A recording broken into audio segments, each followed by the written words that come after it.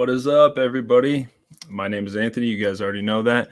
This is my channel, Child of the Corn, and tonight we are doing Machs movie talk, or Donnie would say Max movie talk, episode 2. No, I'm just joking, Donnie. So tonight we are centering our topic around superheroes slash comic book films or movies. More so just ones that we find intriguing, or more so ones that we just maybe feel like we just want to talk about or don't get enough love. So I have 3 special guests on the panel tonight. You guys know him very well. I've had him on here many of times. Scream Rad, Mr. Conrad Gonzalez. Hello, how's it going? What's up, dude? What's up, man? And he's back on again with us. He was on our last episode, Mr. Donnie the Hitman Harden. Dude.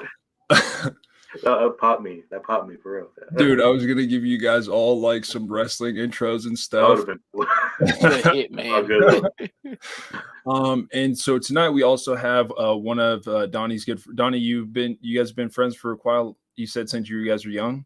Yeah, it's been like 15 years. Nice, dude. That's dope. His friend from Columbia also. Yeah. Right on, Mr. Aaron Bresman. How's it going, Aaron? Going good. Yeah, Donnie always says I look like Sami Zayn, so I'm just gonna roll with that. You kind of do though, you know. See, you kind of do though, like for real. Nice. So, yeah, my bad, Aaron. So you just want to kind of give us like a little background, where you're from, what kind of films you're into. I don't know if Donnie said you weren't really much into the horror films, but that's all good. But so you lived in Columbia for pretty much your whole life, or?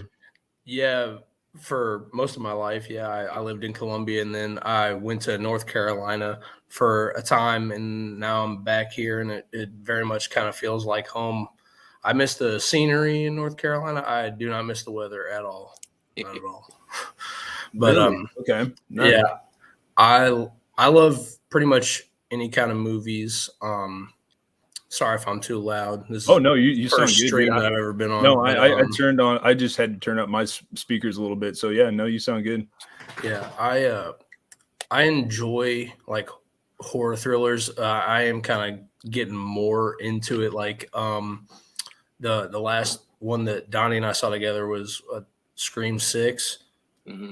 And I thought that was really enjoyable. I thought that it paid a really good homage to the ones that came before it without being too derivative of everything. Cool. I'm not even gonna lie to you. I had to watch Candyman, like the original, like during the daytime, and I was texting Donnie while I was watching it because I was like, "Dude, this stuff is wild," and that movie was wild. Wild, right? Yeah, yeah. The requel is really good too. Really good. But no, dude, that's dope. That's dope. So you guys have been friends for 15 years. That's awesome. So Donnie, you said that Aaron kind of got you into the whole DC universe, or? Yeah, because when we met, it was over wrestling that we had bonded, because it was like 8th grade. Nice. And so, excuse me, in 2008, John Cena was still that guy. And so that's what we were talking about. And then the superhero thing started happening, 2009, 10, where it started to blow up. Like they were ending, the Batman thing was ending the trilogy. And then the Avengers thing started to kick off. And that's really what got me like paying attention, because I hadn't watched anything since the cartoon Justice League. No, that's dope. Actually, there were so many films that I wanted to talk about tonight. It was so hard to just bring it to 4, but and I feel like we could do another episode like this too. So if if we forgot about some or we wanted to talk about some others, we could just bring them up for the next episode. But so my bad. We'll see who is in the comments. We have Miss Dace. Thank you for joining us. She's at work right now, so hopefully we're not bothering her too much. Our good friend Sarah. What's up, Sarah? Sarah, I just saw you in Killjoy. Jake did a late 90s, early 2000s slasher stream, and I need to watch it. I got work schedule and all that tomorrow, so I'll have to watch that over the weekend. But yeah, that's like right up my alley for like shit that I like to talk about or hear. Definitely. Yo, what's up, Shape? Appreciate you joining us, dude. What's up, Shape? What's up, Shape? Come out those shadows, bro. We got. Is this? Hey, that's my buddy Merch. Nice. Appreciate you joining us. Thank you. Wow, we have Miss Valen with us. Hey, Appreciate Val. you joining us, Val. Nice. Okay, so I guess we'll just kind of start at the top. Again, we're just gonna go over we'll just go one at a time, and we'll just kind of, we can do a pretty deep dive, or just kind of like more so why you find these movies intriguing, why you kind of pick them, more so. I kind of picked them my four just because I feel like maybe I personally forgot about how good they were, or just wanting to bring light to them. So Conrad, would you want to start, dude? Would you want to start with your first pick? Yeah, The Punisher from 2004. Right on, dude. Dude, Conrad, I'm not even gonna lie. Okay. I had a feeling you were gonna pick this movie. I had a feeling, but that's dope. I actually wasn't gonna do it, but I was like, you know what? Maybe we should talk about that. Dude, we should definitely talk about it. Full send. That one's a great one. Yeah. So what do you want to talk about, Conrad? Like what do you got on your mind about the film? I mean, it's a great film. It's a movie. It's very realistic. It's not very comic booky like. It's really grounded in reality. That's kind of what I like about it. Not to say that I don't like it when comic book movies are comic booky, but this one it's a really good movie. That's basically it. Nice. Aaron and Donnie, you guys have both seen this film? Yep, I have. Yeah. I think Thomas Jane. I think Thomas Jane did a really good job, especially how they did like the Russian. Which, correct me if I'm wrong, Donnie. That was Kevin Nash, right? Yeah. He played the Russian, and oh my gosh, he beats the crap out of Frank Castle in that movie. Crazy. It is unreal. Yeah. That's a great scene. Yeah. Oh, yeah, I think Thomas Jane. I remember when this movie came out. I don't think I had it on DVD, but I just remember watching it a boatload of times. I don't know. Yeah, it would always be on like FX or something. Yeah, it was. FX. That's exactly what it was. Yep, it was always on FX. And dude, I'd watch that shit religiously. They always played that movie. I'm pretty sure that's how I saw it then too, because I don't remember it coming out in theaters. That would have been like 11. You said 2005. 4, yeah. 4, yeah. I saw that at the theaters too, so it's like, yeah. Let's go, dude. Let's go. Yeah, it means more. Like when you see it in the theater, yeah. Yeah. Oh yeah. Yeah, my dad actually loved that movie. Like just Thomas Jane taking all that punishment, and then John Travolta being a bad guy. Because I hadn't seen John Travolta be a bad guy since the movie with like Broken Arrow and Christian Slater, like way back when. Dope. Oh, damn. Well, technically, isn't Vincent kind of a bad guy? I mean, he was going to kill Butch, so, No, I don't know. Okay. He was doing his job.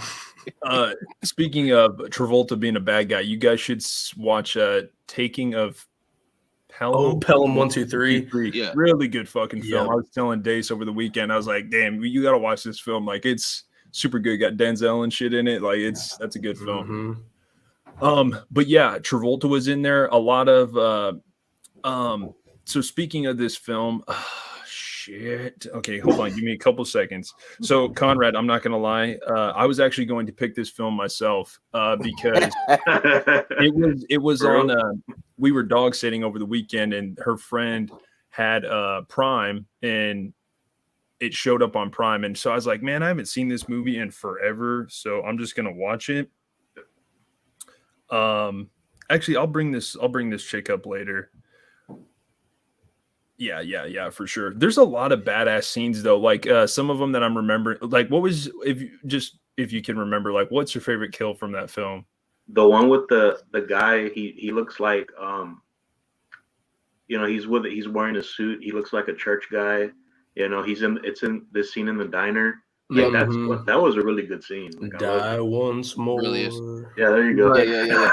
He's like, boy, did anybody tell you not to bring a knife to a gunfight? Gunfight. Yeah. Yeah. Oh man, That's the kind of classic knife you scene. want. You know, and then Thomas Yeah, Jane, my favorite. or The what is it? bank scene too, like the bank scene. Like I liked it when Mhm. he went in that. That was a good scene. Yeah. It's like a freaking, I guess, like a showdown, and he's got like, yeah, man, that's so dope. What was it? The dual shotguns? Yeah. Yeah, You're losing right. that fight. No doubt. I think the part or the kill that I liked the most was when so he gets the shit beat out of him by the Russian, and then they're hiding him. And then that dude with that's an intense scene. Like that is intense. I think the dude's name is Mhm. Scott Foster or something like that. He gets all that Ben stuff. Foster. Yeah. Oh my god. Yeah, gets all that Yeah. shit like ripped out of his face and stuff. And you're just like, dude, way intense. But then it's like right when he gets up and he takes the paper cutter off the freaking thing and he just like puts it up on his shoulder and shit. And I'm like, dude, that was Yeah. that was probably my favorite kill. Or the one when he goes right into like their club or whatever, and he's got like the arrow or the bow and arrow, and he's it's like that perfect, like he's all squatting down and just yeah. It doesn't matter what you put in his hand. Yep, that movie's badass. He's got the souped up car, it's just a really good movie. I looked it up. I think that director actually didn't do much after that film, which is surprising. I could be wrong, but I'm pretty sure he didn't really do any other films after that one. If he did, they weren't really that big. I'm I not looked sure it up myself. Yeah, I looked it up today. And I don't think that he really did, which is kind of surprising. But again, Conrad, why that movie's so damn good is because, that's back when Marvel wasn't bought out by Disney and they still had some balls with their films, even though they didn't have restrictions, Yeah. They were kind of like, I mean, let's do our own thing. they pushed the line with like they pushed like the line with like the Netflix violence with John Bernthal's Punisher. I thought that was amazing. Daredevil. But they didn't keep up with that. Yeah. Yeah. Luke Cage. Oh, Same thing. Jessica Jones. Yeah. I don't know what it is. So what was the reception to it? Because I don't remember. Like I said, I was 10. I would say, I think pretty good. I'm pretty sure. Yeah. I think throughout time, people started to appreciate it more. But back then, they were like, many people weren't like praising it. But now it's like, a lot of people have seen it and they're like praising it now. So. Dude, I agree. This movie has 29% on Rotten Tomatoes. I can think That's of what a I'm talking shit about. ton of other fucking films that are way worse than this film. Yeah, 29%. To me, again, I felt like it was a superhero film that actually had some balls to it and actually, I don't know, took it to the line or whatever you want to call it, and just, I don't know, was fun at the same time. I thought it was great. That puts in perspective why you like the Batman so much too, because I can see it's walking that same line. Donnie, I like it because it's the best superhero film of all time. No, I'm just joking. But it was at least good enough that people were clamoring for it and everything like that. And Thomas Jane even did like a fan film called Dirty Laundry. Yeah. And then people were like, holy crap, is he coming back? And then it seems like that's all that it was. But I remember Dirty Laundry vividly. That was a great, very dark film. So I've heard about this film. I heard a lot of, wasn't he like all in where he was going to help produce it and like all this stuff, and it just like kind of never, came to or something. So I think I heard about that. Yeah, I think that may have come like after like Deadpool got leaked, and then people were like, oh, okay, maybe we can do some of our own stuff to get the hype train rolling, and then I guess it just didn't keep in time with the train theme. Donnie, I know you love trains. I guess the steam didn't really keep it going, which is wild to me. It's just funny how that works. But we've all talked about how WB likes to keep shooting themselves in the foot. It's like it's intentional. You know what I mean? Because Marvel is like, hey, we're just going to coast along. All of this fits together. We have the next 15 years planned and all that stuff. Yeah. Agreed. No, good choice, Conrad. Honestly, I have another one that we can talk about. So yeah, no worries. You've told me many of times, dude, how much you like that movie. And honestly, like, yeah, like I said, Thomas Jane was probably like one of my favorite actors. Like I can't think of the other films off the top of my head, but he did Deep Blue Sea, I think. Yeah, what am I talking about? He was a shark wrangler in Deep Blue Sea. Yeah, exactly. That movie So, terrified me. Oh my I had to god. think about it real quick. Oh yeah, he was in The Mist. Yeah, that's true. Okay. Oh, there you go. That movie's sad. That ending, man. That ending is oh my god. That ending is sad. Yeah, no doubt. Okay, well, great pick, Conrad. Alrighty, Donnie. What's your first pick, man? Are we going Marvel first and then DC? Dude, or it's whatever you wanna. It's like however mix, you know, whatever. Okay. So then I am going to pick first. I'm going Black Panther. I know it had like this huge following and it made $1 billion and all that stuff, but just from the perspective of you hear that all the time. Oh, representation matters, and like that's a real thing. And to see Black superheroes not just be the character in the background that's just helping or what, they're at the forefront. It's about them. It's set in Africa. The only white character you saw was Claw. You know what I mean? And it just the whole thing of there's this advanced, nation and everything. And then, he's walking the line of, I'm a king, but then what do I do? It's the right thing. Do I kill this guy? Do I not kill this guy? The world is watching, like all this kind of stuff, while at the same time trying to hide that Wakanda is rich. Somebody's coming after the throne. I just thought Ryan Coogler did a great job with that. And then like the little details of like he had like the Pan-Africanism, that scene where they're at that casino. I think where were they at, Aaron? In Korea? Were they in Japan? Where were they? I'm honestly not sure. I remember you telling me about like the symbolism and how Ryan Coogler. I think it was like an insider video where like they get to break down everything like that, and those things are so awesome. Like a little glimpse in the director's mind. But yeah, he was talking about how T'Challa had all black on, Okoye had the red on, and Nakia had the green on. The Pan-African flag is red, black, and green. And then Claw had the blue and white, like England colonizers, they took over Africa, that kind of thing. I'm saying just little details in there like that of a movie so large that, you miss it on your first watch. And then, you go back and you see that kind of stuff. So I just thought it was one of the coolest things I had ever seen. And then I didn't, at the time that he made that, it got all confused with the Black Panther Party. And so there was like a correlation. Everybody was putting the Black Panther Party with the comic book, and people were like, oh, well, maybe we shouldn't read this because it's like we're supporting the Black Panthers who were looked at as like a terrorist group for some, but the Ku Klux Klan is not. But if you read it, like it you see, and I think that Stan Lee like also like realized that, because I mean I remember telling Donnie this, like the same nephew that I went to like their party and everything like that, his favorite superhero like that for what felt like a really long time was the Black Panther. Like he loved T'Challa. He would always go around everything. Yeah. Like you expand the fan base more than just like the core audience that it's meant for, if it's a good story with a good protagonist and everything like that. So yeah, I mean, I think that's a great pick. Because I feel like Black Panther, like the only thing that makes it not a 10 out of 10 to me is how Killmonger knew how to fight that style when he got there and he was challenging T'Challa for the throne. There's no way in hell he should have known how to fight like that because he'd never been there before. But other than that, I thought it was excellent. Dude, yeah, Michael B. Jordan, that fight and everything, that was, that's an epic fight. Yeah, when he kind of like, doesn't he beat him the first time? Yeah, exactly. He threw him over the waterfall. Yep.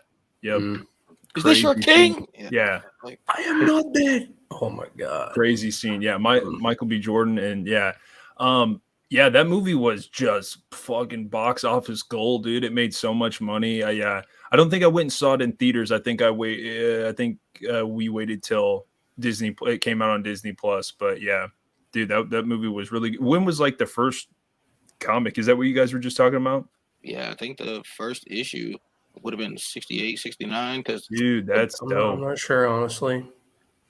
That's the thing. That's the cool thing about Stan Lee. He just like took what was going on around him and just used that for inspiration, like he did, Malcolm and Martin for Xavier and Magneto. Like he just took what was going around in the culture and stuff like that. But it's cool to see it have that. And then when you watch the movie or read the comic book, there's no relation to the Black Panther Party. That's an American thing. This is in Africa. You know what I mean? Yep. No, I dig it. Stan Lee's a genius, dude. To just, be able to think up all these things and all that. Like, yeah, straight up. Like, what? Like, we wouldn't even be talking about this stuff if it probably wasn't for him. So, yeah. And I love that he cameos in, like, all the films and stuff. So, yeah. Yep. Great choice, dude. He took those chips in Black Panther. He's like, yeah, I'm just going to pull these over here. Yeah. Nice.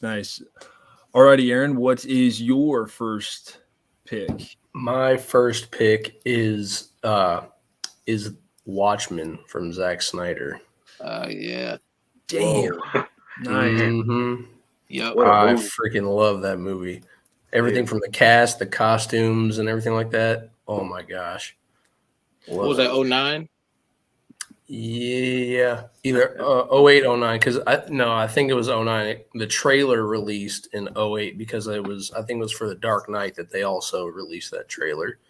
But I remember seeing that trailer and it was the Smashing Pumpkins song, and then I would see Rorschach, the comedian, just all, and I had no idea. I thought this was like a completely original thing. I didn't know that it was based off of the graphic novel, and if it said that in the trailer, I don't remember that part, but I was just enthralled seeing that, and then seeing The Dark Knight, I was like, oh my God. Yeah. I remember you talked about Watchmen more than Dark Knight even when that came out. I was such a hype beast, dude. I was like, dude, this wasn't new movie. there. I'm sorry, go ahead. Well, like and new movie coming out and everything like that. A friend of mine saw it like the night that it came out, and he's like, dude, you're gonna be sad. And it was like, why? He's like, it's like you'll know when like the movie comes out. And I was like, oh shit. Was that the movie that there was like a cover of All Along the Watchtower? Like that's how you first heard that song? I think it was straight up just Jimmy's version, but it was overlaid with them with Rorschach and Night Owl and like this scene, like them going to Antarctica to confront Ozymandias. And fun fact about Ozymandias' suit, how it has like the anatomically correct and everything like that. That was a nod to George Clooney's Batman. Like Zack Snyder throwing in like those little things and everything. I thought that was hilarious. Yeah, that's always funny that they throw stuff, because I know everybody was talking about that with the whole Batman and Robin thing in the suits. Murchie. But yeah, Rorschach blew my mind. I was like, this dude is amazing. Okay, so you guys are going to hate me. Like, you're gonna be like, "What a fucking poser!" Like, no, I definitely know what The Watchmen is. Like, I definitely remember listening to, at work, I'll listen to all kinds of podcasts, and they talk about like when this comic came out, it just like shook up, the comic book industry because it was. So I was just looking it up. Was the original writer Alan Moore or something? Yeah, Alan Moore. And I can't remember who did the penciling. David Gibbons and John Higgins. That's right. Yeah. So my brother was way more of a kind of a nerd than I was. So like I remember he would always be sitting down. Isn't this movie like 3 hours or 4 hours or something? It's I think dang near 3 hours. Yeah. I don't know why I didn't get it always seemed I could never sit down and watch it all together, but like I do know the storyline pretty much all the way through. Like I know like some of the like the guy, the bad guy from Aquaman was the owl dude, the guy that did Freddy and Nightmare. Yeah, Patrick Wilson, yeah. Jackie Earle Haley was Rorschach. Yep. Okay, so that's Rorschach. Okay, right on. Mm-hmm. And so the blue dude is Mr. something? Dr. Manhattan. That was played by Billy Crudup. Billy Crudup got slept on that movie, but like I think that the cast just absolutely fantastic. And so it's DC, right? Yeah. Mm-hmm. Yep. Dope. Nice. Yep. Nice. I know what you mean though, Anthony. The first time I saw Scarface, I had to stop and come back the next day and finish the rest of it. That's just 3 hours long. Like, oh yeah. I even tried to dabble with the animated TV show. Did they do an animated TV show for the Watchmen? I think they did a live action one with, I believe, Regina King. Actually, Yaya And Yaya Abdul-Mateen. Mateen was in it Yeah, too. Yep. yeah. cool. And that, Was that on HBO? yeah, I think so. funny Yeah, enough, yeah. yeah. Honestly, check it out. Like at first, I was like, "This is like," because it's like it's a spiritual like sequel, not to the movie, but to the graphic novel, and I can kind of see where they were going. Like, but people said that it was kind of like convoluted or confusing, and I mean, like sometimes the graphic novel could also be that way too. So Nice. Yeah, a lot of people, I mean, massive fan base with that film and stuff. I need to sit down and watch it. I just again, I feel like if it's not, I mean, I even have like a bad thing with like Superman. I've never seen all of the original films and stuff like that. It's like I'm so like stuck Count your on just blessings. like I was gonna say I'm the same way. I've seen Superman 1, I've seen Superman 2 with like the director's cut and everything like that, and I've seen glimpses of 3, just like You should watch talking to 3. Donnie with it. You should watch Nice. 3 because Richard Pryor's in it, so it's funny. Yeah. Oh, nice. Okay. Yeah, I've definitely seen the first one. I know I didn't realize that the dude is it Richard Donner? Is he the director? So he did all those Superman films, and then he did all the Lethal Weapons, and I was like, oh damn, that's dope. Like I didn't realize that. But yeah, like I have such like love for Batman where it's like I sit around and watch Batman so much and shit. So, but yeah, I need to watch more of those like, old school and just like, and honestly, the Watchmen's cool. Like it honestly has really good like cinematography. It's a very like, has like that dark filter on it, but it's like, it's cool. It definitely is cool. And I feel like there's not a lot of when we were growing up, there was a lot more just standalone. Here are these heroes. There's this one True. movie. That's it. We're gonna go on to some new project that's completely unrelated. Whereas once we, got to high school, the end of high school, it started becoming. It needed to be a franchise. We got to have 18 movies to tell this one story. Yep. Fast and Furious. Yep. Yeah. Holy Nikes. I couldn't. 18 movies. After Tokyo Drift, I was done. Unfortunately, I was done. Tokyo Drift was good, though. I like Tokyo Drift. I thought that one was good. Weird that you say that because I was in Walmart today, and I swear I was going to the back by the bathrooms, and they had maybe they were going to put it out on the floor or something. Did the last Fast and Furious just come out or something? Yeah, 10. Yeah, like the 10th. So I think they had it set up for like the 4Ks and the Blu-rays and all that stuff, but it was in the back, and I was like, why do they have that set up here in the back? Like I was like, because that's where it should be. You said it was by the toilet. That's right. No, I swear to God, I'm not even trying to trash it, but I was literally walking back to the restrooms, and I was like, why is that like end cap or whatever you want to call it set up like right there? Like, this is weird. Nice. Okay, good pick, Aaron. Okay, so for my first pick, all right, Conrad. I don't know if maybe Aaron and Donnie have seen this. Maybe, yeah, they probably have. Like I said, you guys are probably way more about this shit than I literally just watched this movie before I was falling asleep. So for the first time ever, it was The Punisher '89 with Dolph Lundgren. Because I want to check that out. Yeah. So I wanted to watch it because I've had the Blu-ray forever, and I was like, Mark, just sit down and watch this. You just watched 04. I wanted to make a comparison. Like I wanted to see, how they kind of compared. Because again, my first Punisher movie that I ever saw was the 04 one, and that was kind of the backstory and the origin, I guess, story you would say that I had or whatever for the character. What's the guy's name? Jesus Christ! What's like the Punisher's name and like in the story? Frank Castle. Frank Castle. Yeah, there we go. So to me, if I had to compare that film to 04, I feel like it's better, obviously. I feel like the fight scenes are better, it just like, the cinematography is obviously better, it's like 15 years newer than, the original. But isn't that where like Marvel kind of started or something? Like, isn't like, I feel like they all say that was kind of like one of the original kind of like Marvel movies, I guess. Is that true or did I hear that wrong? I mean, that certainly could have been for the time. I feel like it really, really kicked off kind of like Wesley Snipes' era Blade. Nice. I remember being hyped for Blade Trinity, and that was the first time that I'd ever seen like Ryan Reynolds in like a serious role, probably outside of Van Wilder or something like that. But Amityville Horror, yeah, good one. You should watch that one. Isn't Triple H in Blade Trinity? Yes, he is. Oh yeah, my part God. 3. Yep. Yeah, everybody kind of rags on part 3. It's not the best, but it's not the worst. I loved the second one when it came out. That was like, I watched that movie so many damn times. Second one terrified me. Yeah.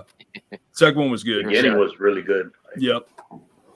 Okay, so watching The Punisher, like right off the bat, I was like, this movie, the filter on it, it looks like RoboCop with a combination of like Showdown in Little Tokyo. Like it literally looked like that. Like the filter looked like it was like, and I know it's Dolph Lundgren and I kind of get that comparison, but like straight up with the whole like Japanese or Chinese, you know, crime mob that's like in the film, you know, and stuff. I'm like, man, this is just like Showdown in Little Tokyo.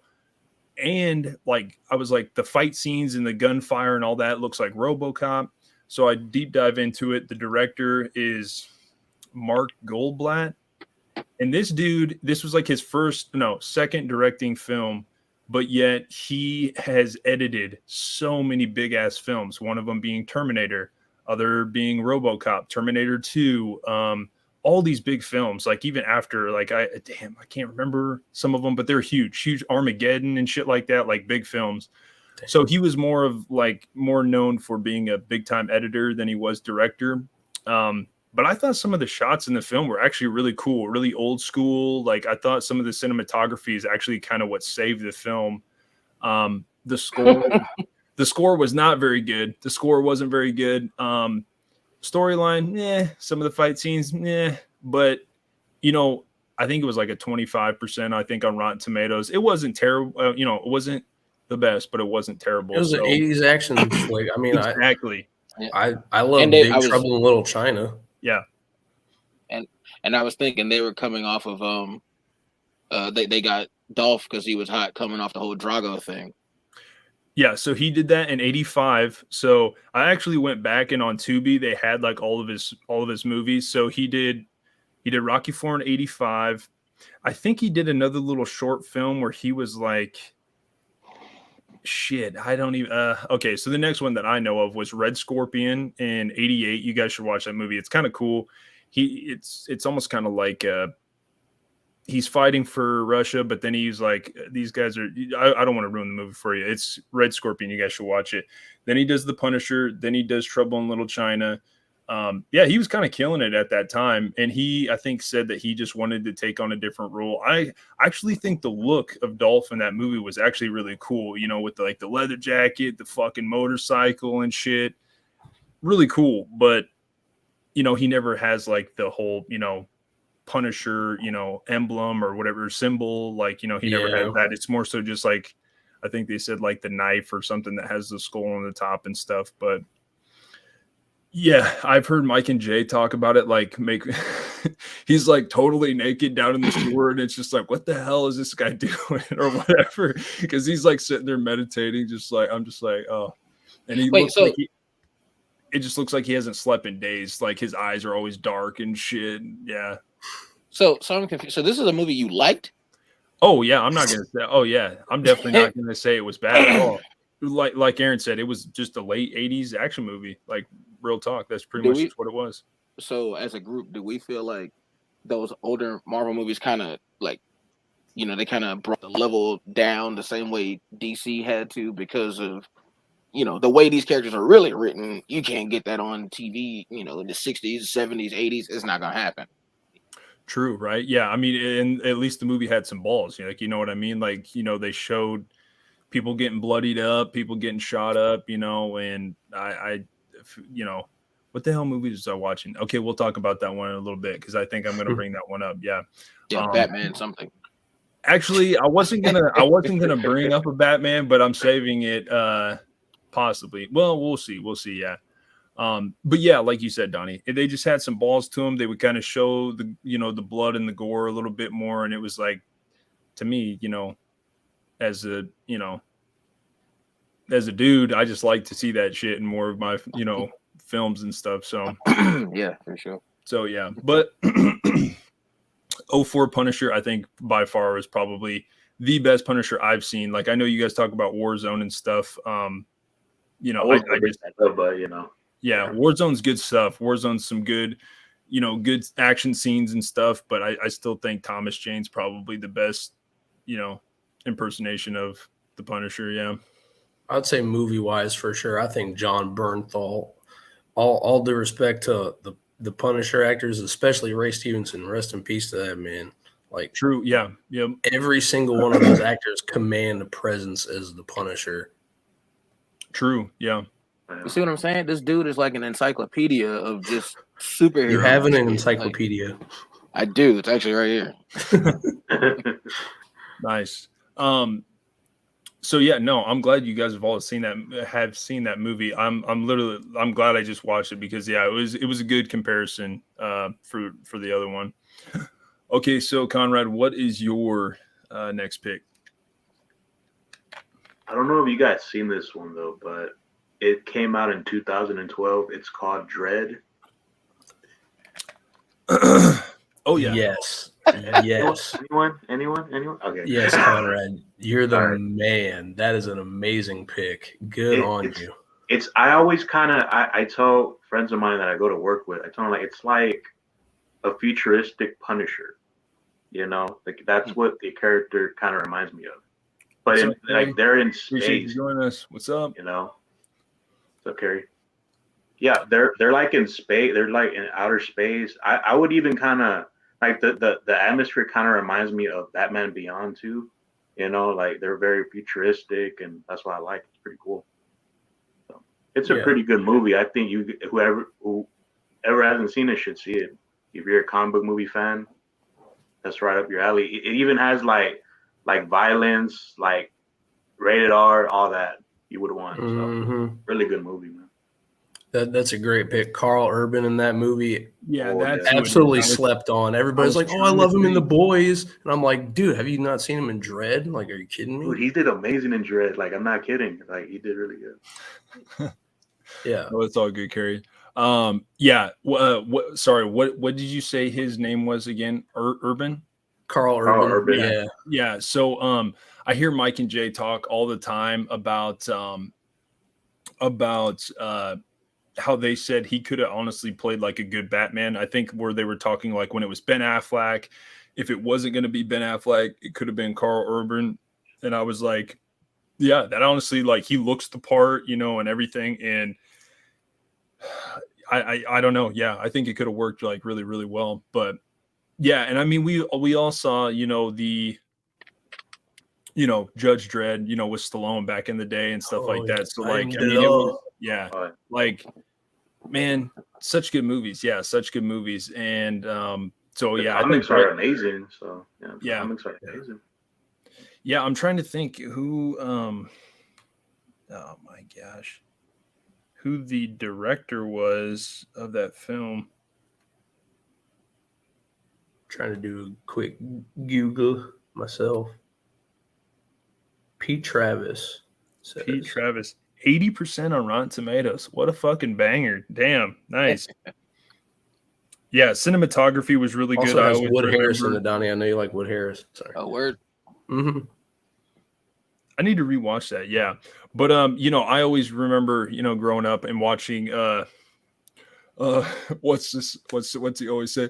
I am the law. Yep. And Rob Schneider's in that movie too, making fun of him for saying that. Yeah. Oh man. Yes. Yeah. That's some good shit. Mr. I am the law. I am the law. Okay, here's a good sidestep. Great pick though, Conrad. Like honestly, good pick. I would just like to see. So Carl Urban, he was in that new TV show, like The Boys, or is that what it's called? Yeah, I've heard nothing but good shit. My brother's like telling me, "Boys, you need to watch this. You need to watch." He's been in a lot of stuff actually. He's a really good actor. Nice. Okay, here's a good little sidestep. I like this question. I'm gonna let you guys go first. So, what's your all favorite comic book villain? Great question, Dace. Nice.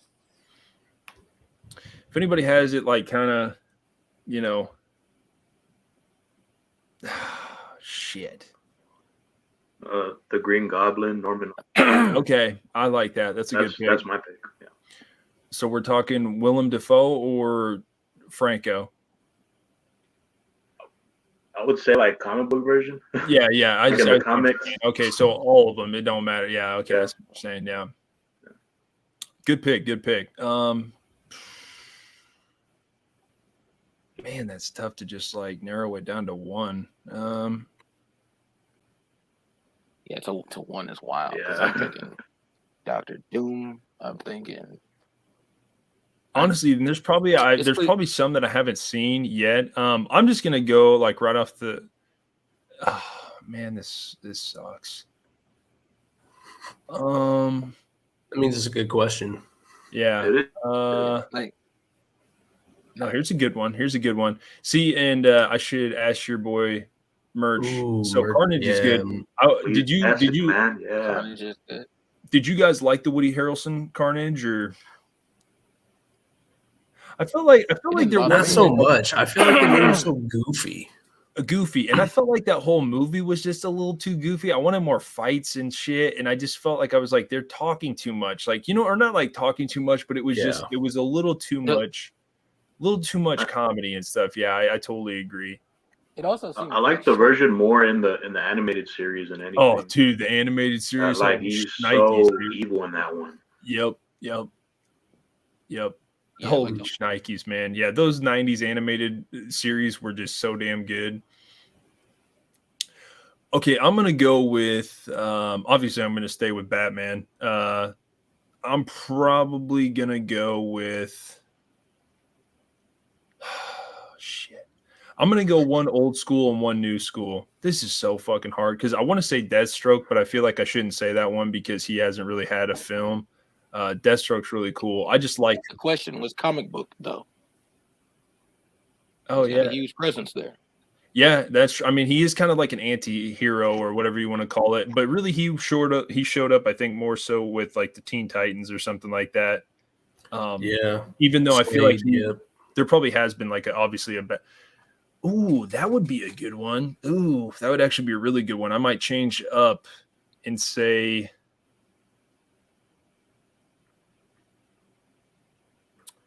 okay, so my first answer was going to be Bane.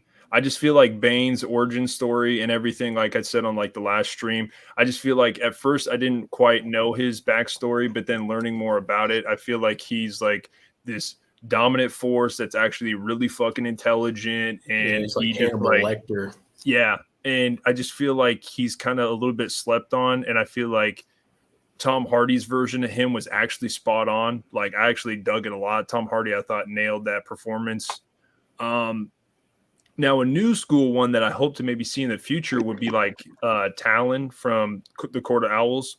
I feel like that's a great choice. That'd be awesome. I feel like he's very much like a worthy adversary, kind of like a very like, you know what I mean? Like I feel like he's almost like Batman, but in a different like costume or like a different suit. Same kind of with Deathstroke too, a little bit. But if I was to throw a change up in there or like a ace in the hole, honestly, I think it'd be Predator. Like Predator. That is a comic, you know what I mean? Because like Predator kind of is like a bad guy or a villain. So like, honestly, yeah, Predator. I need to buy the Batman versus Predator comic book and read that shit for sure. But I know she said one. I know I put off like four, but like, yeah. So what would your guys pick be? I don't know which side of the screen, but down. I mean, I was thinking, I had a few that I was thinking, man, Magneto, Dr. Doom, like, you know, I could be cliche and say the Joker, you know, because he probably is the greatest comic book villain there ever is, but I'm gonna say Darkseid. Nice. Somebody that I feel like, Donnie, when you said that, you know, Dr. Doom and all that shit, I was thinking, I was like, man, we haven't really seen Darkseid all that much. You know what I mean? Like, it's like, damn.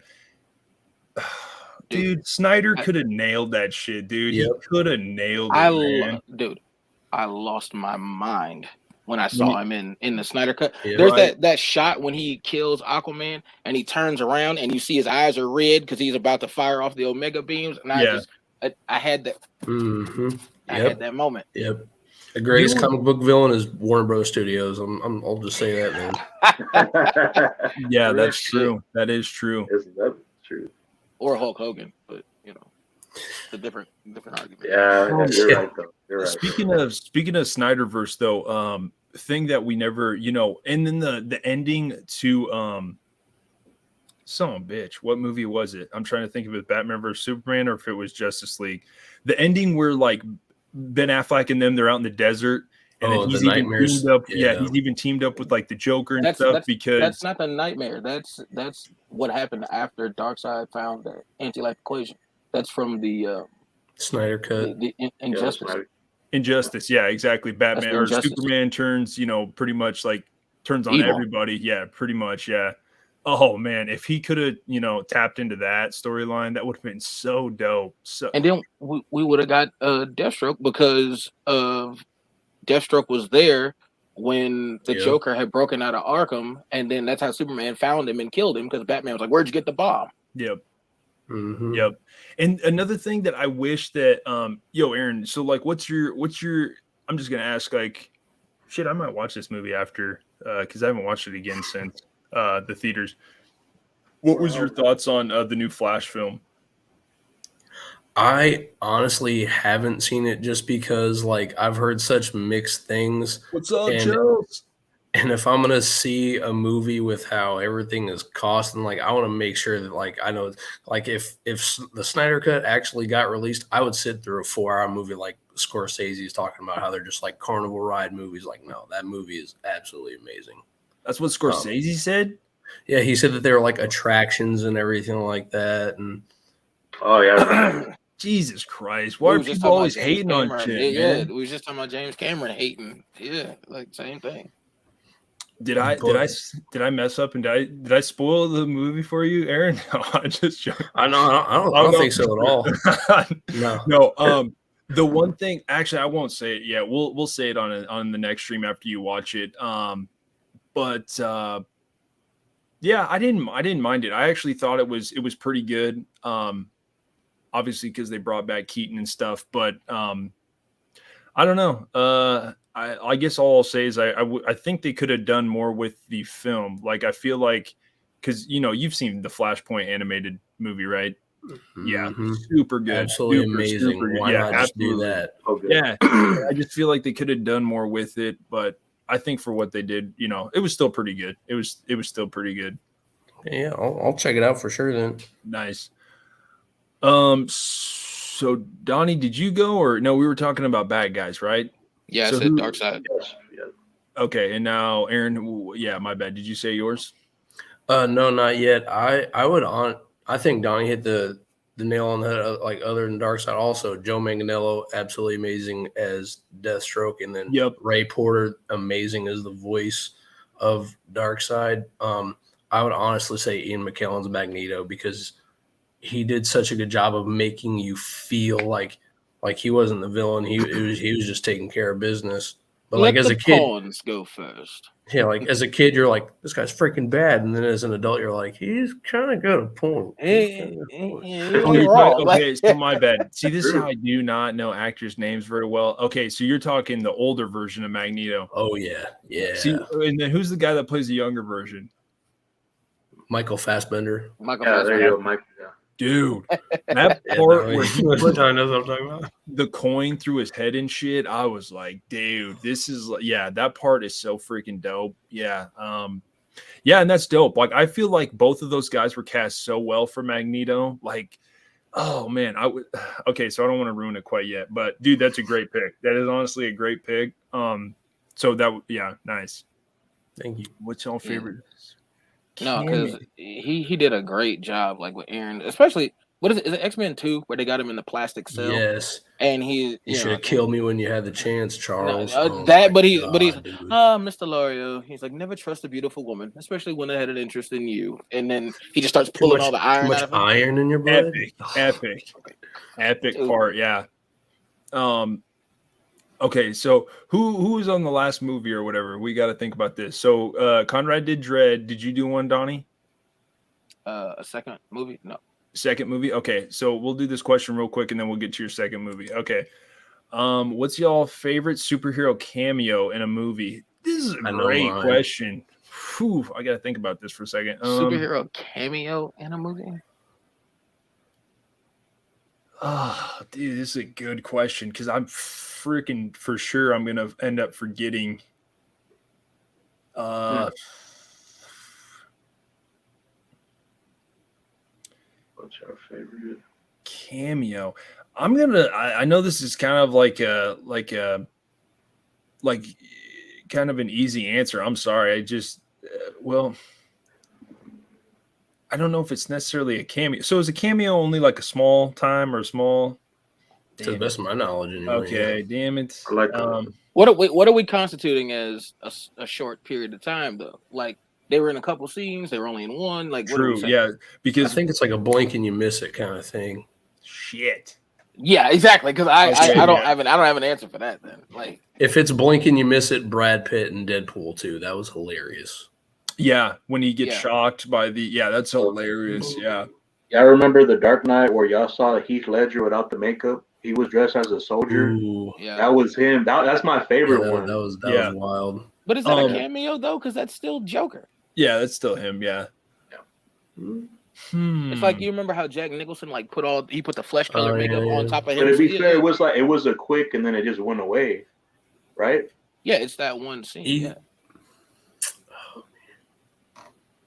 Because we're talking about like I'm just gonna go the easy way out. I'm gonna say Michael Keaton in the new one. Like I know he's in the majority of the movie, but like I still think it's a huge cameo. Like I just in the new Flash movie, like that's literally he went up my rankings of favorite Batman of all time with like his performance in that movie. Yeah, like I think, yeah.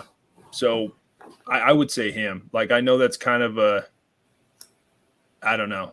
Yeah, that would be my pick, I guess. Yeah, Blink and you miss. Yeah, I don't have an answer to that question. Like I don't. He's like, oh shit, man, I don't know. No, it's kind of a tough question because you're thinking of so many movies and you're just like, oh man, like let me think. Like let me think here. See, because the one like you just said, Aaron. What's his name? What's that actor's name? The dude that did Deathstroke and Justice League.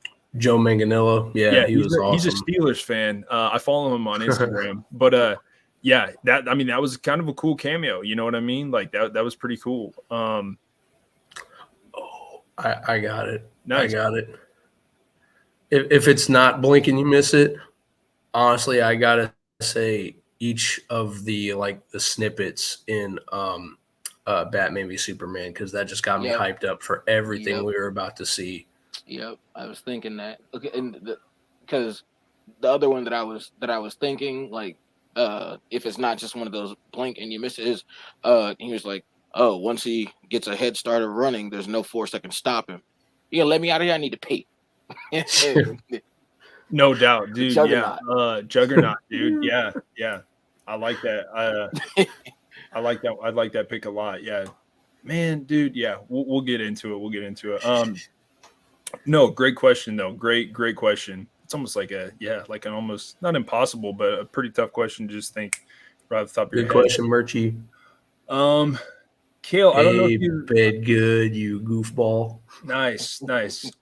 So I like how you guys know all these guys. Nice. Appreciate you joining the stream though. Great question. Easy for me though. Scream '96 is my favorite horror movie all time. It'll probably always be my favorite horror movie of all time. But The Thing, 1982 comes really close too though. Yeah, I didn't even. Good one. Oh, that's such a good one. How have I forgot to list that? Because I'm a huge Kurt Russell fan. Thank you for that. I just Kurt Russell's. Yeah, he's a beast, dude. Conrad, I'm gonna guess. What's your? Is it? Oh, what is it? It's probably Halloween '78 or Nightmare. Well, or yeah, I guess maybe it is Scream '96. Is it Halloween or is it Scream? I don't want to be predictable. No, I mean it's your favorite, man. Probably Nightmare. Nice, dude. I was second one though. The second one. Okay. Yeah. Nice. 84. 85 or 85, 6? Nice. 85. Just for the sheer fact that I think that's the scariest portrayal of Easily. Freddy, like by far, like Yep. easily. Donnie, you know which one he's talking about?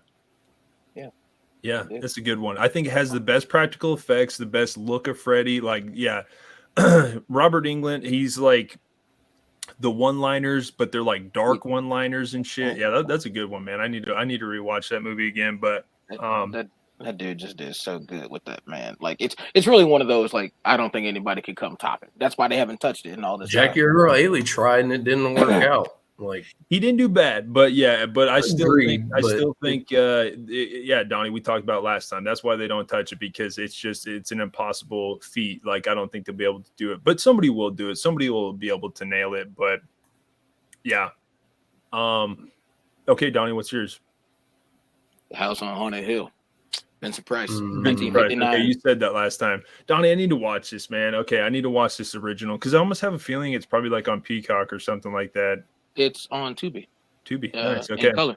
Is that how we watched it? Because that was wild. We watched it on Hulu. I think we watched it in black and white though, didn't we, Aaron? Because I think we watched on it Tubi. It's colorized. Both. I think we watched them both. So is the original not in color, or it is? Like when it originally came out in the theaters in 1959, it was black and white. Gotcha. It has since then been colorized.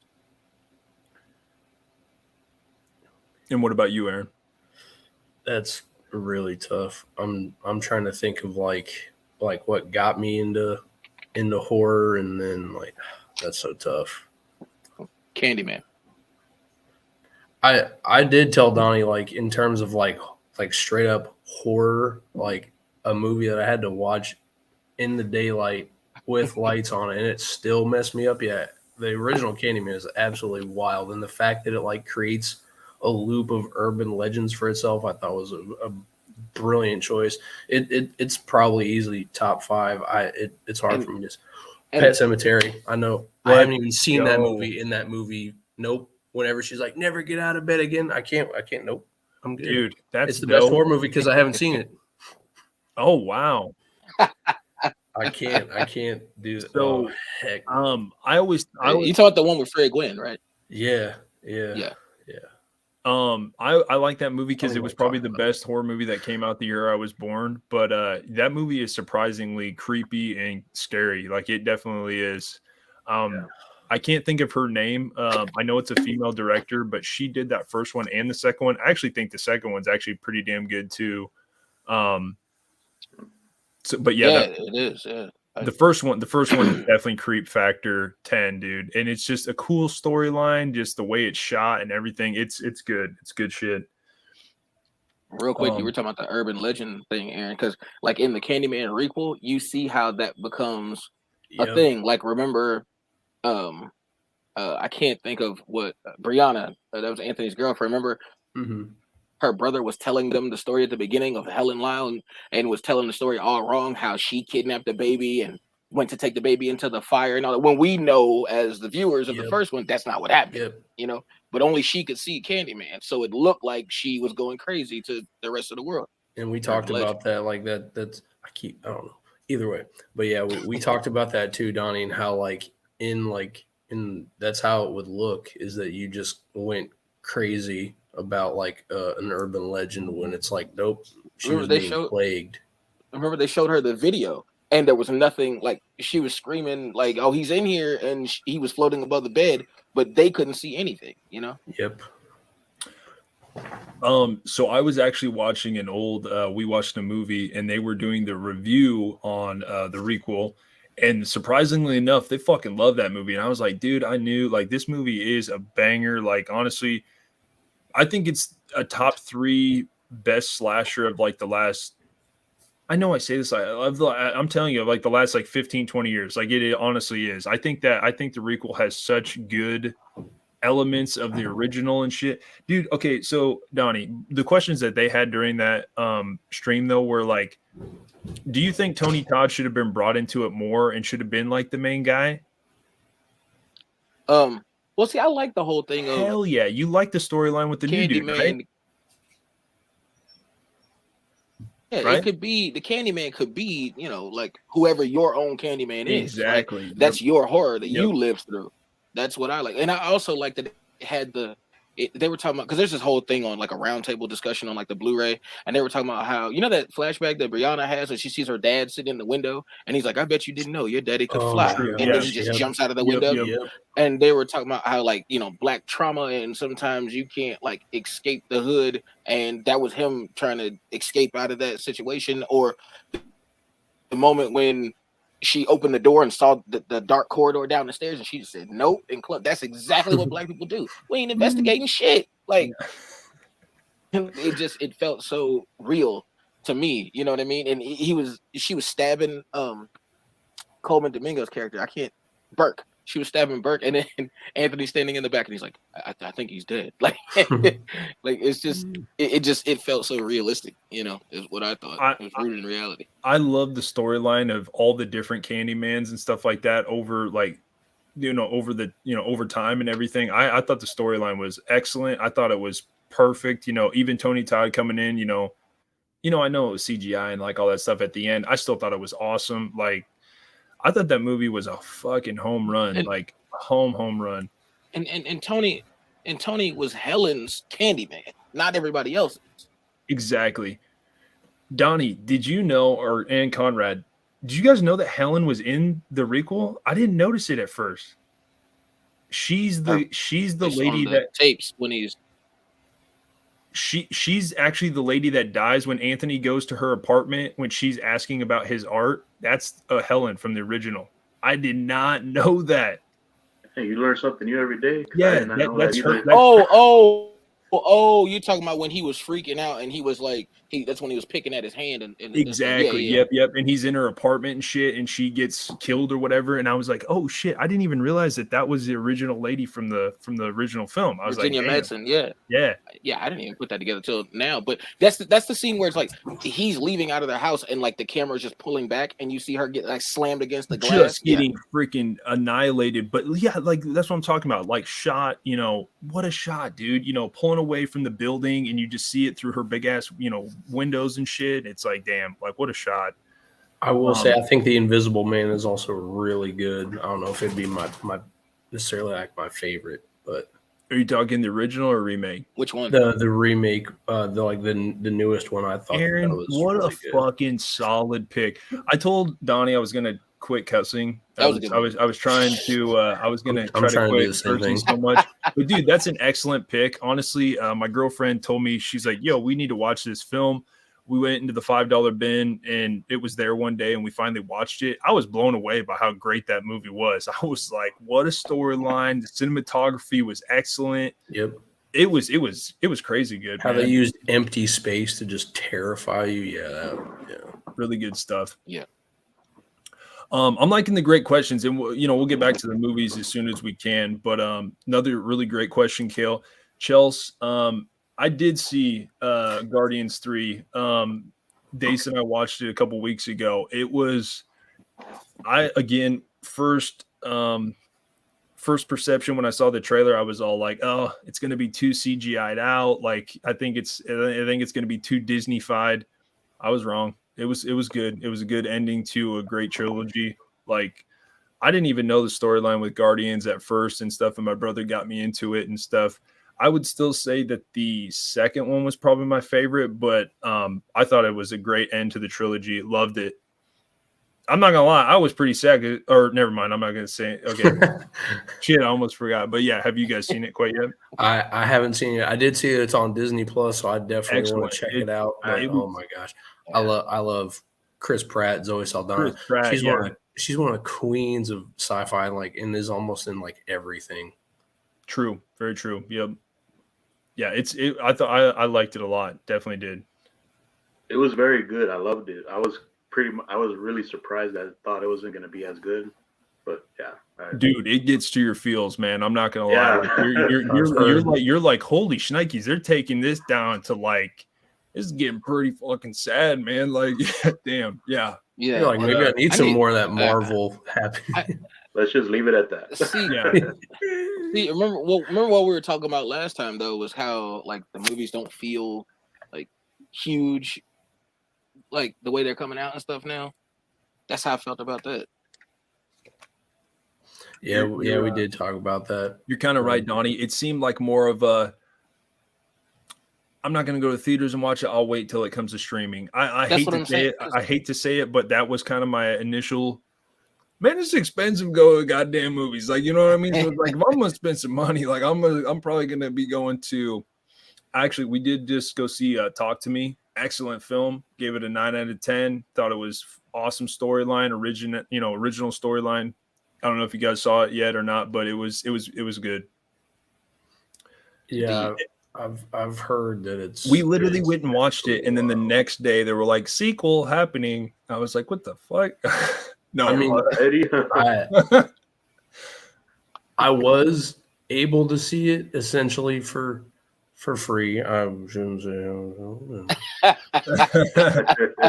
And it was probably one of the most original horror movies I've seen in a long time.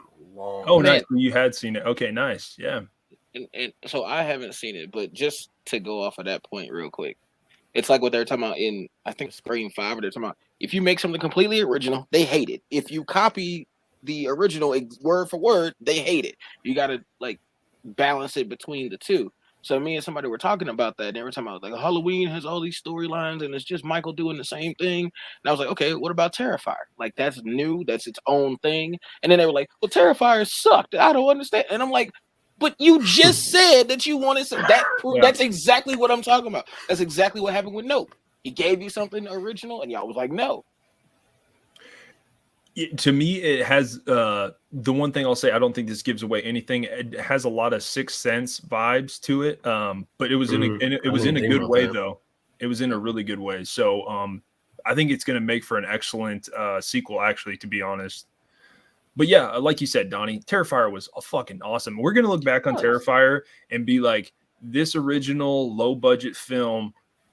You know, if this whole writer's strike and things like starts happening or whatever, or continues, like low budget production companies are going to make these films and they're going to sell them to the, you know what I mean? It's going to be like the small man is going to, he's probably going to be making these films for nothing and then making big budget. So it's almost like these big production companies are like, and it's like, you don't always have to bet on black. You can bet on yourself. Cause the same thing that John Carpenter did with Halloween. Yep.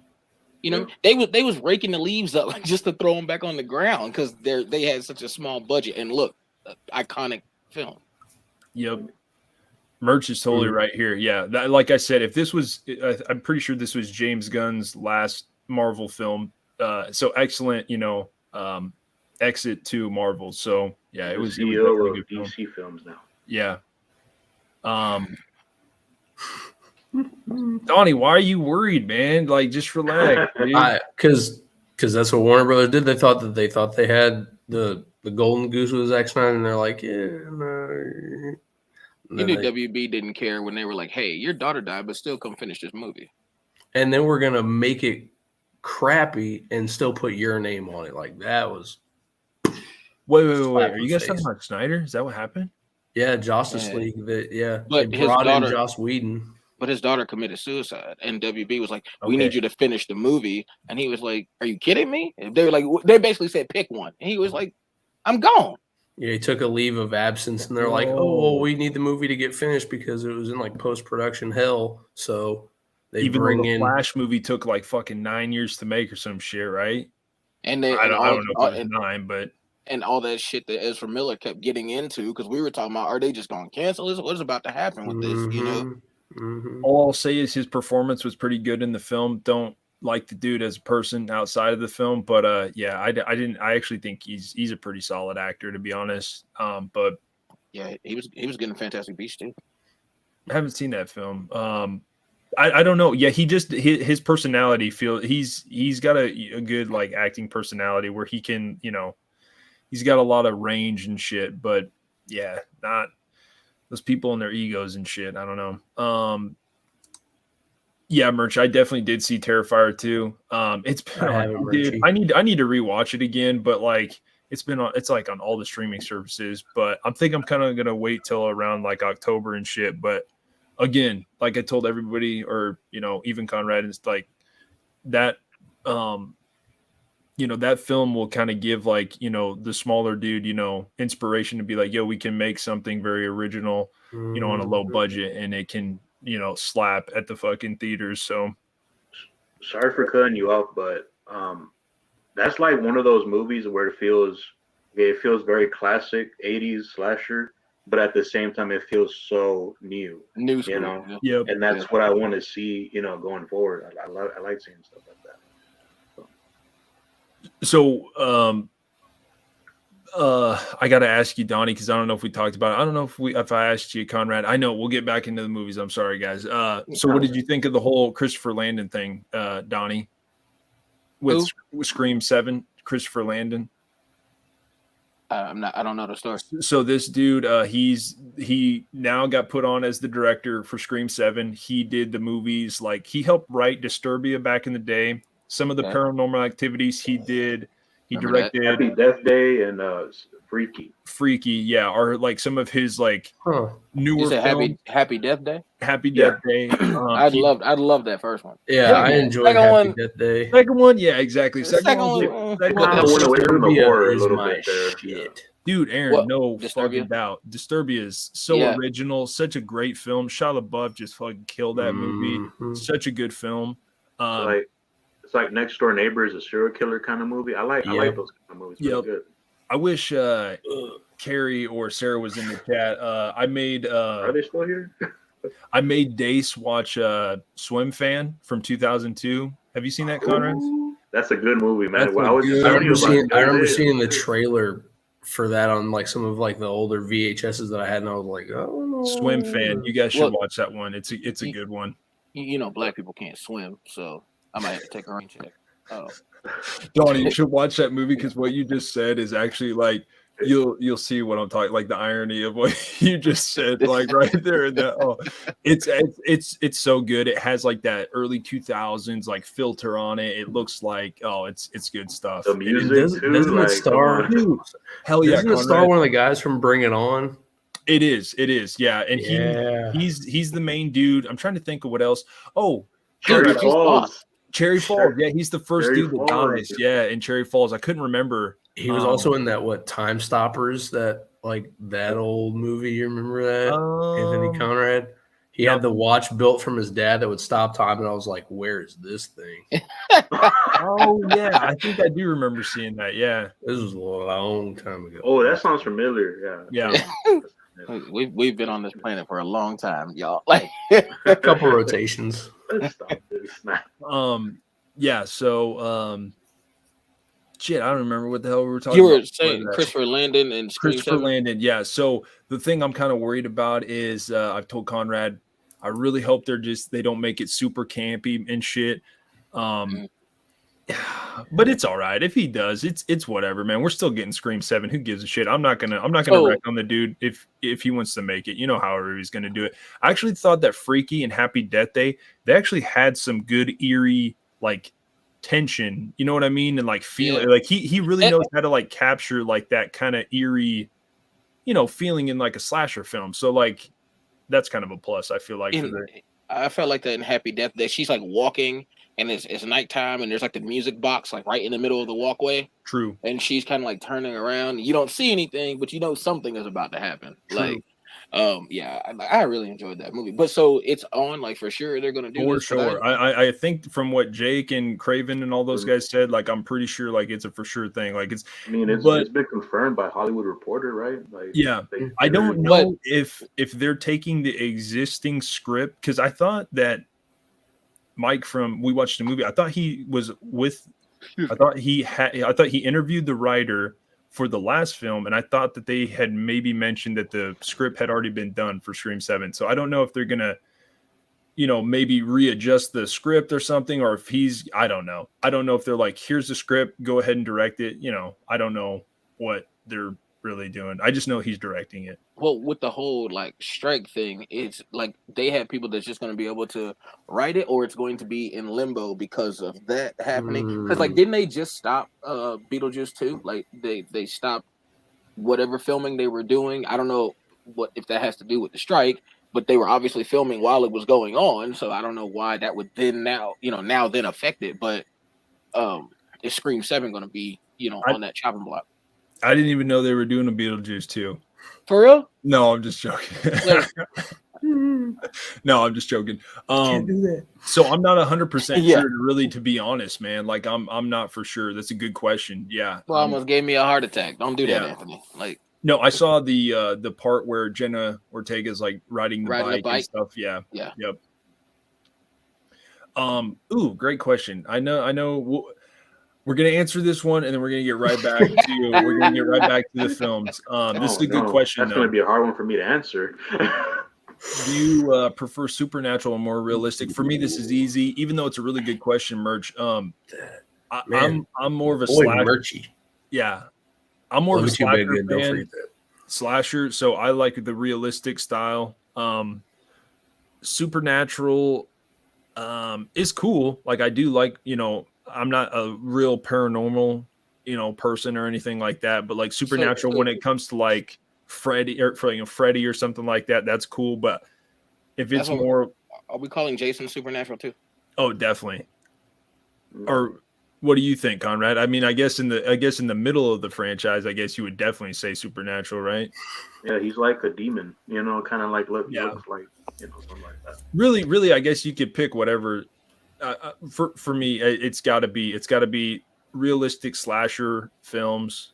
I think that's why I like Scream the most, and some of those. So yeah, for me it'd be realistic for sure. What about you guys? I echo. I gotta say I think I prefer realistic because it's scarier that it can happen. Yeah, it's another person that like that it can happen. Like supernatural is scary and to the point where like you feel like you can't stop it. But then but also real quick with supernatural, if you don't believe in that kind of stuff, then how scared are you really gonna be? You know what I mean? I mean, I don't mess with ghosts, they don't mess with me. We have an amazing relationship. Yeah, that's kind of my point though. Like I don't believe in demonic possession. Was The Exorcist scary? Yeah, but I don't believe that shit can happen. Dude, I just don't. Yeah. But oh man, I don't even want to think about that. Like, I don't. No, that's dope, dude. I wish I didn't believe it, but like, yeah, I don't know.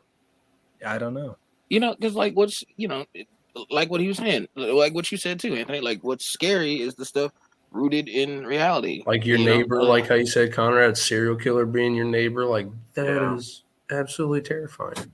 That can actually happen. I've heard stories on the news where there's like someone's living next door a serial killer. That's what I'm saying. That's the creepy, like real scary part of it.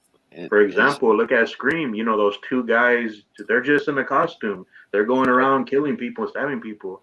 And that was actually based on a real story that happened in Florida. So it's like, that's real, I didn't know that. That's wild. So it's like Texas Chainsaw. It's like a documentary about it. Yeah, Psycho and Ed Gein. Yeah, it all comes from stuff that you can just pull out and be like, yep, this would make it so much worse. Hannibal Lecter. Because it's like, really people like that.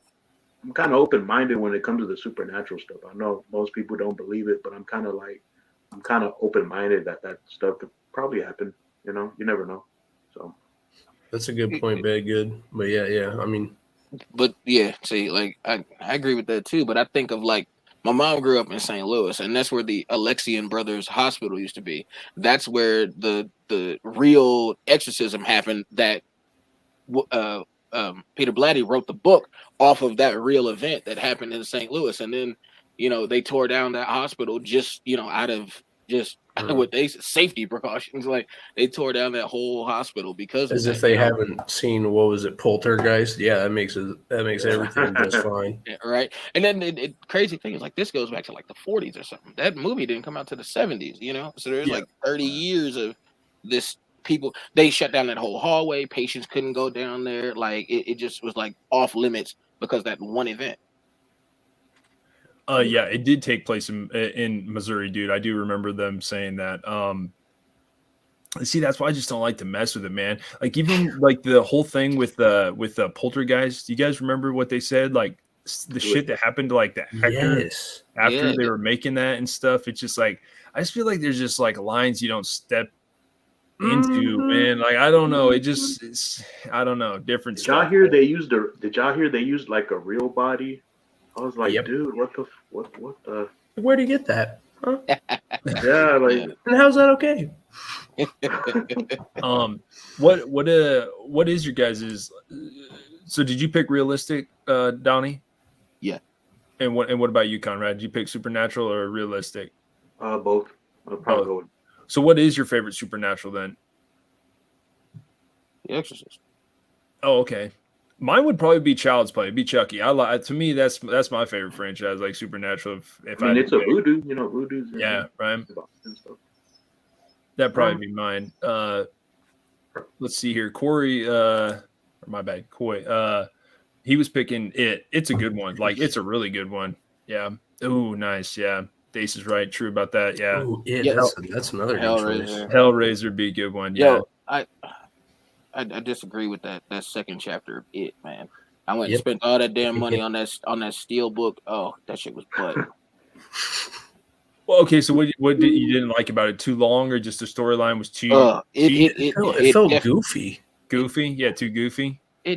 Like as kids, it's like they banded together more. Like, we got to get this done, and as adults, it was like they just seemed out of sync with each other. I mean, correct me if I'm wrong. Like, I realized that like trauma can it was like trauma building like as an adult and everything like that. But then like what worked for them as a kid, like they didn't think to immediately jump on that and try that. That's what like really like what. And they did that. They did that like the Avengers. You know how like in Endgame they had to go show every group of people go get a different stone. They couldn't just get straight to the boxing at the end. They kind of did that. They showed everybody had to go do something before we confront it again. But didn't they do that in the original? The TV series joint? Yeah, I felt like in the second one they all had to go do that, didn't they? I can't say remember. that. Yeah, it's been so long since I've seen it. Yeah, I'm pretty sure it mirrored the second one, the original, pretty well, but it was a little goofy. It definitely was. I totally get that. A lot of CGI. First one, the cast was amazing. Yeah, like no fault to them. Yeah, man, I can't, dude. I'm so bad with actors. I just like that first, the first one is so damn good though. Oh yeah, right. And that scene with the projector shit scared me the first time I watched it. I was like, "Get dog." Yep, sitting right here in this room. No way. The first one was far superior. Yeah, the second one wasn't the best, but it was. I felt like it was kind of the same as the original, to be honest. Because didn't you guys think the first one was always the better one of the originals too? I thought the first one was. I can't say that I've seen like all the entirety. I think I've watched like the kill count. Gotcha. Like the kill count or something like that. Just like a summary of it. And your boy is not going to sit here and read no 1,100 pages. Can't do it. Sorry. Yeah, my brother had that. There's like a space turtle in it too. Like what? Yeah. My brother had that book growing up. It was huge. Yeah. Misery was good though. If you guys never read the book, like the movie is nothing compared to what the actual story in the book is. Like, oh, Jay, I bet Jay knows about the book. He loves that movie, that book. Like he loves all the Stephen King novels and stuff. I can't read a lick, so. Yeah, no, the movie was freaking excellent, man. Excellent. Okay. I know your buddy Kale asked favorite fantasy movie. Harry Potter. Okay, that's a good pick. I like that one. Fantasy. Shit, that's a lot of stuff in fantasy. To be specific, Harry Potter and the Order of the Phoenix, but that's your favorite one? I like the fourth one. Goblet of Fire. That one's my favorite. Yeah. If I see the director Mike Newell in the streets, it's on site. I swear to God, if I ever see him in the streets because of how he did that movie. I remember you talking to me about so many deleted scenes. I'm like, well, that would have made sense. That would have been nice. Yeah. All he did was complain. This book is 700 pages. How am I supposed to make this into a film? The same way the other directors did. Like, what do you mean? Oh, so you don't think he did a very good job? No, not compared to the book. Oh, gotcha. Favorite fantasy, I'd probably honestly say Man, I got to go with Lord of the Rings and the Two Towers. Nice. Yeah, that's what. I'm sorry. What your buddy said. Yeah, Lord of the Rings. My heart, dude. Yeah, so it's not that I don't like Harry Potter. You hurt my heart, dude. I've known you for 15 years. You hurt my heart, bro. Okay, Twin Towers. So you thought the second one? Yeah. See, it. The second one had a little. It was darker. Had a little more like rawness to it. Yeah. That ending fight scene is epic. It's all raining and shit. And it's like, yeah, that movie was always. It felt like in the middle chapter they could lose, and it's like, okay, yeah, the third one's gonna be about how the world is over. Yeah. What about you, Conrad? Lord of the Rings. Nice. Yeah. Yeah, like in Clerks, they're always like, it's like they're in Clerks 2, they're always making fun of each other. It's like either Star Wars or Lord of the Rings. They're like, oh, here's the first movie. They're just walking the whole damn time. And then the third one, even the trees walk in that movie. He's like in the second one, he's like, oh, I tripped. And they got crazy in that one. Oh my gosh. Holy shit. I need to watch Clerks 3, but yeah, Clerks 2 was fucking hilarious. Okay, here's one out of left field. I actually fucking love this movie a lot. I'm going Ready Player One. Ready Player One was super dope. Talk about it like a movie that you would. Nice. That's a nice pick. Yeah, Ready Player One. Yeah. I remember the first time I watched that, I was like, this might be one of my favorite movies of all time. I loved all the 80s shit that was in it. And imagine going into like a world where you could, be whoever, or just like, it would be cool as shit. Like, I don't know. Virtual reality. I don't know. Maybe it's the future. I don't know. But I saw Chucky in that little movie. Remember? Right. Yeah. Chucky in it. Oh, there were so many good like homages to so many. The Shining. Like, yeah. Oh my gosh. Yeah. Yeah. Ooh, Dr. Sleep. That's another amazing horror movie. Oh, there you go. Gosh. Thank you for unlocking that in me, Conrad. Oh my gosh. Dr. Sleep makes The Shining better. I don't know if I told Donnie about this, but I'm not a huge fan of The Shining just because I know how badly Stanley Kubrick treated the lead actress. And I was like, dude, this is pretend. Hey man, we're out here to make cinema gold. We're not worried about yeah. That would definitely, I feel like that definitely would be like Anthony style. Stop crying. That shit ain't hurt. Like, that is pretty crazy.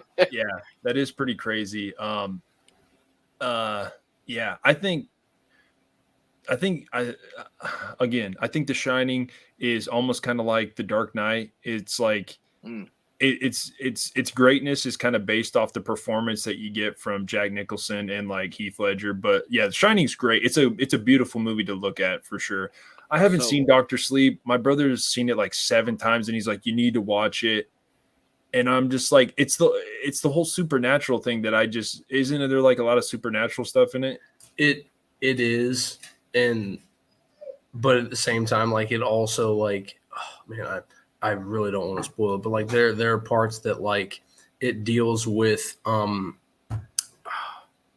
isn't the son's name Andy, or am I tripping? But like. What is the kid's name? Tony or what's his name? Yeah, it ends in Y or something. Yeah, I can't think. We don't know what we're talking about. But like it delves into like his alcoholism, like that realism, and then it kind of gets into like the real supernatural. It's Danny. I remembered. Yeah, Danny isn't here, Mrs. Tornado.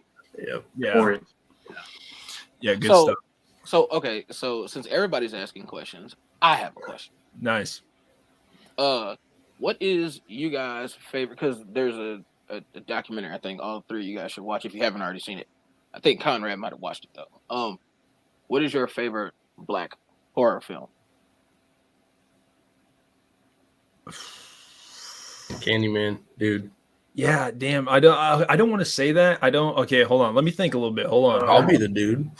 Yeah, hold on. Which Candyman, Aaron? The first one that I had to watch with. I can't say that I've seen all. Dude, I thought that I was smart. Like, how's anybody gonna believe? And then he tears the restraints. And I was like, oh shit, he's Okay, I think Merch has a great one here. Like yeah. Really, to be honest, I feel like the requel and this one are very. Okay. I'm gonna say this one, Donnie. It's not a cop out. I dig Jordan Peele's originality with like this movie. I remember to go like seeing it in theaters, and I just remember sitting there and being like, I have never seen anything like this. Like like this whole sunken place and everything, like it was just so original, man. And it was like scary, dude, because you're just like, God, are people walking around like this? Like, you know what I mean? Like I don't want to say Hollywood, but I kind of at least like at least that realism kind of like aspect, like almost like hyper realism that like so that terrifying. That movie grew on me because I saw it and I figured it out like halfway through, like that dinner scene. They're having like that awkward like dinner. And the son keeps talking about like MMA and stuff. And I leaned to my mom and my grandma, and I was like, I bet you he's the one that choked dude out at the beginning. And sure enough, nice, good call. You know what I mean? Like, good call. And we got some black mold downstairs, the bodies, like it all hit me. And I thought that movie was gonna be like some more supernatural, like, what's wrong with these people? Why are they like this? And then it's like, oh, well, they're just doing neurosurgery. Like, that's real. You can get a brain transplant. That made it less scary for me.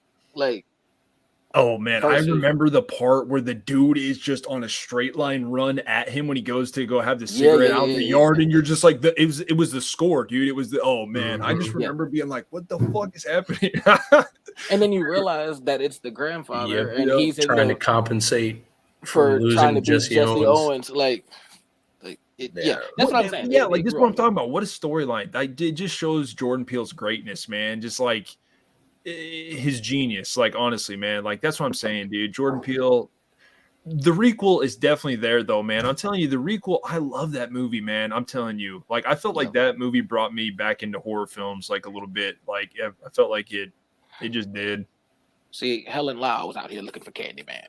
Yeah, like it's great. That was an impression. What about you, Conrad? Tales from the Hood from yes, that's what I was gonna say. From it's an anthology, and I love it. Like, I think it's you don't see a lot of those films. You know what I mean? And you just don't. And oh my god, the wraparound ending. Like, I'm not gonna ruin if you guys haven't seen it, but the way it ends, the way it begins, it ends in the same place. And Clarence Williams III, he recently passed away, but his character is Mr. Sims in the funeral home. And then like how he's slowly becoming more unhinged with each story he's telling them, and they're not even noticing it. Yep. And then they asked him like, well, did you enjoy, like, because he had to get all these prosthetics and stuff put on it. And they asked him, did you enjoy that? And he was like, I did not. Like, just, but hey, it was a paycheck. But I like all three of them. Yeah, same here. I just thought it's really cool. Another horror movie though, Bones. Y'all seen Bones before? Snoop Dogg, right? Yeah. Mm-hmm. Yeah, I've seen pieces. I haven't seen it all the way through.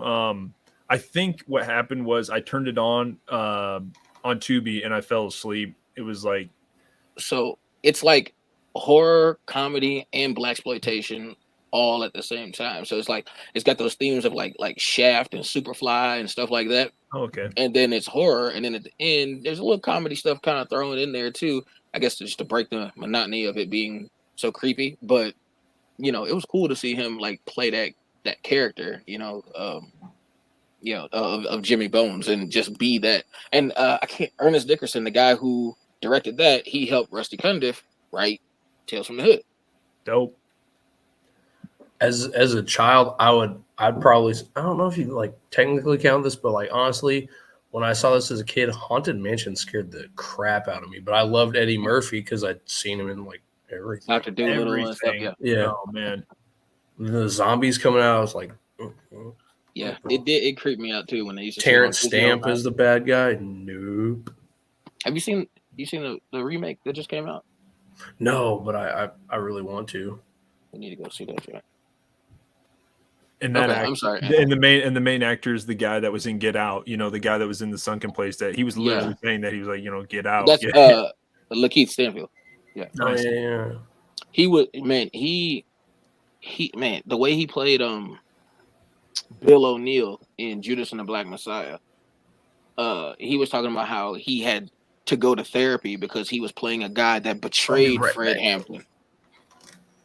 Like he was a FBI informant that infiltrated the Black Panthers and basically got Fred Hampton assassinated.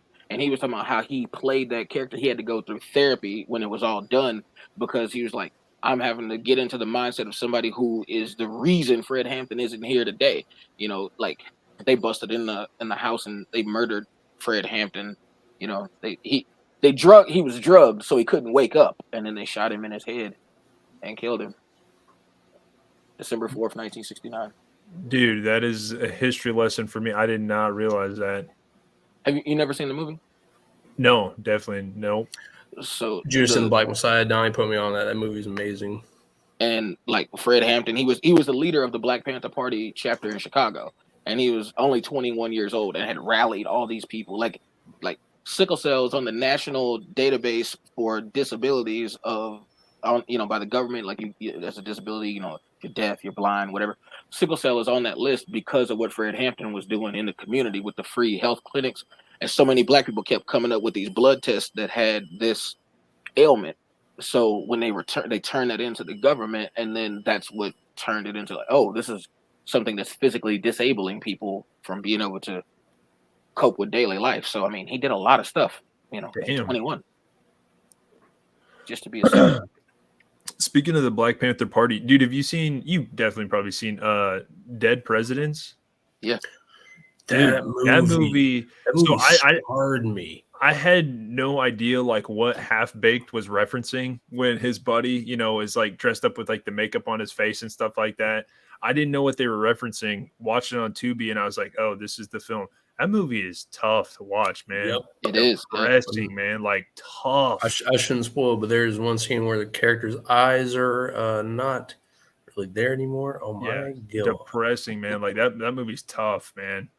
See, and that's why I'm like, dude, I'm not trying to like. I'm just saying, like, I feel like Donnie, I know like you're part of the younger generation, or I'm not that much older than you or whatever, but I'm just saying like I feel like the younger generation when they talk about how bad they have it and shit nowadays, it's just like, man, I don't think any of us realize like what all of our ancestors had to do for to just stay alive and like be, you know what I mean? Like I just wait, do I come across like that? like oh no, my God, everything is so hard these days. No, I'm saying like Gen. You're a millennial, right? Yeah, born 94. Yeah. I'm talking like Gen Z. I'm born 92, so yeah. Conrad, yeah. No, that's what I'm saying. Yeah. I feel like this younger generation, it's like, man, people were living tough back in the day. You know what I mean? To just even I can imagine getting drafted into Vietnam. Dude, they went to my grandmother's house in Claxton, Georgia, and found my dad and drafted him. We're sending you to Vietnam. Like, I got a picture on the wall right now of him in the barracks in Vietnam in like 71. Like, that's insane, dude. To tie it back to heroes, I think originally Jon Stewart was in Vietnam. I could easily be wrong, but I could have sworn like I remember him being in Vietnam. Which dude are you talking about? Jon Stewart, the Green Lantern. Jon Stewart, yeah. Oh, right on. Okay. Because I couldn't imagine that. The whole backstory of him being a Marine and stuff, which is why he was picked to be a Green Lantern. Oh, okay, gotcha. Nice. Okay, two things. What's up, Curse? Appreciate you joining us. What's going on? Donnie, we were gonna watch this over the weekend, but it was $20. It was like $20 to rent. I was like, what the fuck? But it just came out. Rent? Yes, to rent. It was $20, dude. And you only get it for 3 days. Like, to rent it, it's like $20, but then to like own it, it's like 25 or 26. So it's like, why would you not buy it? But and then the thing is, like, so you buy it, you don't start it, right? But once you start it, you then only have 3 days to watch it. Yeah. Yep. But I watched the trailer of this. I thought it looked hilarious. Yeah, I was so stoked. Okay, another one. Donnie, did you watch the movie on Netflix, the Jamie Foxx movie? They clone Tyrone? Yeah. I haven't watched it yet, but Dude, I've seen I watched Day Shift. Day Shift was good. Yeah, dude, Jamie Foxx is a beast, man. Jamie Foxx is Snoop's in that too. Yeah, he's a beast in that movie too. Yeah. Still haven't come around it, but I'm gonna watch it real soon. Yeah. Dude, Day Shift's good, man. Definitely should watch I that. think you enjoy it, Conrad, especially if you like Blade. Yeah, I love so many. Blade. It has definite elements of Blade in it for sure. But yeah, dude, check out that new one on Netflix. I think it's actually the number one movie on Netflix right now. It's a cool storyline, dude. Cool, like interesting. John Boyega's in that. Love John Boyega. So do you guys like that kind of style of movie? Because it's got that blaxploitation like era.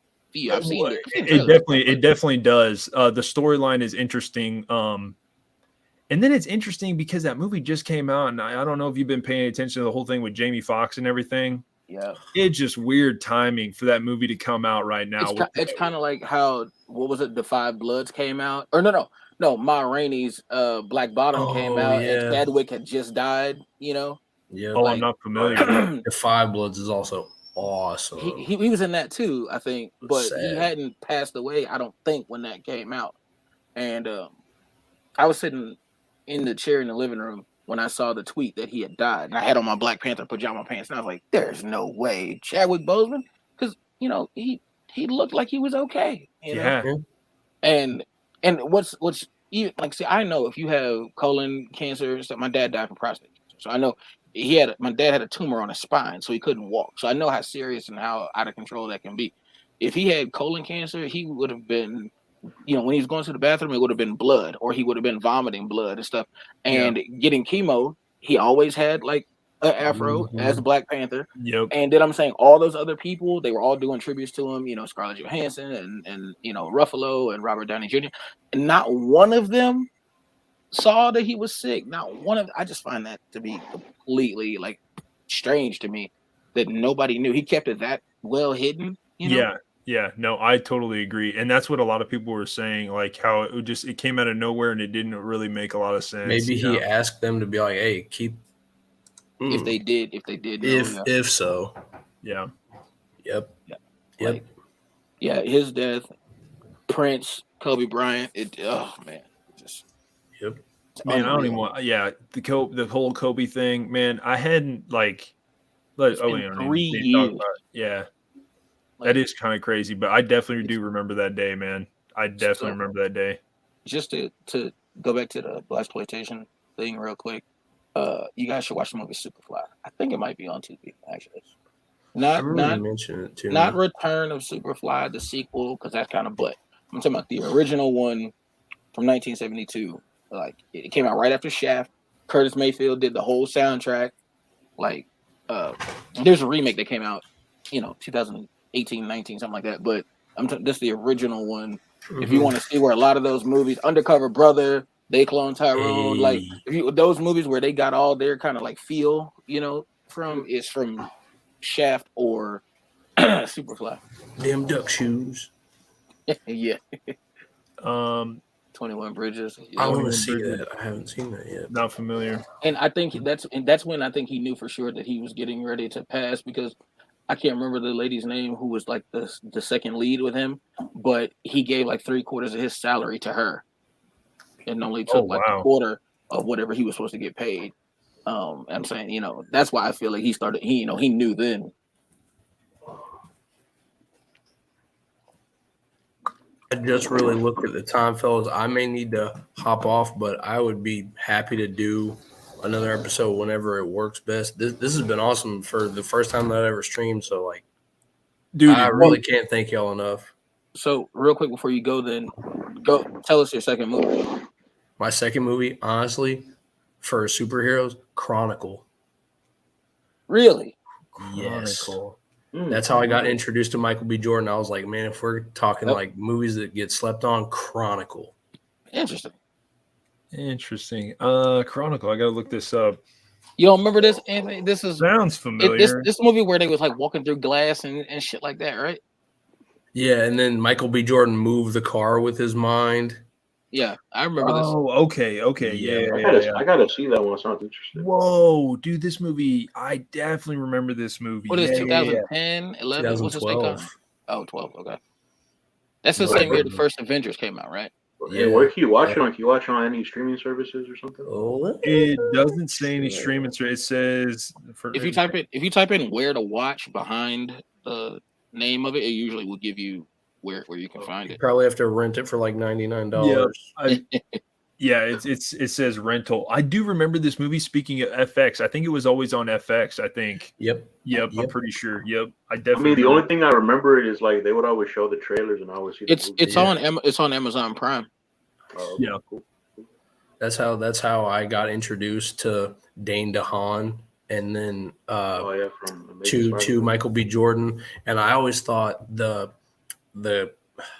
all three of those guys, I was like, man, these guys are gonna blow up, and then I mean, two of them did. I haven't seen the other guy. Like, I personally haven't seen him really, but I absolutely love Chronicle. That is what, that's what made me think that telekinesis is one of the most OP powers. Yeah, no doubt. Yep. So Xavier is just overpowered. Like, well, technically it's Jean Grey, but no, I'm just trying.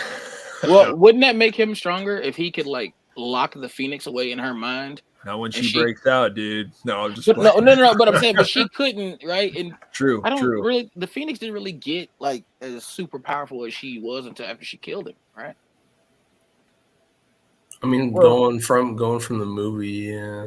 Do you think that Professor X could have made a telekinesis cocoon to protect himself from dying in the water? Like, no, I'm just in the water from Alkali Lake in X2. She saves him, right? Yeah. No, I was talking about when he died in Last Stand. Oh, I got what you're. Yeah. No, that's what I'm saying. I'm saying, do you think his telekinesis power would have been OP enough to save him? You know what I mean? No, he probably would. I don't know. I mean, maybe in his prime. Yeah, true. Well, I don't think he was worried because remember he transferred his consciousness into that body of the guy that was in the coma. Remember, you got to watch the post-credit scene. So I'm saying he had a plan. He had contingency plans already. Aaron, before you go, just real quick, this is a good question. What would be your one superpower? That's almost like an telekinesis. Yeah, nice. That'd be a really, really good one. Yes, sir. I always thought Magneto's was dope, man. Just something about being able to control metal is super dope. Somebody talking shit to you with a knee replacement. Dude. Yeah. One superpower. Gosh, I'm probably going to be. What about you, Murchie? Leave in the comments, boy. Yeah, no doubt. Yeah. I want to do I want to do the Bruce Wayne and be like, I'm rich. Sia says hi, Murchie. And Sia, my wife Sia. And she says hi to Big too. Can't forget about Big. I'm on here too. Damn. I want to know where his hello is. That hurts. No, she did wave, but so hello everybody. That's a tough question. Probably. I'm not gonna lie, Deadpool's superpower is pretty cool. Where he's almost indestructible. Same with Wolverine, almost pretty much indestructible. I mean, unless you decapitate him. Well, I still think Deadpool still can survive, but Anthony would still change in the phone booth, no matter what it is. I think that would probably be it. I think Deadpool's superpower is pretty cool. I think what phone booths are there now? Yeah, he would build one specifically for his. What about you, Conrad? Yeah, shapeshift. Shapeshift would be cool. I want to turn into different animals and deities and all that kind of stuff. Oh, dude, Mystique is just kicking ass with that. I didn't even think about shapeshifting into animals too. If you could do that with animals and people, dude, it's pretty OP. Yeah, underrated for sure. Good choice. Yeah. I was gonna be basic and be like, I'm gonna go invisible, and I'm like, nah. Go with the shape shifting stuff. Aaron, what do you think I'm gonna say? I don't know. I feel like you'd want to fly, but also man, if you had to pick one power, dang. I'm tiptoeing the line of two different things. What was it from Sky High? The glow.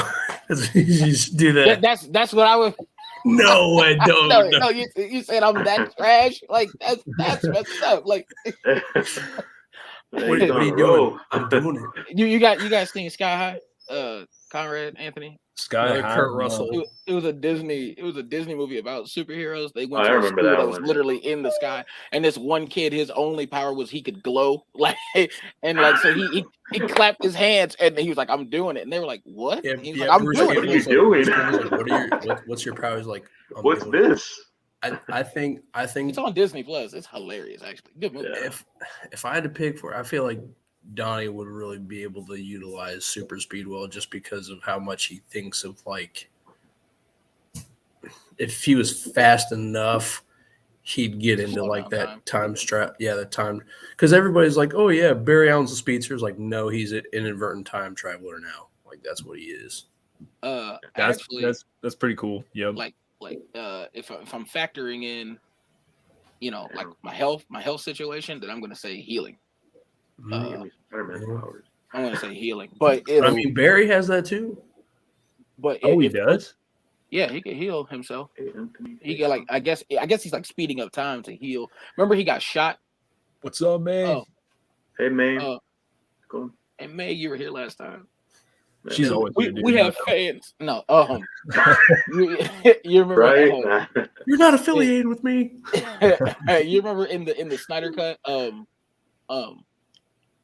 when he got shot by one of the parademons. Yep. Flash got shot by one of the parademons, Anthony, and he used his power to like speed up the healing time of the wound.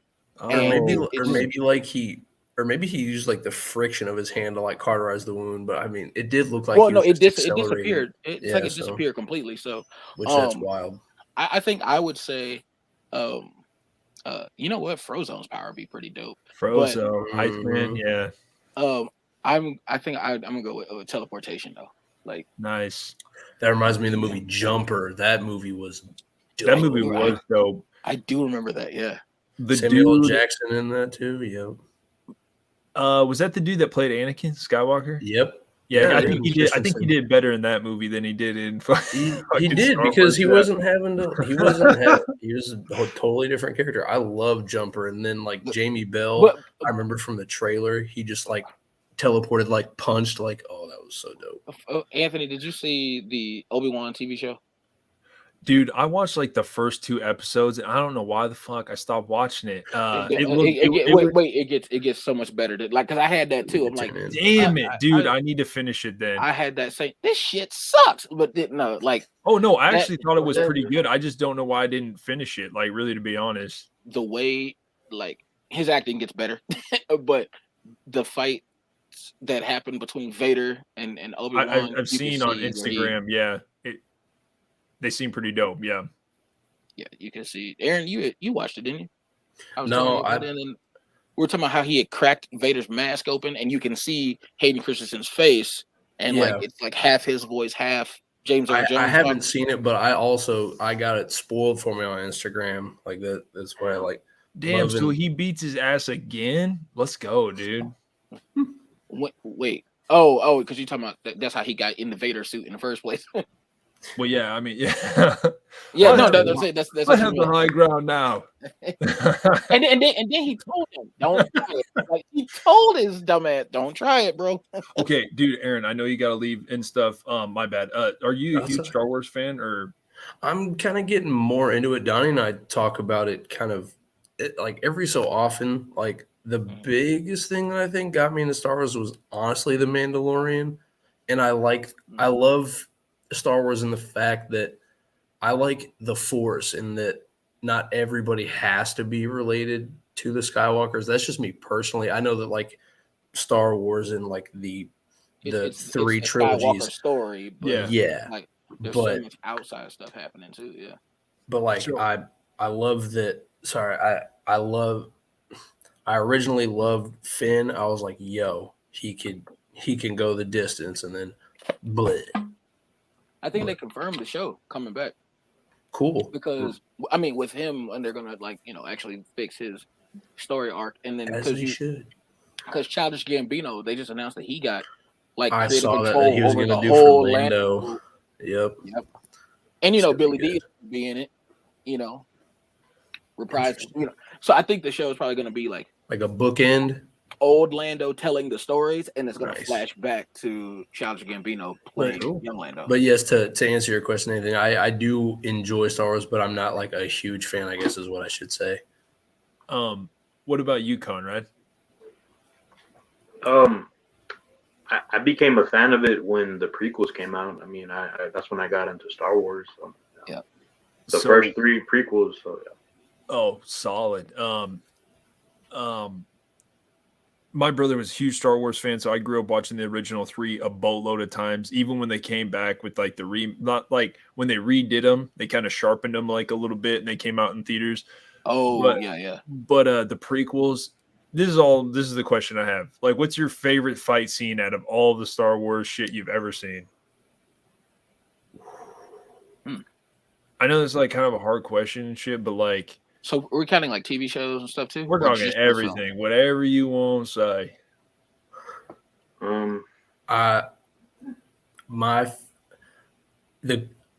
Not the character that like got me into Star Wars, but like my personal favorite character, I always loved Yoda. I loved seeing a small guy go toe to toe with like. So I would say the Yoda fight scene with him and Palpatine. Yeah, that was the Clone Wars, right?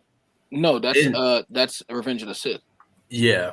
Is it in that last one? Okay, yeah. Okay, my bad. Yep. I haven't seen a whole lot of that or like the animated show, to be completely honest. So, but I love me some Yoda. The Clone Wars cartoon where Darth Maul and his brother Savage both tried to jump Palpatine, and he mopped their ass up in about 3 minutes flat, to the point Darth Maul was on his knees begging for him to stop attacking him. Like, that was ridiculous. Into that. I don't know that's my favorite. I mean, I like Luke and Vader. Like, something about seeing like the green and the red lightsabers meet, and Palpatine is just sitting there laughing because he finally got father versus son, and he's trying to get Luke to kill his dad so he can become his new apprentice. But Qui-Gon and Obi-Wan versus Maul is really entertaining. But I'm gonna say that fight with Obi-Wan and Vader in the Kenobi show. Like, wow, I really gotta watch this shit then. Yeah, same. Nice. What about you, Conrad?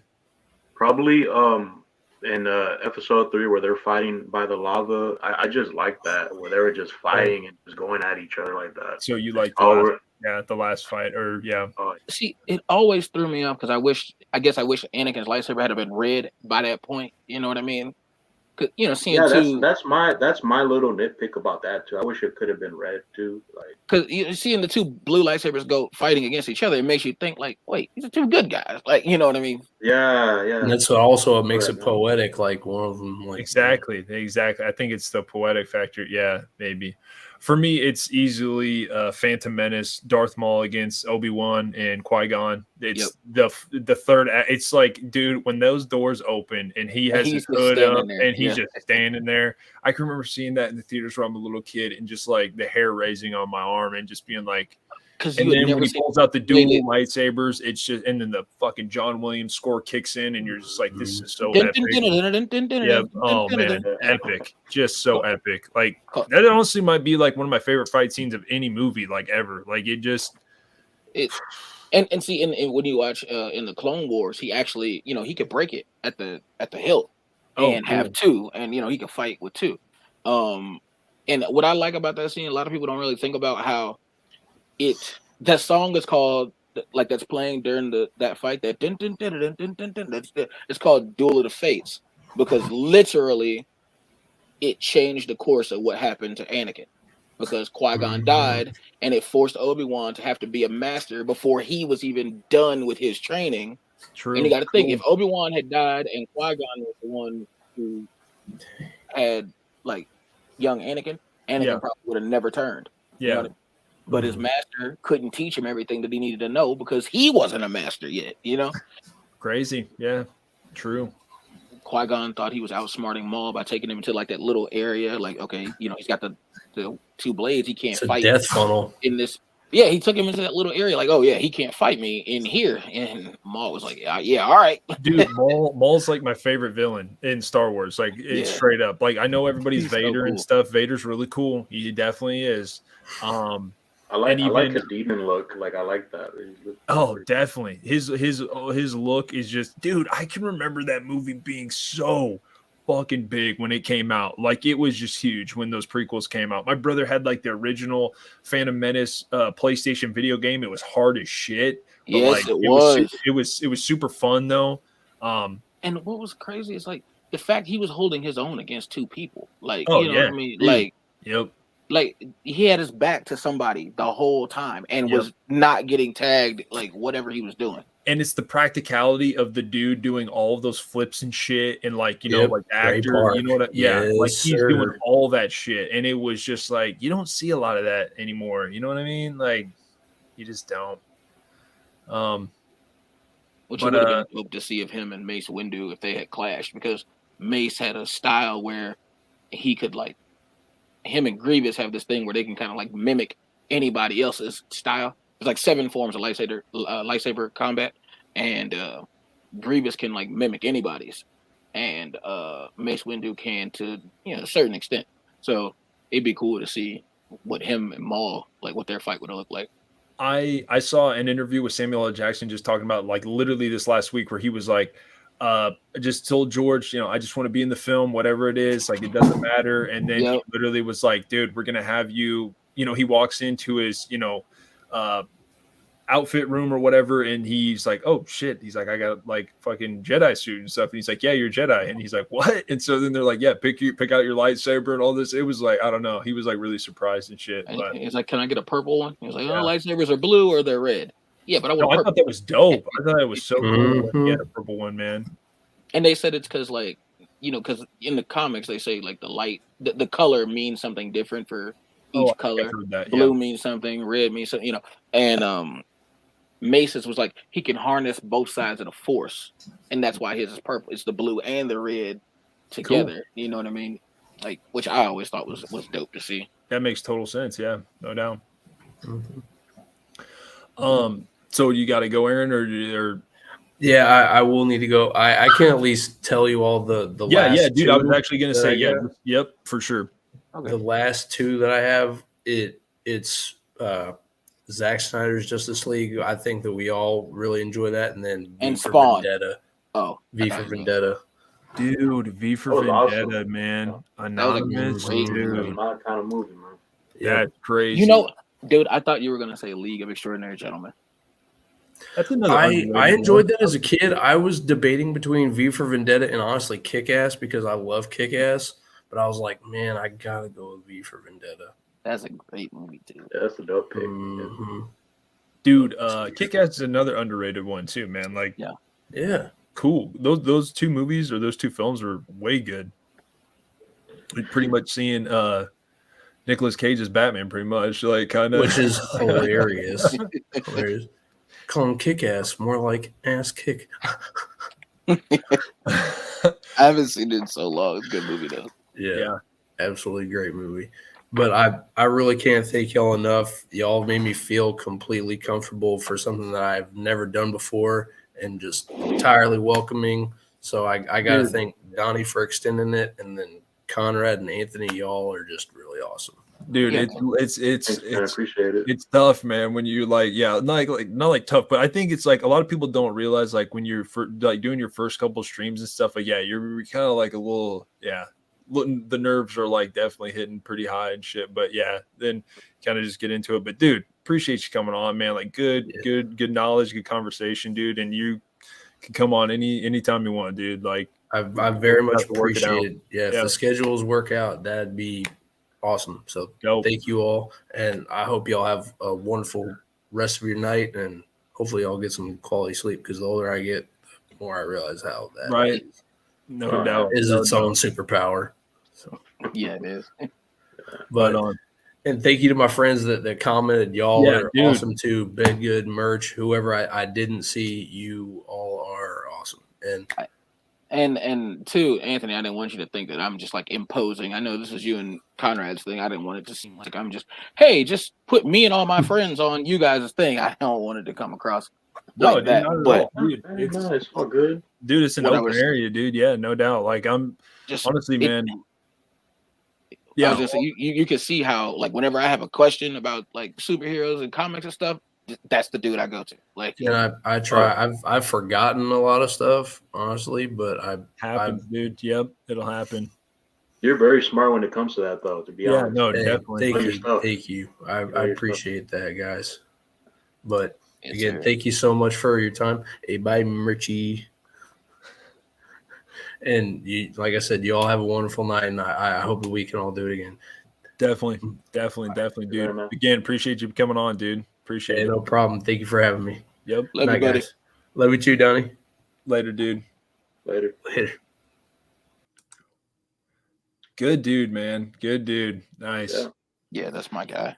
Like, just like that's what I was saying though, is because she like I found I told her I was gonna look at my closet and try to find it. Let's go. Yeah.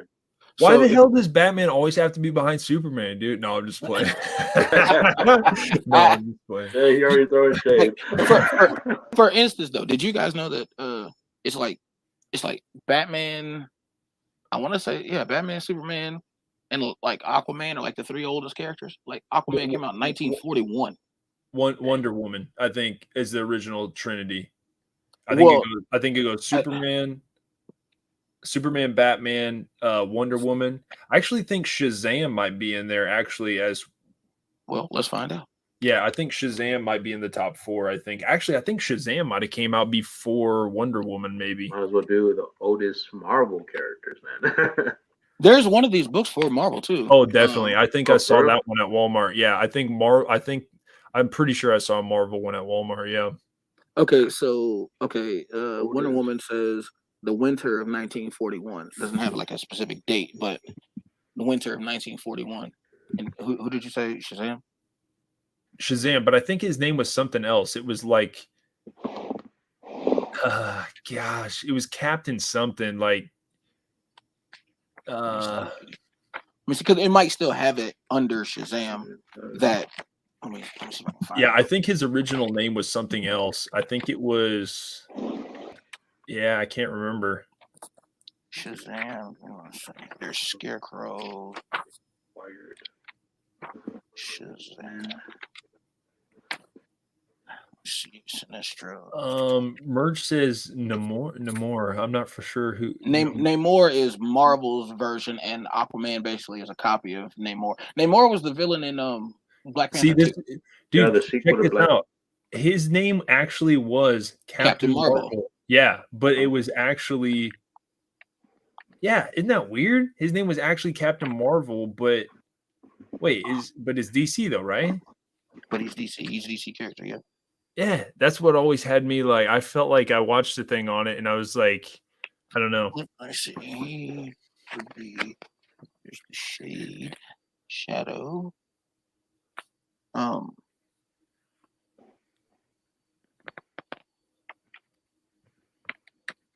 You know, he might be in here under that name because he's not in here as Shazam, or at least I don't see that. Yeah, let me look. But I think that. Oh, that is funny. What? I don't usually rip nicotine too much, but Dace got a hold of some of these really fucking tasty vapes. This one brand, and this one is strawberry donut. It literally tastes just like it's fucking epic, man. Like, didn't you have one last stream, right? I can't remember. Yeah, no, it's usually this is the only one I usually only hit these when I'm streaming or whatever, but I literally have had the same one for like fucking ever. You are right. He was under Captain Marvel. That's crazy. See, that kind of confuses me then, I guess. It says, let me see. First appearance in Wiz Comics #1, February 1940.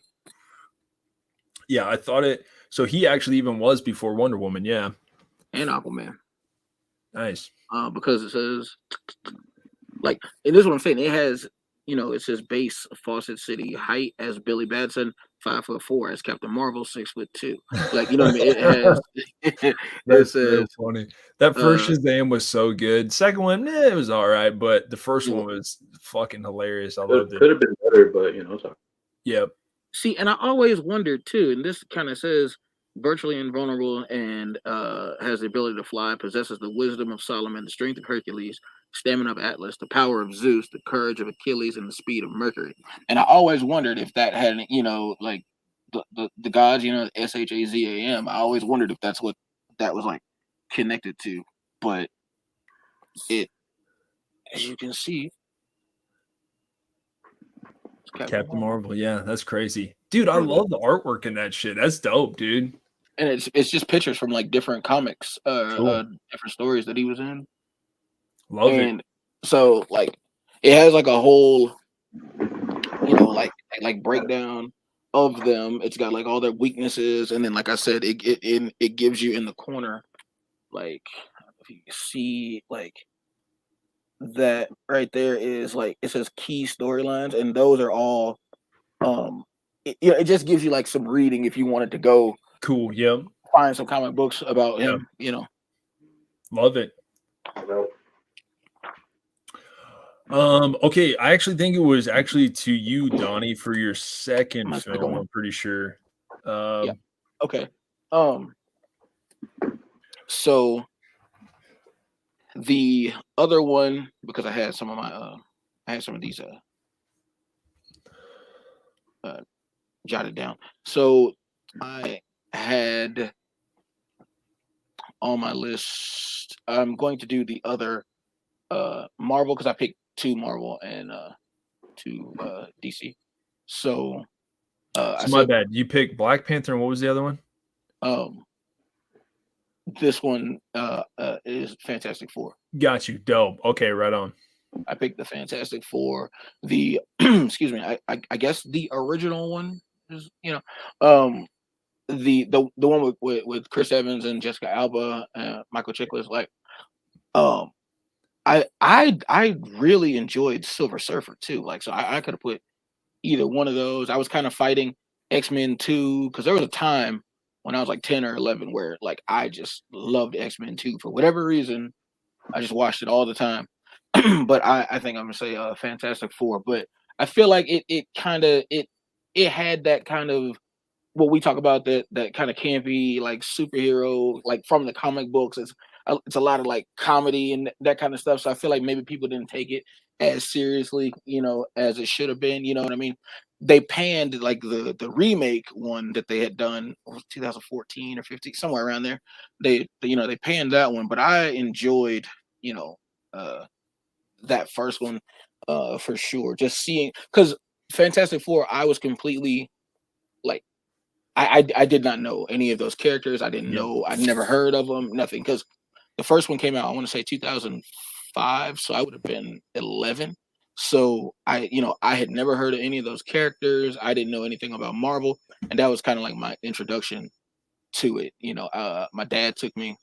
I was with my dad for one summer in Georgia. Went to go see it, and I just fell in love with those characters. And then seeing Doctor Doom, like how he was changing, over time. You guys know there's that scene where he was going to grab something, and he had his hand close to like an outlet, and the electricity was coming out. Yep. And he saw the lights flicker, and he like pulled his hand back, and then that's when he put his hand like all the way there, and like got the energy from the outlet. It just super dope movie that I still watch a lot to this day. Dude, I super enjoyed Fantastic Four when it first came out. Pretty much everything you said, like I didn't know the storyline all too well, or the characters. I had seen like, is he the Thing?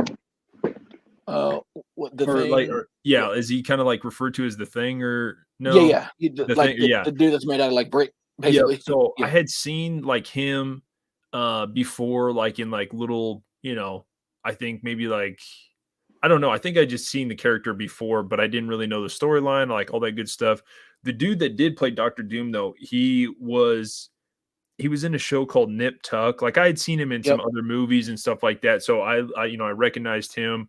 But dude, that movie was dope. Dude, that movie was super dope. Like, you know, obviously we knew Chris Evans and Jessica Alba. But yeah, dude, I thought that movie was. I'm not sure how to say. I don't know how to pronounce the guy's name who played Mr. Fantastic.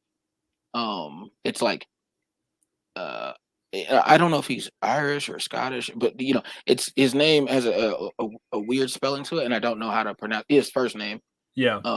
But I enjoyed, I always love those scenes. If the movie does show them getting their powers, I always love those scenes where they're like trying to figure out exactly what they can do and they're like testing their limit. There's that scene where like Johnny's in the like that chamber that they put him in, and he goes to supernova, and Reed hit the button where all the like fire extinguishers sprayed him, because he was like, supernova, you were reaching the temperature of the sun, and he was like, that's why we stopped you, like I thought that was, I just love seeing those scenes, whatever superhero movie it is,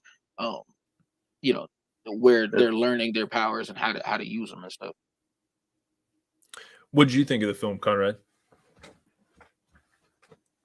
I've only seen the first one, but I thought it was really good. Oh yeah, dude, it was the first. I haven't seen the second one, sadly. You never saw Silver Surfer? I haven't seen that one, but I want to see it. It's on Disney Plus.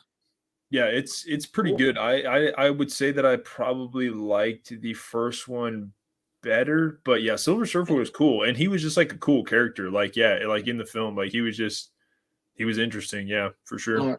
It was like my first introduction to. Sorry. No, I was just saying Lawrence Fishburne was doing the voice for the Silver Surfer. Yep. It was your first introduction to what?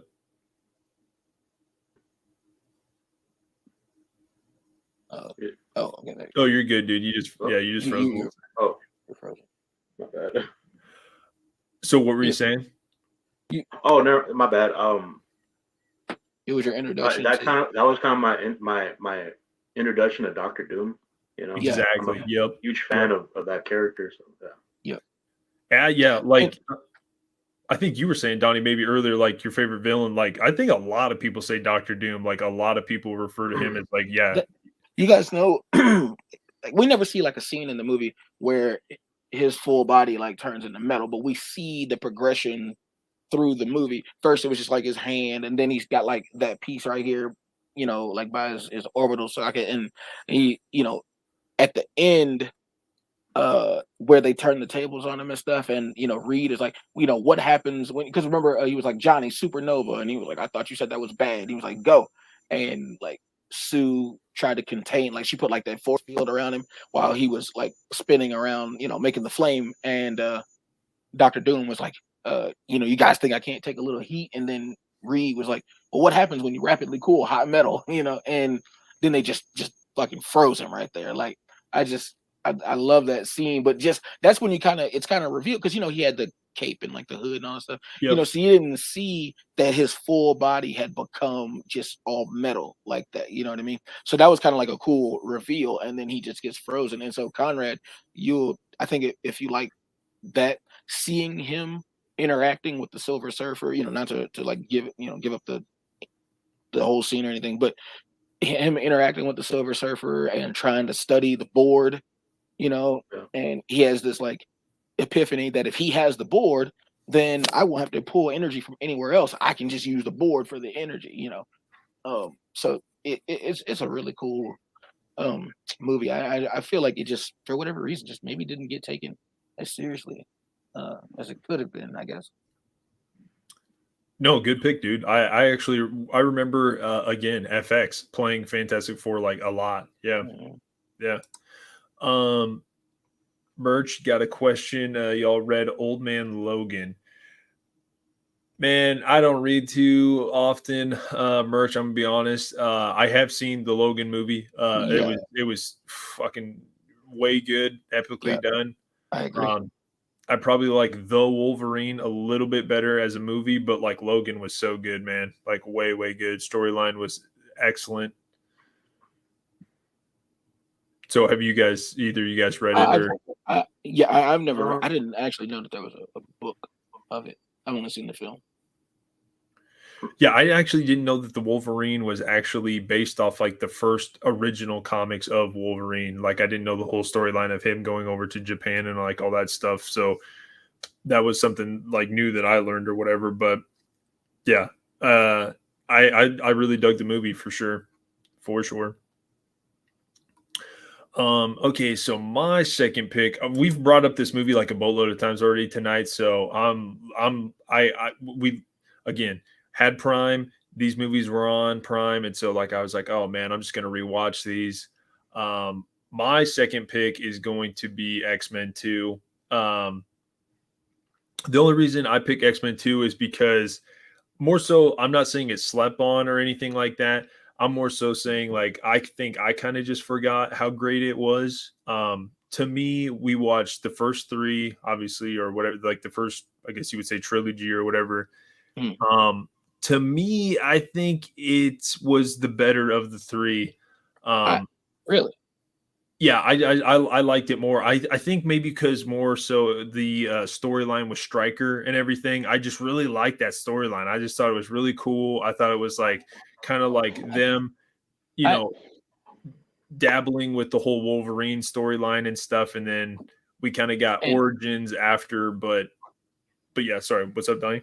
No, I was gonna say that Fantastic Four and X-Men 3, those are the two that I was kind of like fighting to, like which one I was gonna pick. Yep. Because I personally, I like Last Stand better, but like I told you, when I was like 10, I was obsessed with X-Men 2. And I think maybe some of it was like because I had never seen Nightcrawler before. And True.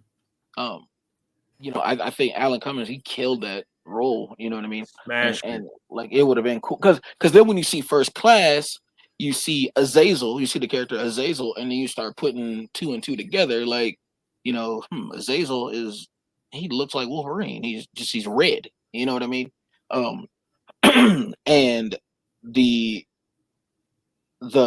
story, the Stryker thing. Do you guys ever have that where you have like there's a villain that just like they just piss you off every time you see them? Like when because they're so bad or evil, whatever it is, that you're just like every time you see them, you're just like, oh, I hate that. That's how I feel when I see Stryker because all this manipulation and Oh, how definitely, dude. Yeah. in Wolverine's head and stuff like that. I just had when Magneto was like, oh, Mr. Stryker, we meet again. I promise you it'll never happen after this, or whatever he said. And yeah, he like wrapped the chain around his neck. Yeah, I promise you it'll be the last or whatever. Yeah. Yeah. So what do you think, Conrad? Of those first three, like which one did you kind of like or favor a little bit more than the others? I remember when the first one came out, it was such a big thing at the time. It was like groundbreaking. It was pretty big. I saw it at the movies when I was little. Like when I was there at the theaters with I think my uncle. When we went to go see it, it was wow. Whoa. I would. Huh? No, I was gonna say whoa. Oh, no. How do we know it's really you? And Wolverine was like, "You're a dick." Okay. Yeah. Okay. I remember that one. That was funny. There was like an outtakes thing about like it was kind of like bloopers where someone dressed up as Spider-Man just came in the scene with them on. I thought that was so cool. I don't know if have y'all seen that? The outtakes were just someone in a Spider-Man costume just comes in the scene from that first X-Men. Yeah. Yeah, I think it was on the DVD where someone in a Spider-Man costume just came in the scene or something. So I have a DVD pack. It came as one set where it's First Class, X-Men 1, 2, and Last Stand all together. So I'll have to find it and check it out then because I didn't know that they gave you any of those like featurettes and stuff. Yeah, I think I saw it on the on a YouTube video. I just searched Spider-Man, X-Men bloopers and it just showed up. So, but yeah, I probably have to go with the first X-Men. It's probably my favorite. So that's dope that we each kind of pick a different one in the trilogy. That's sick. Because I totally get what you're saying, Conrad. Like to me, it just like with maybe Batman 89, it kind of catapulted the direction of like where superhero films were going to kind of go. It really did. Yeah. And so like, I know we had Blade come out and like Was that 97 or 8? I think it was 8. Or Blade. Yeah, it was 8. Is that 8? Is it 98? 97? I think. Maybe it was 97. Sorry. But wouldn't you classify The Crow as like a comic book movie too? Oh, definitely, dude. Yeah. Blade came out in 98. Sorry. Yeah, so even The Crow also, like, you know what I mean? To me, those were like, but to me, I'm just looking at the first X-Men and seeing like all the movies that came after Spider-Man, they all kind of had like that same kind of filter on them, you know what I mean? They kind of, so I dug it. And it was like, right, again, it was before, Disney bought the rights and like all that stuff. And it can have an edge. Yeah, exactly. The edge, like what I was going to say earlier with the Punisher, you see the kills, you see the blood, you see the mayhem. You still had all the mayhem of like Wolverine going crazy, but not a lot of blood, but like it was still there. Like all that action and that violence was still like there. You know what I mean? And you could still see it and shit. So definitely dug that. Okay. What? No, I was going to ask real quick, which one is it? Because I can't remember the one where Magneto like did something to the senator and the senator turned into like just goop. He just turned into like water. Oh, that was the first one. That's the first one. Okay. Yeah. He was like laying on the bed holding Storm's hand, I think, and then he just like turned into just like water and just dissolved or something. Yeah, he's trying to use that machine to kind of change everybody. Yeah, pretty much. Okay, that was the first one. Yep, first one. Here's another great one. Honestly, I'm surprised that Daisy's just now watching this. Oh, definitely have seen Spawn. I know we've all seen Spawn. Spawn was I've seen Spawn was just like Blade. I didn't really know the storyline all that well, but man, when that movie came out, it was balls to the wall, fucking like in your face, like good action scenes and shit like that. And practical effects. I mean, yeah, exactly. Have it all. And I thought. Oh, sorry. What's up? Yep, no, you're good. I thought that Aaron was going to actually say Spawn because I know that that's one of his favorites, and he texted me too and told me to tell you guys thank you again for having him. Oh, dude, no doubt. Yeah, no doubt. Spawn was big. I remember Spawn was like that movie that it was one of those movies where we were living out on the farm and we ordered it over the phone or whatever. Mm-hmm. Yeah, and so I just remember it being like that. And to me, the guy Michael Jai White, like this was like his first like big like I'm the headliner dude, you know what I mean, like action movie. So like just it was so good. And then the guy that was even playing like the Joker dude, like he was in a bunch of movies. I'm trying, what's his name? John the Violator. Yeah, John Leguizamo. John Leguizamo. Yeah, really good actor, and he smashed that role and stuff. Like, dude, that movie was so. Because wasn't he's the voice of the anteater, or not the ant? What the character, the main character, the sloth in Ice Age? Oh, from Ice Age, yeah, you're true. right. Yeah, Spawn was so good, man. Like it was so good, and oh man. Speaking of animated TV shows, Spawn has one, and Spawn. I was going to bring up the TV series. Like, I love it. It's pretty good, man. It's actually really good. I like it a lot. But yeah, I don't know. I just those first 3 X-Men, dude, I think they're so damn good. And like, I just remember when they came out, I feel like they just kind of like laid, the framework or whatever, or the foundation. Yeah, exactly. For, all the superhero films to like come after and shit. So yeah, I just, to me, second was my favorite just because of the storyline. But they're all really good. And I think the second one too, you get to see a lot of like, not that you don't in the third one, there's only a couple in the first one, but that second one is when they really start bringing in other characters and stuff. Like you see Iceman, you see Pyro, you see Colossus, like, like they start to bring in these other Nightcrawler. Like, dude, I thought the whole Nightcrawler opening was freaking epic, dude. You're like, holy shit. Oh yeah, dude. Oh, yeah, that was cool. Dope. That was cool. Yep. And that's what I'm saying. Like, I feel like it's okay, nothing against the third one. I thought the third was just like a little commercialized compared to the second. And I felt like the second did a really good job of not being so commercial compared to the first. But dude, the third one was excellent, dude. Like, you know what I mean? Like the storyline with the whole like cure and all that stuff, like a way for like, humans to fight against them and shit. And like, it was just cool, dude. Like, and then like you said, you know, Juggernaut's in there, even though I think I like the Juggernaut from Deadpool a little bit better, but how fucking cool was Juggernaut in Deadpool, man? Like he was so good. Just super just super cool to see. Like, but that's what I'm saying. Like, he's like one of those characters that you don't normally get to see. So when you finally do get to see Yep. any like semblance of them, you're like, oh, this is super dope. You know what I mean? And I think too, I'm not sure what the names of the other characters were. Like, there was that one guy in that truck where Mystique was, or they took Mystique. You know, Wasn't for sure about the other two either. Yeah, the dude, multiple yeah, person shifting guy. Yeah, I think it might be Multiple Man. I think that might actually have that been his name. sounds good. If it's not, it should be that name. Yeah. I think that's what his name. But as far as X-Men 3, you're talking about the Cure. Like, there's that scene where you see all the guards and the guys like turning your dog tags, your gun clips, you know, everything. Absolutely no metal because No they metal. finally smartened up. Yep. But then there's that crazy scene where Magneto moves the Golden Gate Bridge to Alcatraz, like, epic. and then the one scene, because as a kid, obviously, when I saw it, I mean, I would have maybe 13 or something when it came out. I'm thinking, oh, the Cure, you know, not really knowing how serious it was. But when Beast went to go shake the kid's hand, Yep. and you saw his fur just peeling back, and now it's just his regular skin again, that's when it put in perspective like how serious this is. But was it only temporary? Because you saw at the end, Magneto was able to move that chest piece a little bit, you know. So like, is it a cure or is it just a suppressant? Maybe because and yeah, no, great question, because maybe it's like whatever class they were, maybe since he was like a higher class, maybe the cure didn't work on him as well or something. You know what I mean? I don't know. That's just like me just No, that's guessing or a good something. point. Yeah.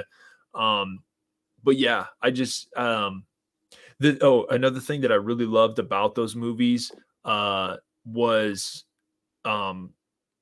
the practicality. To me, that seemed like they were doing their own stunts. There wasn't so much CGI. There definitely was some in there, but to me, they were still like, you know, there was definitely practicality a lot more than you would say Endgame is just CGI'd out, or like, you know what I mean? Like, What's your gripe with CGI? No, nothing. I mean, I think it's obviously probably going to be the future and stuff. I mean, to me, it's just like as an actor or something like that, like I just feel like maybe like Hugh Jackman, I bet he's like, oh, it's pretty cool that I'm like actually like doing these scenes where I'm like getting propelled back on like zip lines or something like that. You know what I mean? Or instead of just like, so I mean, I'm sorry. No, you're good. You're good. I was just thinking, does stuff like that bother you guys? Like little details, like I said, how, you know, he doesn't have the like the yellow suit. Like, we don't see that at any point in those original three. Like, dude, you know, minute things like that bother you because you've seen the cartoon so much, or the comic book, or you played the video games where they did have that. We're talking about how Cyclops had like a blue and yellow kind of like armor. I remember his visor being like yellow, you know, that kind of thing. Like, does that stuff like bother you guys, or do you just, you know, however they appear is cool? Because remember I was talking about how like the difference in like the Riddlers, is kind of what threw me off with the Batman and Batman Forever. No, you can go, Conrad. Good question. Okay, sorry. No, just me. I don't think the yellow suit of Wolverine translated well on the screen. It translated better when it came to the cartoon though. I was fine the way his suit looked throughout the movies. That's just me though. Yeah, I think they were probably trying to go for a realistic approach. Yeah, but I still felt like they dabbled a little bit with it, with like the dark navy blue suits that they all kind of like had or whatever, with like kind of like the yellow etching or whatever to kind of, you know, I thought the suits were actually pretty, you know, pretty cool, like storms and stuff like that. And it was cool that they kind of all had like, I don't know, a suit that was all kind of like similar, or I guess in their own little kind of way and stuff. But now, like with Deadpool trying to go a little more comic booky with like the new outfit and stuff, oh, I dig it, dude. Like, you know what I mean? Like, I don't know. Yeah, well, it didn't bother me really much at all. Yeah. And it's kind of cool, just like with the Riddler example, where you see more of a campy comic booky style with Carrie compared to Paul Dano's kind of like more sinister, I guess you would say, realistic look, or over the top realistic look. Yeah. Yeah, like and I'm sorry, Conrad, go. Remember that scene where he was like on the FaceTime call and he just overdid it for me. Remember that? Like he was just. I'm sorry In about the new movie, like where he was on the FaceTime call, and I I don't. dug it, dude. I'm sorry. Yeah, I dug it. oh, It was just like, I know what yeah. you're talking. I don't know. I don't know. You 'Cause said they I think overdid it. I kind of like I like the middle ground Yeah, with no, Jim Carrey's Riddler. It was very in the middle, where Paul Dano's is very, I don't know. It's like he's going right instead of just being in the middle of it. With, you know, that's just me though. No, I understand, but that's kind of what I was saying.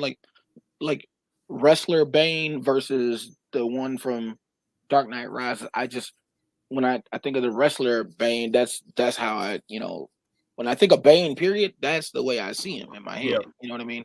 yep. Um, it's just, and even in like the Injustice games, that's the way that they made him. They didn't go with how he looks in Dark Knight Rises. They went with that version that you see with he's got the venom tubes going to his head and stuff. Agreed. Yeah. Merch had a question. Did you guys see Moon Knight? I did not. Yeah, I didn't. Heard really good stuff about it though. They were saying it was almost like the Marvel version of Batman. This is what I heard. I don't know. This is what I heard. But I remember seeing scenes and I was like, "Oh, that looks pretty good." I don't have Disney Plus, so that's why I don't have it, so I couldn't watch it. But the yeah, no, I didn't see it. But I do. It did. I was hyped for it, and then for whatever reason, just never got around to watching it. Because like I told you guys before, I have that issue when there's a bunch of episodes. Which ones are just the filler episodes, so I can bypass that. You know what I mean, dude? And that's, I think, the thing with Obi-Wan. Also, it's like it's so hard for me to sit down and watch shows. Like it just is. Definitely. Damn, May said Moon Knight is my favorite. That's dope. Like to me, I remember I was getting big into comic books, and I remember like everybody was buying up that comic book and stuff when it was coming out and stuff. I don't know the storyline too well, but for Moon Knight. Yeah, for Moon Knight. I really don't. I might just need to get Disney Plus then, I guess, to watch some of these shows. Because I'm intrigued with the Obi-Wan thing. Like maybe I could watch it on YouTube or something. And the way the Obi-Wan thing did, they really like built it up. Like if sure, there's the interest, there's a secondary story going on, but of course your primary thing is how is he and Vader going to interact and stuff. And the fact that he's been like so detached from the Force, you see that his powers aren't there, and then he runs into a Vader who is basically ascended to his highest, like almost his peak of power. You know what I mean? So like how is Obi-Wan supposed to even like compete with that when he doesn't have any of his powers? And then you see progressively he starts to get them back, which leads to that final that final battle. That sounds good, dude. That sounds really good. That I'm telling you, man, there was and this isn't like ruining anything. You might even seen this or something, but there is that part where the mask is open and you can see, like, how when you become a true Sith, your eyes turn yellow. Okay. Like like Darth Maul, Palpatine, Vader, they were all true Sith, but like Count Dooku's eyes never turned yellow. True. Yeah. He wasn't, so. You can see, it's like half of the Vader mask, and then you see like his eyes turn yellow. And when he's talking, you hear Anakin's voice, but it kind of is mixed and kind of garbled with James Earl Jones's voice. Cool. And he's like, he was like, "You killed Anakin Skywalker." And as he's saying that, it kind of goes from his voice to Vader's voice. And at that moment, like I had the chill bumps, like, just seeing it. Yeah. That's sick, dude. Yeah. Honestly, to me, I felt like I didn't really know what the storyline was going to be for that Obi-Wan show. And then when I saw on Instagram that there was like a final battle, I was like, oh, they actually brought Vader into it. Like, that's dope. But then I knew he won. I mean, I figured he won or he survived, obviously, because of the movies or whatever, the originals. But like, still, I'm down to see that fight. Like, you know what I mean? And I think it serves as like a placeholder for us who we weren't born when A New Hope came out, and A New Hope is the only time that you see Vader and Obi-Wan fight. And of course, the fighting in 1977, they just swung their lightsabers at each other a couple times. Like, it wasn't like a whole in-depth It was thing. nothing. I mean, shit, those things were flickering when they were fighting. You know Exactly. what I mean? Yeah. Like, and he swung a couple times, and then Obi-Wan just like disappeared, and boom, it's gone.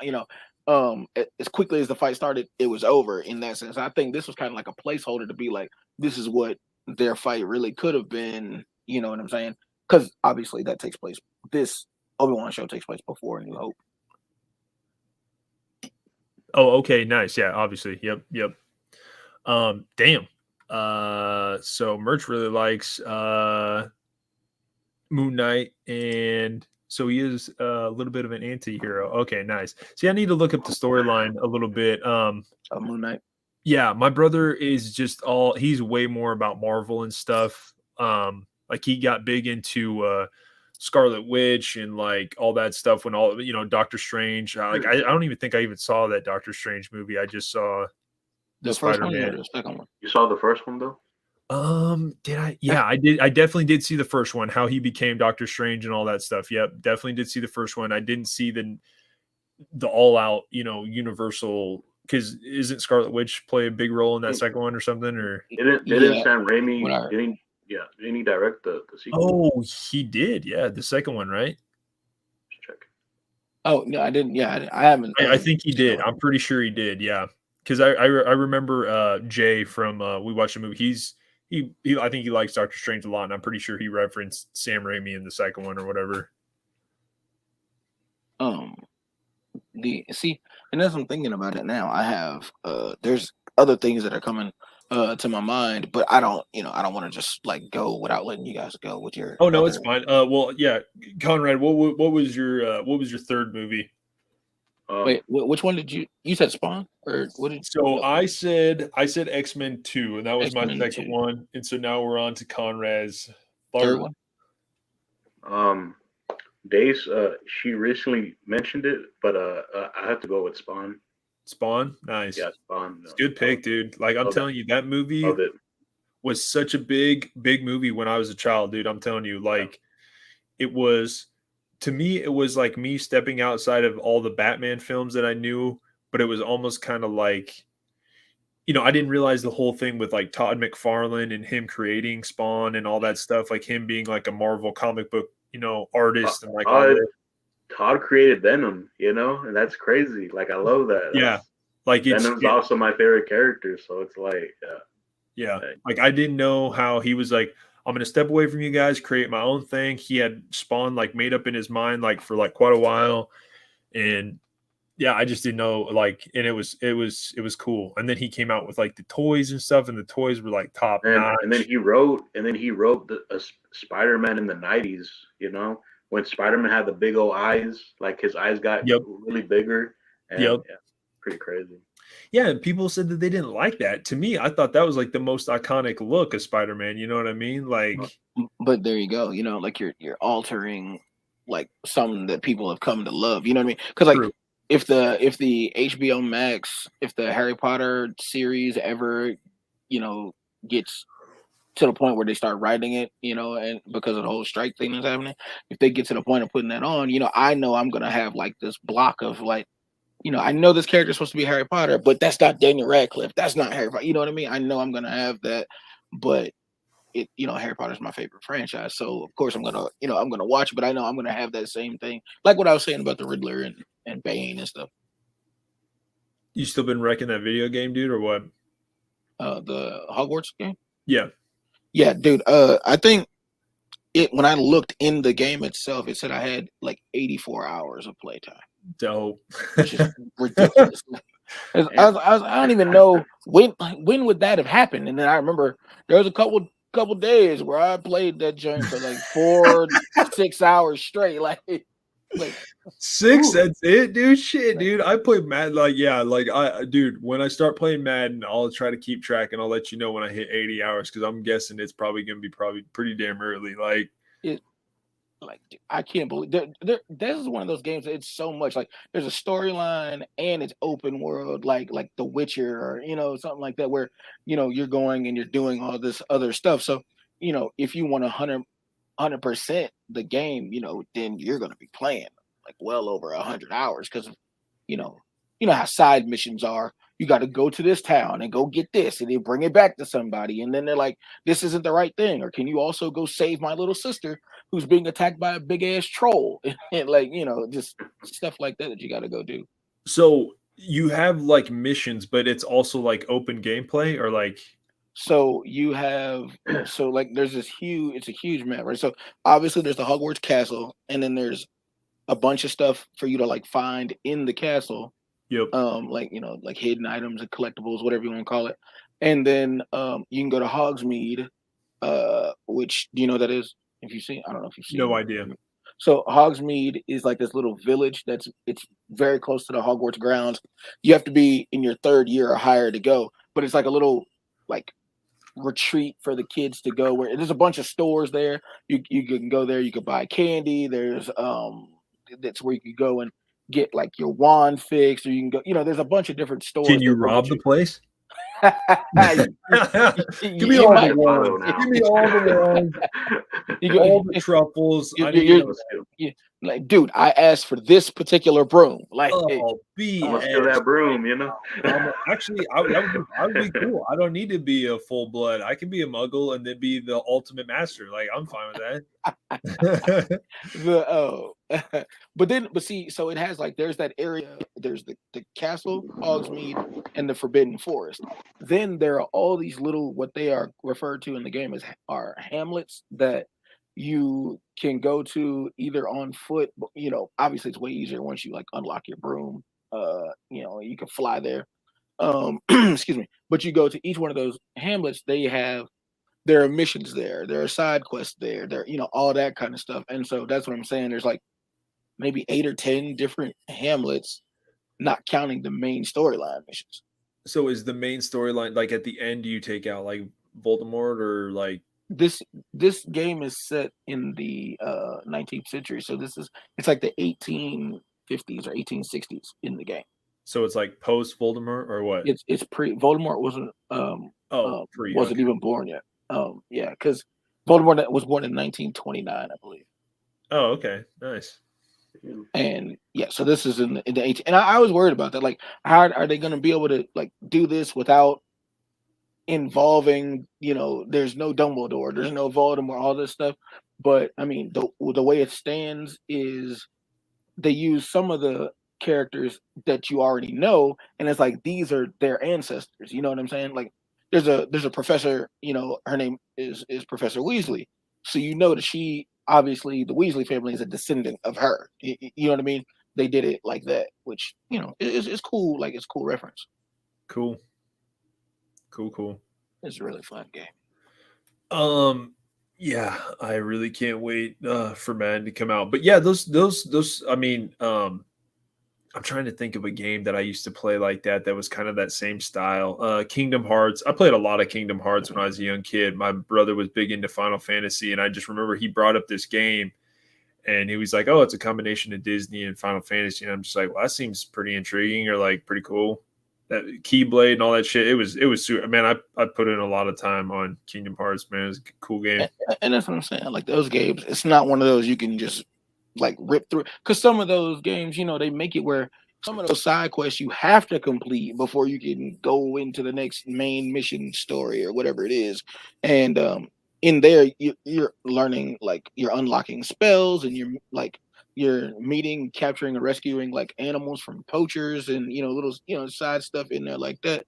And I finally got the killing curse, so don't nobody want it with me in these wizarding streets now. But it's cool to, just as a Harry Potter fan, get a game that's in the same world, but it's not you just playing through the storyline of the book as him either. You know what I mean? Gotcha. Because all the other ones, that's all it was. Whether it was Lego or regular, you just played as Harry, and you played through the storyline of the film or the book. Are you Xbox or PS? Yeah. Nice. Xbox. Conrad, you got an Xbox or PlayStation? PS4. Nice. PS4. Yeah, a lot of people are talking about the new Texas Chainsaw Massacre game. I actually think it comes out the 17th, so I almost think it's around the same time as Madden. And and I think I can download it for free with my Game Pass. But I might do it just to check it out. I've never really played those games, but Did you play Friday? I didn't know. But definitely have seen a boatload of people play it though. Definitely, It's really fun. Cool. Yeah, I like that you can kind of pick like your different Jason and all that kind of shit. Like that to me, that's pretty cool. Have you guys played this game before? No, I'm not familiar with that name. No, I don't think I'm familiar with that one. no, and then why specifically the third one? Yeah, no, I have. Yeah, I've never even Always heard of the trilogy. The yeah, no, it might be like I'm completely lost. But it I was gonna say something about the Friday the 13th thing was there was a whole bunch of stuff going on because like legal and like this Jason is owned by this studio, this version of him is owned by this studio, and all that stuff. But it was cool, like you said, you had different Jasons which had different strengths and weaknesses, and then like Baghead Jason is faster than like zombie Jason. Hey, do they got Jason X Jason? I think he's in there. Really? And you have like a group of people, and then you can hit random, and so it'll pick just one person randomly to be Jason. For sure. Then everybody else, you pick the counselor, and same thing. Some counselors, are better at like driving, so that counselor will be the one you want to help find the keys and the battery to put in the car, because you can escape. You can call the police, you can call Tommy Jarvis. Like, I mean, there's a lot of like cool stuff that you could do in there. And I don't know if it's cross-platform, but I know that Dead by Daylight is. So I know all three of us could play that together. That's dope. Yeah, that's one of the big things with Madden this year is it's cross-platform finally. Or so when you play online doing Ultimate Team, you can play somebody on PlayStation 5 or do you I'm not gonna lie. Oh yeah, I think so. I'm almost 100% sure. Yeah, because my buddy has a PS5, and so like that's what he's like. Finally, yeah. So yeah. Oh, you got a PS5. Yeah. Finally, The Rock has come back. No, I'll do it. So Merch says it's a D&D type of game. Came out this month. My buddy, I'm not for sure what he plays. My old roommate, he plays all PC, and he plays a D&D style game. I can't think of what the hell it is though. We're talking puts in a lot of time though. May says 1 and 2 are closed. No, that's dope. And dude, that's the great thing about video games is that we all find our like little niche, and like what we like, and shit like that. It's just, man.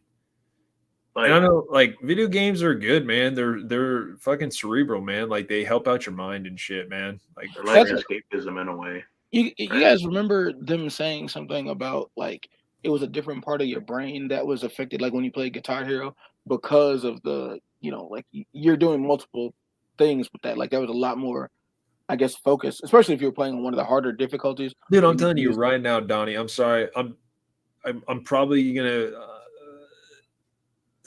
strongly say this. I'm probably the best rock band drummer and guitar player you've probably seen. Like I'm not. No, I'm. let's say drummer. Guitar. I was really good. I honestly started out. I mean, we all started out on guitar. Like I couldn't play like Through the Flames and Fire and shit like that. Like that to me, those. I gotta have like fast fingers or something. Yeah, those were just like epically fucking hard songs. But I could definitely play like Expert or pro drums and play like really tough songs, but like some of those were just like almost impossible songs. Like like Through the Fire and Flames, like if you pick Expert on there, like the game always has like little sayings and tips and stuff. When you click Expert for that song, it just says good luck. Yeah. Like, I remember that. Yeah. And it would be like you could try to survive but like barely have any fun playing the song or like barely play, you know what I mean? Like you could survive, but like it was just like it was just stupid. Yeah. Not that it was stupid. I've seen some people online play it and play it really well. Like that's dope. I wasn't quite that good. But when you played Rock Band, did you like use the buttons like higher up on the neck of the, because Guitar Hero only had the one, but Rock Band you had the 5 colors up here, but then remember they had the 5 buttons. The starting out guitar had the lower ones too, yeah, where you could play either or, right? Well, yeah, I think you could, but those higher up ones were for if you were gonna like play the solo you could slide your hand up. So Oh, okay, yeah, it would be more like if you were playing a solo for real. gotcha. You know, I remember when I played Rock Band, I think I was using a Guitar Hero guitar. I swear. yeah, I think I yeah, it used the worked. It would work. I used the Les Paul Aerosmith one. I remember I got the Les Paul Aerosmith one, and to me that was my favorite one. Yeah, to That's me that right. was They did have their own. yep. Because the guitar, for whatever reason, the Xbox 360 was the one. So there was the Les Paul one that you said, but they also had one called the Explorer, and Yep. then there was the SG, like the red one. Like, Yep. but you've seen my videos of me playing guitar. I have a real, like, one of those All white SGs. SG, right? Yep. Yeah, mine's white. But the the bass controller was cool too, because you got the little like strum bar or whatever. It was on the bass controller. It was split into two pieces. So you know how you play bass with your fingers, like Yep. this. It was split into two like little buttons that went up and down, so you could play like this on your bass controller. Definitely. Yeah. Yep. But yeah, Rock Band. What I was just telling somebody this the other day. Rock Band I liked better. I grew up, obviously I started on Guitar Hero, of course I was first, but I like Rock Band better because they always use the master recording. Like whatever the actual whatever record label owned True. this they went and got the master recording. Guitar Hero didn't always do that. They would have covers because Cover. it would say as made famous by Yep. Kiss, as made famous Yep. by ZZ Top, Led Zeppelin, whatever. In Rock Band, they didn't have this. You know how some songs have like a fade out at the end? Yep. That's in the studio you turn in all the tracks down, right? Well, the Rock Band, with them having the master track, they could turn that back up and you would play through a song all the way to the end. It didn't just abruptly stop like it would on Guitar Hero because of a fade out. Yep. And you would play all the way to the end. So when you play that, you were hearing ends of songs that you've never heard before. LaGrange, I Want You Back by the Jackson 5, like Little Wing by Jimi Hendrix. Like, you're hearing stuff that you never heard before. So I always thought that was super cool how they incorporated Donnie, that. I can't even tell you how much money I spent on Rock Band, dude. When those songs came out, dude, buying like the packs and stuff. I would buy songs. the packs and the songs all the time, dude. Even when there was like songs that like weren't new, and I would just, dude, I spent so much money on that game, dude, because it was just so much fun. Because it was like you said, like the pro drums, it was the straight up how they played them in the song. Like it was the original song, like the way they played them, like it was cool, man. What did that mean? Because I saw that it's pro drums or so every hi hat. I mean it was literally like how it was played out. Like instead of like, so I had the cymbals and all that stuff, and you had the hi hat.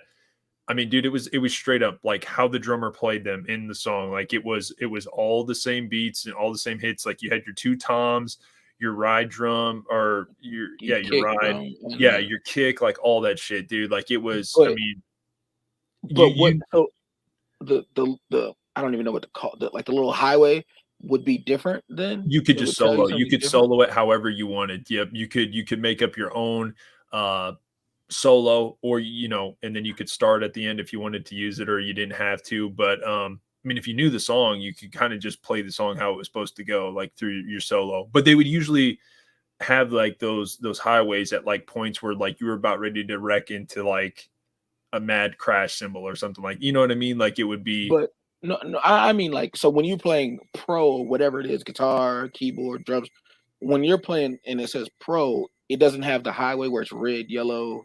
I mean, green, red, yellow, blue, orange. It wouldn't have that, like, because I know for the drums it had the colors. It definitely would. It would, but like literally every hit that you were hitting was the way that it was like in the original song and stuff. Like it was okay. Like sometimes when you would just play pro or expert, it would have like all the sounds in there, but you wouldn't match like what you were hitting and shit. It wasn't the true. It wasn't accurate. Like, yeah, exactly.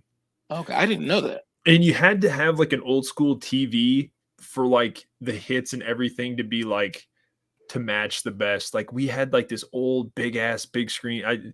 We don't need to get into it, but you had to have like the older school TVs to match better. To me, it was just they were way better compared to the newer ones. You had to have the 3 color cables. Exactly. Yep. Yeah. Yeah. Like it was fun, man. I like you. I spent all that money buying like the Jimi Hendrix packs. Oh, definitely, dude. Definitely. Yep. I remember the Are You Experience pack. I think I had maybe bought like as many songs as they had available. But what's up, Horrific Nightmares? Appreciate you joining us, man. What's up, brother? So what's up, Conrad? Yeah. What was your go-to songs when y'all would play Rock Band? What was those songs go play the most? For me, it was Detroit Rock City. Hey, Kiss that was a pretty tough song, actually, to be completely honest. More so on the drums than compared to the guitar, but like that was on the original. I love playing One by Metallica. You know, that's Guitar Hero though. Yeah, that was Guitar Hero. That one was super dope though. Like, and what was? I'm sorry. Go ahead. That song was stupid hard too, man. It was at the end, especially when it turns into the like it changes. Yeah, it was picking up and but no, what I like. Guitar Hero had like some of those songs had like lead and rhythm instead of lead guitar and bass guitar, so you could just play both guitar parts. Like because obviously Metallica has 2 guitar players, and instead of just playing the lead part, you could play the rhythm thing. But hold on, real quick, I'm gonna show you guys something real quick. Hold on. So to answer your question, Conrad, for me, just off the top of my head thinking, dude, there was so many good songs. But some of my favorite art, like Plush by Stone Temple Pilots, was one of my favorite songs. Yes, Interstate Love Song was really good. Dude, I got so good where like I was literally trying to look away from the screen. Like I would get started and then I would try to look away from the screen the whole time and be able to time it out or like look down at my drum set and just like, you know what I mean? And it was tough. I was always going to the guitar. I don't know. I wouldn't play the drums that often. Dude, it was so fucking fun when those drums came out. It was so cool when I went and got those. My brother was always playing the drums. I was just kind of riffing the guitar. So. Yeah, it was super fun game. Like probably a generational game. Like I'm telling you, when that shit came out, like it was so cool. Actually, I can remember where I was, who I was with the first night I played Guitar Hero. They had it set up in Wally World, and I remember. Yep, I remember. So when you played the drums, you could do a career too, like you could with the guitar? Yeah, thinking about it. Yeah, definitely, dude. I remember my character had the Doors shirt on, the Morrison shirt on, and yeah, definitely remember that. Because Guitar Hero World Tour is the first one that had drums and you could sing and stuff. And so if you had a headset, I plugged my headset into the guitar and I was able to sing and play the guitar at the same time. And because that Guitar Hero is probably my favorite World Tour because it had you know, Zakk Wylde is in it, Travis Barker is in it, Ozzy Osbourne is in it, and once you get to a certain level, Sting is in it, Ted Nugent, Tom Morello. No, that's Guitar Hero 3. Oh, okay, my bad. And the World Tour was the one right after, and it had once you got to a certain level, you unlocked once you played the Wind Cries Mary, Jimi Hendrix will come out on the stage, and if you were the guitar player, you were playing like the guitar career, Jimi Hendrix will come out. And he would like make you get off the stage, and then you got to control him when you were playing "Wind Cries Mary," "Purple Haze," and stuff. If you were the bass player, he would come out, make the guitar player leave, and then your character is just looking at him like you know. But it's cool that they put him in the game. But I said Detroit Rock City. Kiss is my favorite band. Look at this. Damn, man. That's so crazy, dude. That's dope. Those all the original guys? No, it's the way the band is. Gotcha. But that is me and my mom. We had front row seats, and so because we had front row seats, that got us meet and greet thing, and so I got autographs, took pictures with all of them, and they did a unplugged concert, like with just acoustic stuff, for everybody that had like the VIP thing, where this is hours before the show, no makeup. They're sitting there playing acoustic guitars, playing those songs, and then they came and autographed stuff for us. Then you leave, come back a few hours later, and then like 20 minutes before they were gonna hit the stage, you came and took that picture with them in the makeup. And then literally when they took that last picture with whoever it was, then boom, they went from there, grabbed the guitars, went right out on the stage and rocked for like 2 hours. Crazy, dude. Damn, that's pretty cool. Yeah, Gene Simmons. Well, so then you met Gene Simmons and Paul Stanley for sure, right? Yeah. Yeah. Nice. Yeah, Gene Simmons, he was cool as shit, man. Everybody tried to say that like, they were gonna be, rock stars and be divas and be all mean and all this and that and stuff.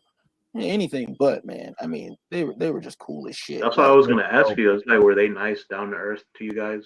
Like, man, I actually have a drumstick from Eric Singer, who's the drummer now. When he came down and he signed my shirt, and they gave everybody like a KISS license plate if you didn't bring anything, but you could have up to 2 items to get signed. But if you didn't bring anything, they gave you this so you would have something. And he told his roadie or whoever it was, hey, go get the drumsticks that I was just using. And there was a little kid dressed like him, head to toe, with the cat makeup on and everything. Couldn't have been more than 6 or 7, maybe not even that old. And he gave me one of the drumsticks, and he gave the little kid the other one, and he signed it. I got it over there in this bag. But yeah, man, they were super cool, super nice. Cool. Like, that's dope, dude. That is super dope. You've seen Grown Ups, right? Or not? Not Grown Ups. Yeah, I mean, I have seen Grown Ups. What is that movie with Paul Rudd and Sean William Scott? Oh, I know what you're talking about. Where like they had to take the little kids and like, like, and then they're doing I know exactly what you're talking about. Yeah, because they were doing like role models, right? Role models. That's what it is. Yeah, there you go. Yeah, role models. That's hilarious. And they do the last the LARPing thing, and like they had some good shit, man. And see, I got put on to KISS. Like KISS was the first band I ever heard, which is why they're still my favorite. Obviously there's a bunch of like Jimi Hendrix posters and stuff because that came after, but I got into KISS because of Tony Hawk's Underground. Y'all remember that game? Yeah, I do remember that game. It was big, yeah. And you guys remember the Australian level? I think it was. I don't remember what it was called, but if you collected the letters KISS on that level, they would appear on the stage and they would play. And that's how I first heard their music. And cool. This is kind of cool. I don't remember it that well, but I do remember that game. Yeah. No, I like KISS is like my favorite rock band. Like, that's the first band that I ever listened to be honest. Mm-hmm. And I found out about them from a movie called Detroit Rock City. Yeah. So I mean, I know it's like, oh, that's the horrible movie. But yeah, that's kind of how I found out about them. Dude, that movie is hilarious, dude. I watch that movie all the time. Yeah. Get the hell out of here. Cool. That part when the priest was bugging out and he was like, we're gonna take our They friend put weed in his pizza. They put mushrooms on his pizza. Yeah. And he was like, oh, we're gonna take our friend here to the big satanic KISS concert. Yeah. And he was like, Satan, Santa. It's the same letter. It's the same guy. Dude, that shit is hilarious. I love that movie. He said it's the same guy. Yeah, that movie is it's a classic, no doubt. I remember, I can remember watching that for the first time. That was like one of those where it's like you stayed home from school and you watched it. Yeah, that's what it was. I was like 8 years old when I first saw it because because my uncle he used to live with us and he would bring like videotapes of movies and he brought this one and we were watching it and I was like, man, who are these 4 guys on the stage, Yeah. And, it's cool, man. It looked like nothing you had ever seen before because that's how it felt when I played Tony Hawk's Underground. I was like, what is this? These guys got like the makeup on and like there's a dude breathing fire and spraying out blood from his mouth. I just thought that was cool. And then that was the first time I saw them. So I asked my mom, "Have you ever heard of Kiss before?" Come to find out, she saw them on tour in 1976 when she was in high school, and and they came to St. Louis. And I'm like, so she got to see the original band. Like this is like right before like Love Gun the really original came out. lineup, So huh? yeah, and that's she got to see it, and I'm like, why the hell you never told me this? Like she was like, you didn't ask,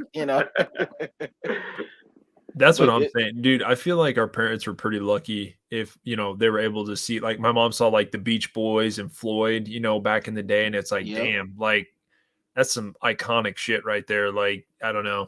My mom got to see Michael Jackson on the Bad tour when he came to St. Damn. Louis. Like, I mean, my uncle got to see Bob Marley right before he had to stop touring because of the cancer. Like, I mean, but it's like you said, it's we didn't get none of that. Like, Dude, Right? it's an epic song off that album, Dirty Diana, dude. yeah. Epic song, dude. That movie is like, or not movie. That song is like probably one of my favorites by him, honestly. Have you ever seen him talking about how when he went and played at Wembley Stadium in England on that same tour?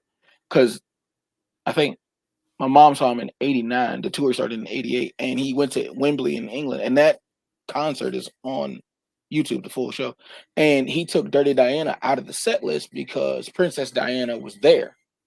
She was going to be at that show, and so like Prince Charles and Diana, like she pulled him to the side while they were like meeting people, whatever they were doing, and asked him, was he gonna play Dirty Diana? And he was like, no, out of respect for you, I took it out of the set list. I'm gonna play something else in its place. And then she said the same thing. You said, no, that's my favorite song. You have to play that song.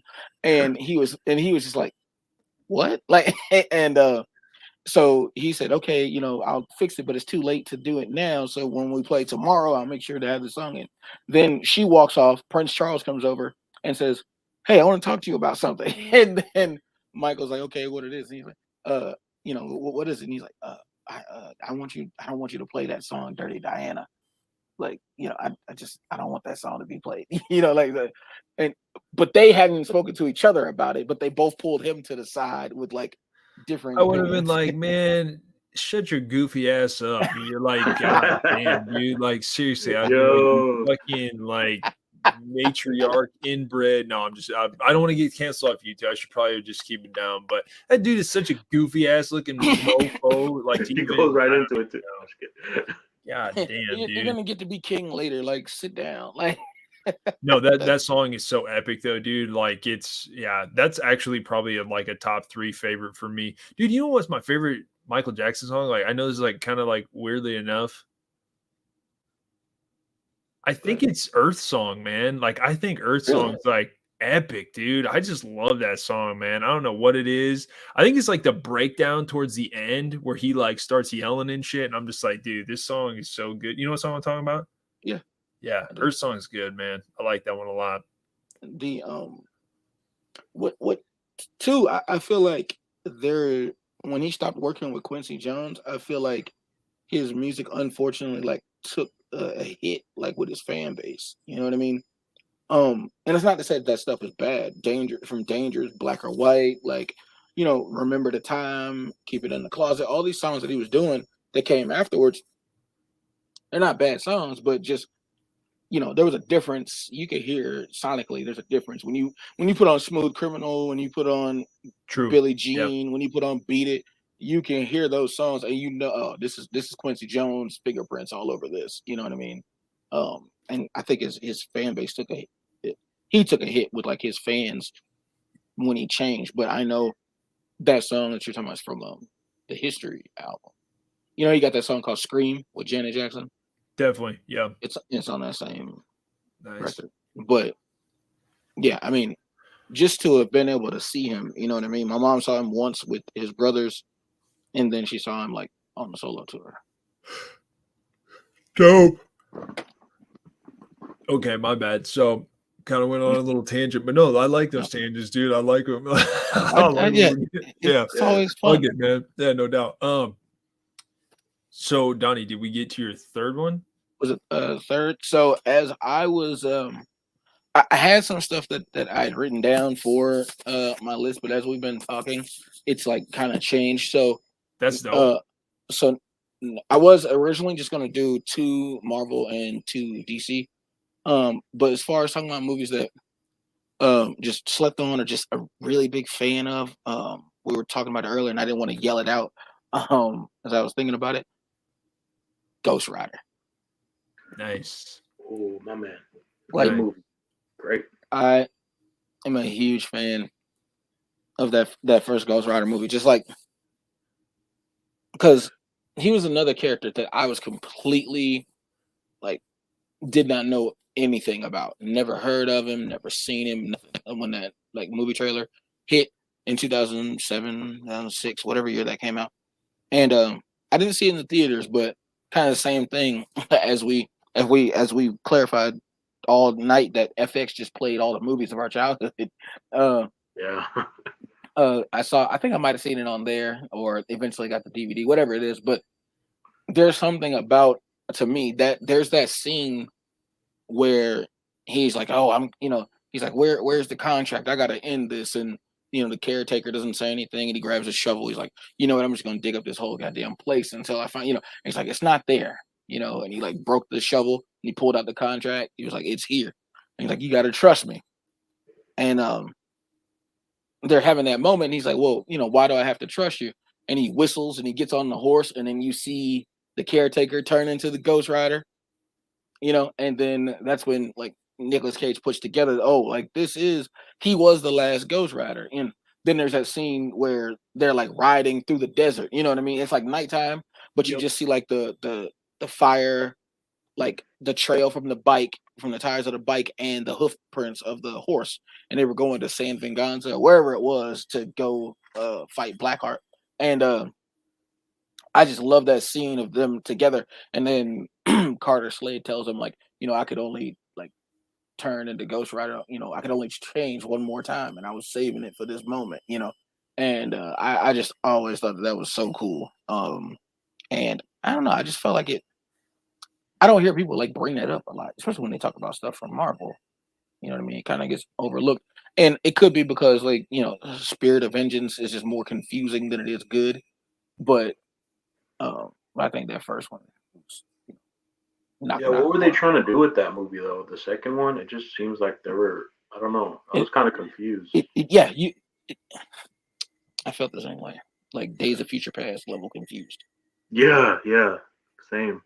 Yeah, I thought the second one was definitely not as good as the first. The first was so good though when it came out, man. It was like I had to. So yeah, you had Sam Elliott in there as the caretaker, and then you had Peter Fonda from Easy Rider. He was as Mephistopheles. Yeah, exactly. Like, I mean, that was such a good cameo, or just like good, casting right there.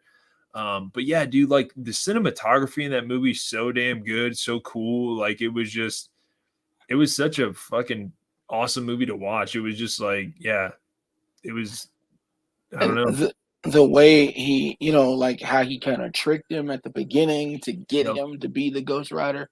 And there's that scene, it like, I don't know, that I wouldn't call this a cameo, but there's that moment where he's a kid or teenager, whatever it is, and he's like working on his bike or something, and it's all dark and raining, and he's got like the little light in the tent, and then Mephistopheles comes to him, and he's like, anybody with a pair of eyes can see that your dad is sick, or whatever he said to him. And he was like, how do you know about that, whatever it was? And he's like, oh, I'll make you a deal. And you see him walking, but the shadow he casts on the tent is like like the devil.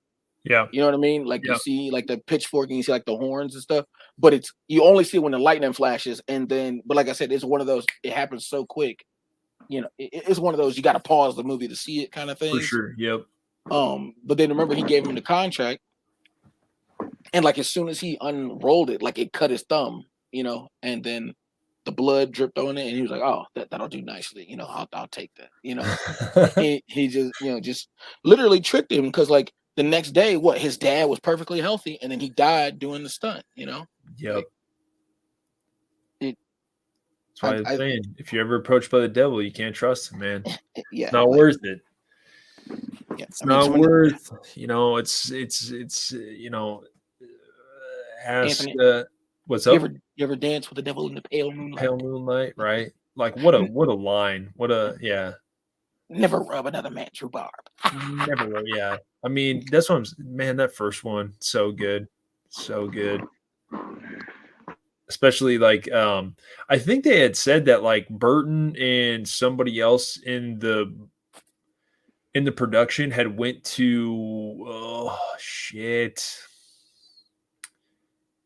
they went to a play and the third act was in a watchtower or whatever, or a clock tower or something, and that's where they got the idea for the clock tower ending or whatever for like Batman 89 and shit like that. Can't think of maybe Hunchback of Notre Dame is the end. I'm not for sure what. Yeah, no, I don't know like what it would have been, but yeah, that's interesting. Is that is that in the like the behind the scenes stuff? I think so. Yeah, you should watch the making of Batman 1989. Burton talks about it. I think that him and somebody in the production crew or like behind the production of the film, they went to a play. The third act was in a clock tower, and they were like, "Oh, this would be a good ending for like the film and shit." So that's where they came up with the idea. I was going to ask you if you had seen any of that behind the scenes, because I have 89 Batman on Blu-ray, and it's got all this cool behind the scenes stuff. There's even some stuff on there like with Prince, like talking about doing the soundtrack and stuff. And like one of the things that I kept coming back to was how like they had to find some kind of makeup that wouldn't come off, if he touched his face. You know what I mean? Like something that would the white makeup. And then they were like, well, how are we gonna get the flesh color makeup thing? They had to put the flesh color makeup on top of the white makeup, but then when he wipes that off, the white makeup doesn't come off with it. True. Like they were, talking about like how are we gonna do this and that kind of stuff. That but I remember Burton on there, but I don't remember that specific detail. Dude, literally for like a whole work week, I just typed in a Batman documentary and all these fucking ones came up. And I'm pretty 100% sure that there's like actually a couple of them that go over the Batman 89 one. Mm. Yep. My bad. I know we're going on big tangents here. And I know we're rolling on like 3.5 hours. My bad. So, dude, I actually saw a thing on Instagram where they talked about how Damon Wayans, is he the youngest one? I don't think he's the youngest, or do you mean the youngest out of the four that are kind of like? I think so. Yeah. In the media a lot. Yeah. He was Shorty or whatever in Scary Movie. No, that's Marlon. Okay, so Marlon Wayans, he had auditioned for Robin in Batman Returns, right? And then they didn't cast him towards the end because they just thought Tim Burton thought there was too many character storylines being all thrown into one, and he's still getting residual checks because his name is actually still on there. Oh, really? Yeah, I just saw that and I was like, oh damn, that's crazy. Yeah, I remember hearing him talking about that, and he was talking about just to do that movie and then to be there with because I think at the time when he was going for his audition or whatever, I think Billy D was still supposed to have been Harvey Dent, and it hadn't yet changed to Tommy Lee Jones, at least in one of the they got those interviews now. I don't know what YouTube channel is, but they have the actors come in and talk about like their biggest roles and stuff. I don't know what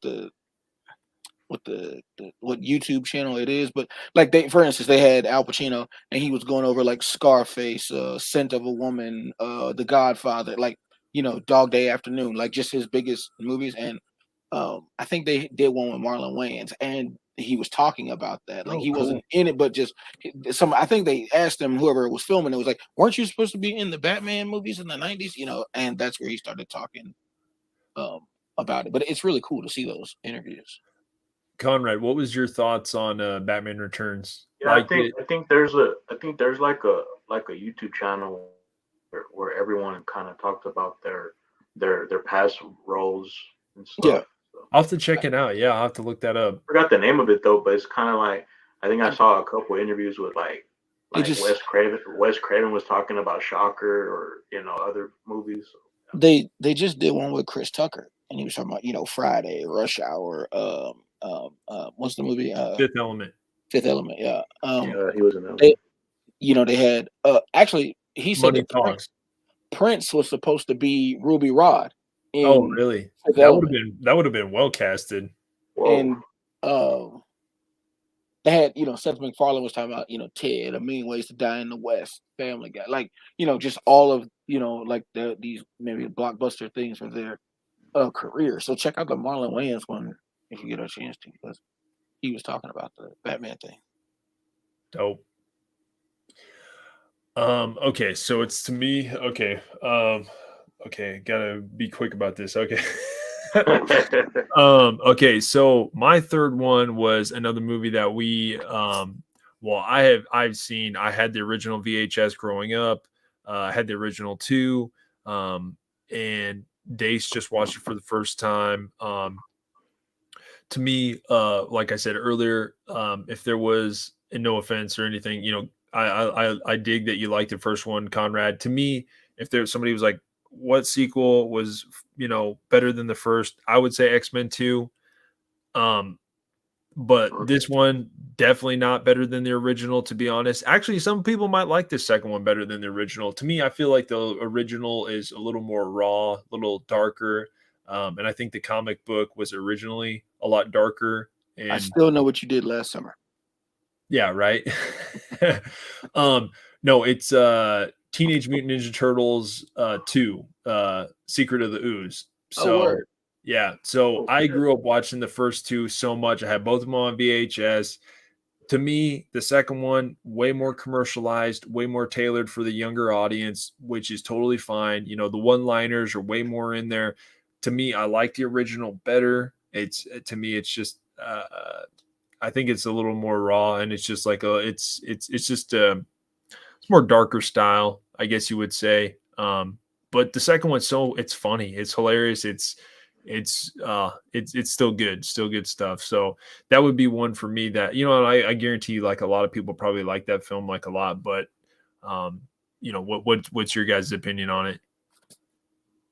Yeah, I'm a fan of the Ninja Turtles, like especially just guys in suits, like Yeah. over the super CGI ones that came out like 10 years ago. I think it was 2014, somewhere around there. But I've always thought they were cool. I mean, as you guys see what my Twitter name is and my name on here, like I've always been a fan of the Ninja Turtles. Me and my cousins would get together and like I always had to be Donnie. Like it did not matter if I want to be Raphael today. No, you're Donnie. You got to be Donatello. Like it's like that's your name. You got to be him. And there was a game we used to play all the time on Game Boy. That I still play to this day. I've just always been a fan. I like that one. Like you said, I don't know if it's better than the first one, but I do enjoy it. Again, we were talking about that before. That's one of the sequels that I like better, than the original. Like you said, it's a little bit more raw, a little bit more like dark. What about you, Conrad? I've always preferred the original. Yeah, that's kind of like I remember when I was a kid. I watched that on my grandma. She's Mexican, so she watches like Spanish channels, and that's the first time I saw it on that channel. So oh really? That's dope.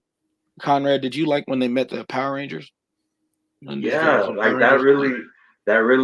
I don't know. That's like one of those memories from my childhood because I was such a huge Power Rangers fan, and I was like, they showed up, and we gonna have to have like a stream where like at least an hour we talk about the Power Rangers stuff because I know that we all remember it. We grew up on it. You know what I mean? We need to do a wrestling stream. Like we need to, like there's so many different like boxes that we could get into with just different stuff like that. But I think for Power Rangers in Space was always one of my favorites because it had that crossover with the Ninja Turtles and just at that time it was just cool to see them like team up. Haven't seen it. Nice. I'll have to check it. It wasn't really like a normal thing to happen though when you wouldn't get a crossover. Crossovers like that, yeah. Exactly. You wouldn't. And it seems like so far apart too. You know what I mean? Yeah. Like they just seem like so removed from each other to have that crossover. And Anthony, it was just it was just a one episode thing, but to see the Power Rangers like they didn't they both thought each other were enemies, and then they ended up like working out the differences to fight the common enemy at the end. But it's from Power Rangers in Space, which was like 97. Cool. I'll have to check it out. Really, all I remember from Power Rangers was Kimberly. She was a total babe. That's pretty much no. No, honestly, I remember growing up watching fucking Power Rangers all the time, man. Like, fucking shit. We had. Who was your favorite Ranger? Were you a Tommy fan? Or? Yeah, I guess. I always thought the Green Ranger was probably like, you know, the best or something because he had like his own Megazord or whatever, and he played like this fucking thing. With a mask completely covering up his face that didn't open. Yeah, and he was playing the flute like. Yeah, and so he would play that flute, and then he would have his own Megazord come out, and it was like fucking Godzilla, you know, like, you know, it was just cool because then they, you know, it was everything. They had like a tag team, like tandem, you know what I mean? It was like, you know, so it was, I don't know. It was everything that boys liked in the 90s, you know, dinosaurs, you know, like bright colors, martial arts, like robots, like Kimberly, you know, I mean, no, for real though. She was probably like one of my first like childhood crushes. Like I remember like Power Rangers, like just dude, like we used to watch that show and shit all the, and then when the movie came out, dude, I can remember like the Mighty Morphin movie. Yeah, when the movie came out, it's actually on Tubi like hundreds times, like hundreds and hundreds. Yeah, like I remember we went to the Imperial Theater and it was my brother and I and a mom and her 2 kids, 5 people in this fucking theater about ready to watch this movie. And I don't know. I just, you know, Ivan Ooze and the whole thing. I thought it was cool. I thought it was cool at the I thought it was cool at the moment. You know, I thought it was like, you know, that part when like you see, you know, Rita and Zed find the egg, you know, and Rita's like, oh, he's so handsome, and Ivan's like yeah, and the fucking bird, like crow birds or whatever and shit. And then I like the whole animal. Yeah, like I liked how they like, you know, went to the whole island or whatever the hell. Yeah, like it was cool. And then they kind of each got like a new like animal or whatever and shit. I remember my brother and I for Christmas, we got that fucking big ass Megazord with like the eagle that clipped onto the back or whatever. The wings, yeah. It was a Falcon, dope. Falcon Zord, that's what it was. First off, May, she's not forgotten. She'll never be forgotten. she'll never be forgotten. But I was gonna mention that, but and isn't it weird that they kind of both like look the same? Like, you know what I mean? But like, they do. So you clearly have a type. That's what you're saying. Yeah. Actually, that's so weird because I don't ever really. I guess I've dated some brunettes back in the day, but yeah. It's just a weird, you know, the way he walked past that. No, Donnie and I were literally talking. You forgot about it. What's wrong with you? Jennifer Love Hewitt earlier, and can't hardly wait. Like, man, I need to sit down and watch that movie again. It's funny as just shit. Hilarious, man. Trip McNeely. So, dude, I actually bought that shit on Vudu, and I haven't gotten around to watching it. And Dace watched it, and she remember like when Jennifer Love Hewitt first walks in to the house or whatever, and that song plays and shit. And it's like everybody's like paused. Yeah, everybody's like paused and shit. Dude, that song is like such like so 90s and shit. Like they're like, it's the popular girl. We can't move for 10 more seconds or some shit like that. Yeah. Yeah. What did they make? They're like, why is everybody not moving or whatever? Is it not another teen movie or whatever? They're like, oh my god, yeah. Oh, that movie is classic. Not another teen movie is hilarious because like Bring It On is I'm just gonna say it's one of my favorite movies. That movie's funny as hell to me. He was like, well, you know, he's straight while I'm controversial. Like yeah, and there was what's her name? She got like a weird name. Talking about another brunette. Eliza something, right? Eliza Dushku, yeah. Yeah, there you go. Or whatever, yeah. She was like in Wrong Turn. Yeah. Like she was in Wrong Turn. She is fine as hell. Yeah, and she was in Jay and Silent Bob Strike Back. Hilarious. Yeah. She was like in a lot of stuff. Yeah. Yep. Wrong Turn, man. That was a good one, man. That was a fucking good movie, man. She is fine as hell. Like still. Like, but that's what I was saying. Like she was when I saw Bring It On. Like she was like, I transferred from Los Angeles. Your school has no gymnastics team. Yeah. One of my childhood crushes that I had, other than her, was what's her name? The chick that played Ren on Even Stevens. I fucking hated that show, but I watched it because the chick from Shameless, right? Yeah, I think so. Yeah. Wait a second. No, she yeah, was that is her. is No, no. she did the voice of Kim Possible and shit too. Like, why don't Why do I feel like that's that same why girl, but I don't think it is? No, am it's I not. why am No, I it's not. blanking? But I remember Ren, dude, from Even Oh, you Stevens. mean the lead girl from Shameless? You're talking about her, right? Yeah. No, that's not. I don't think that's her. No, that's not her. No, that's not her. Never mind. Yeah. She's from something else. I think I remember her from another movie. Yeah, But she wasn't on. totally wrong. It says she wasn't on Shameless. Christy Carlson Romano is her name. Cool. Yeah, And she has play Kim Possible. she has a really cool show on YouTube though, real quick, where it's like she'll be cooking and then she has other like just like people who were kid stars, child stars come on. Like, she had the dude that played Ron Stoppable on there, did the voice. She had Walter E. Jones, who was the original Black Ranger on Mighty Morphin. Oh, dope. Y'all know at the beginning they had him hitting that weak ass move, and yeah, he was in Brink. Yep, and Brink, yeah. I didn't know that he was missing a finger. Like he had some accident in his childhood, where he was like talking about it on there. But they're in the kitchen and they're cooking, like making some kind of meal while then they're like watching their old shows that they were on. It's actually really cool. And then Beans walks in. I think she did an episode. I think she did an episode with him too. Nice. She did dude from Nasty Classified. The dude from Nasty Classified was on there. I think she had Tia and Tamara on there. Like, I mean, she just it's a cool like little show. And that's so crazy. All those like shows. 90s overload right there. Right when we're fucking watching all this shit. Yeah. That's why I had to get Disney, because fucking the Proud Family and That's So Raven and The Sweet Life, and I just grew up watching all that stuff. Like, see, I remember those shows, but for me, it had to be like Full House, Family Matters, Step by Step was a great one. I remember Step dude, by Step. Those were like the three that I always watched when I was younger, because they were like, if I stayed home from school, they were always playing those three like all the time. Don't you think that Family Matters is just a copy and paste of Full House though, with a black family? Apparently the mom from Family Matters was actually taken from a different show. What did they say? I did not recognize the show, but yeah. What was her last name in that? Winslow. Winslow. Yeah, Winslow. Mrs. Winslow. Apparently she was a person in a different show, and they just brought it over to. I thought Urkel was hilarious, man. Like I'm not saying that. But I'm saying, but there you go. The show wasn't even about him, and then. Like he said Jaleel White said he was in like maybe 3 or 4 episodes of the first season. And then when NBC or whatever network it was on ordered the second season, the demand was that he had to be in every episode of season 2 or they were going to cancel the show. Yeah, I think I do remember that. Yeah, dude, I do. Yeah, okay.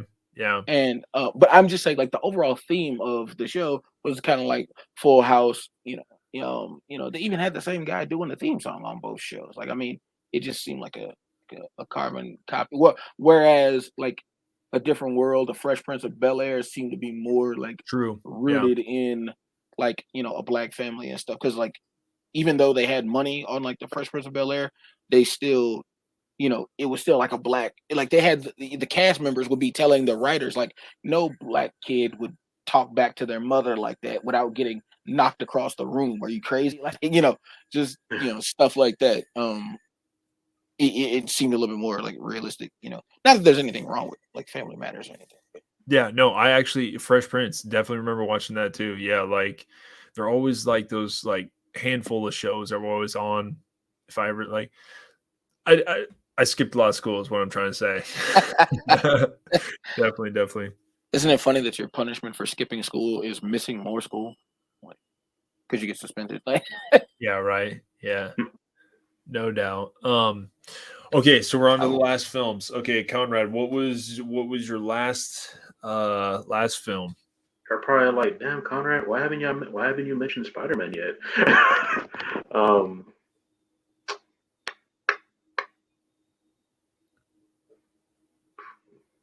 Blade from 1998. I mean, It's really it was just the fact that he was slaying vampires and he just looked cool doing it. You know, I mean, not to mention that shit single-handedly saved Marvel from the grave. Me and Anthony were talking about that earlier. Yeah. That's dope that May's listening to us like while she's packing. That's dope. I'm not, where are you going in Florida, May? If you don't mind me asking. Dude, Conrad, I totally agree, man. I had Blade on VHS. I remember, like I told you, I only had like a handful of VHSs back in the day, and Blade was one of them. And I just watched it religiously, man.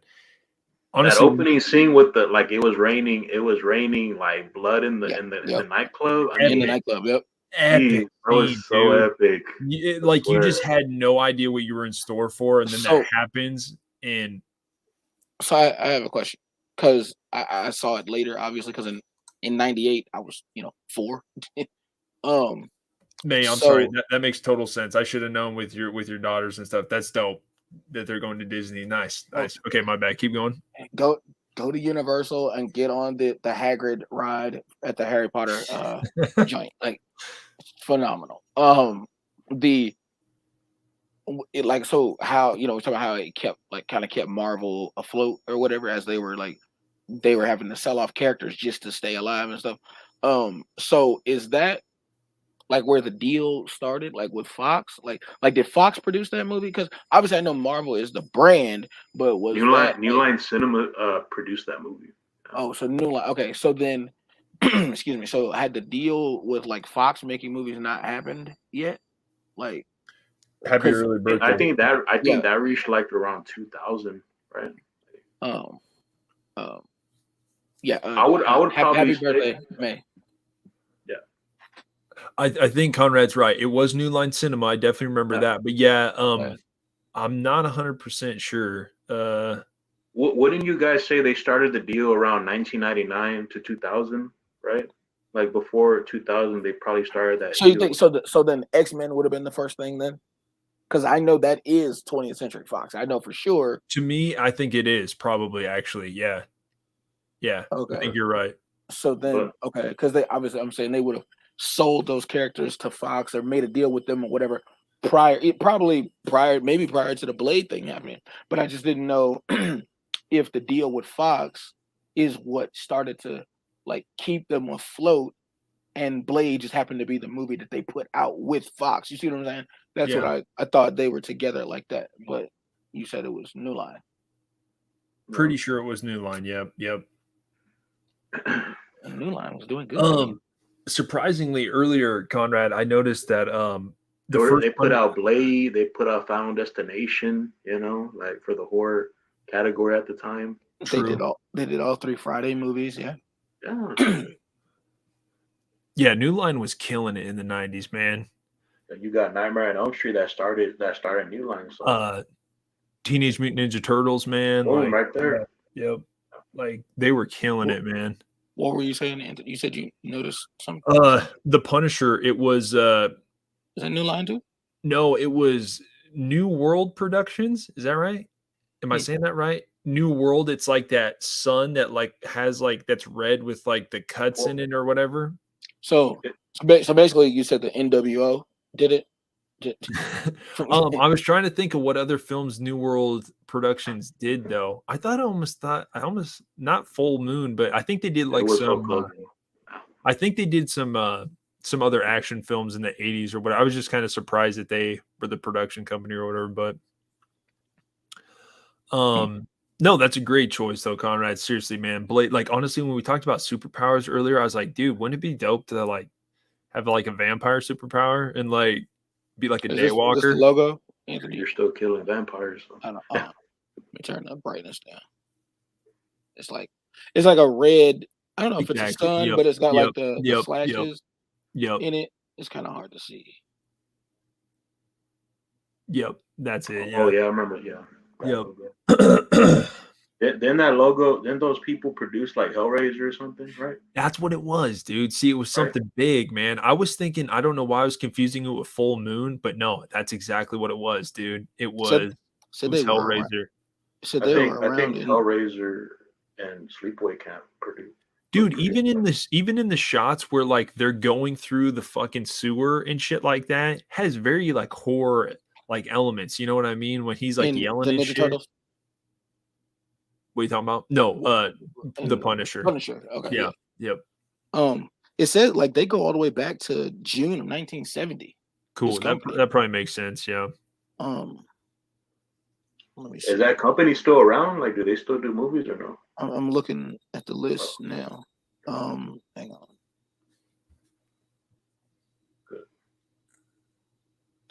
They said they did the original Piranha too. Oh, that's dope. The Lady in Red, The Brood. David Cronenberg for the film right there. Let me see. I'm in the 80s here. I'm trying to think of. 100% know that they did Hellraiser though. Conrad, yeah, that's spot on. Yep, I'm pretty sure they did. Anthony, they did your thing too. Children of the Corn.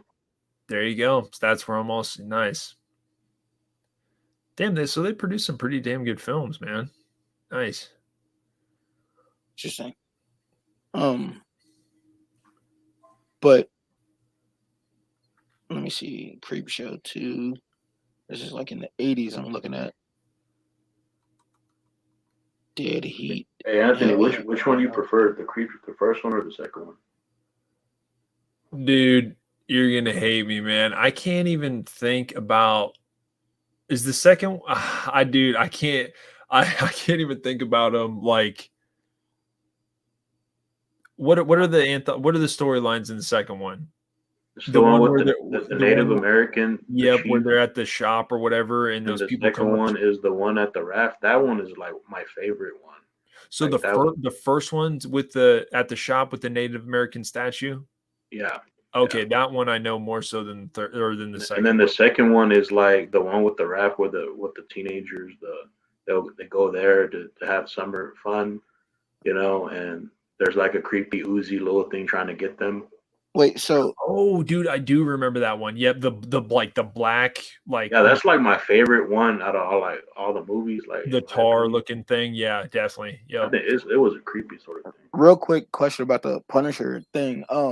So Anthony, you said it was 89, but they filmed it then and just pocketed it till 1991. Till 1991. Yep, I looked that up too. So it was Germany, released in Germany October 5th or some shit. 1989, and then they didn't release it for like 2 more years in the States. So I'm not for sure why, but yeah, just pocketed it. Okay. It also says that they did Tales from the Crypt. I remember that, and then there was something else on here that I was gonna say that they had done, but Conrad asked if they were still around.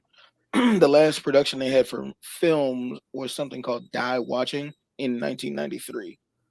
Oh shit.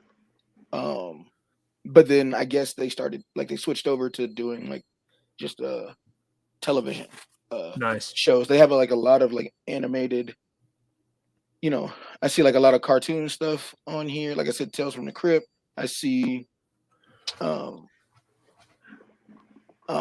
Fantastic Four, Spider-Man, Iron Man, The Incredible Hulk. That's pretty dope. So they did a lot of stuff then. I don't know why when you start describing the logo, it started to like I remember seeing that, I just didn't I couldn't put a name to it. It's realistically probably the real NWO, honestly. No, I'm just playing. That company produced Pumpkinhead, I think. I didn't see that on here. The first one? Yeah. I mean, what I seen? It's at 88.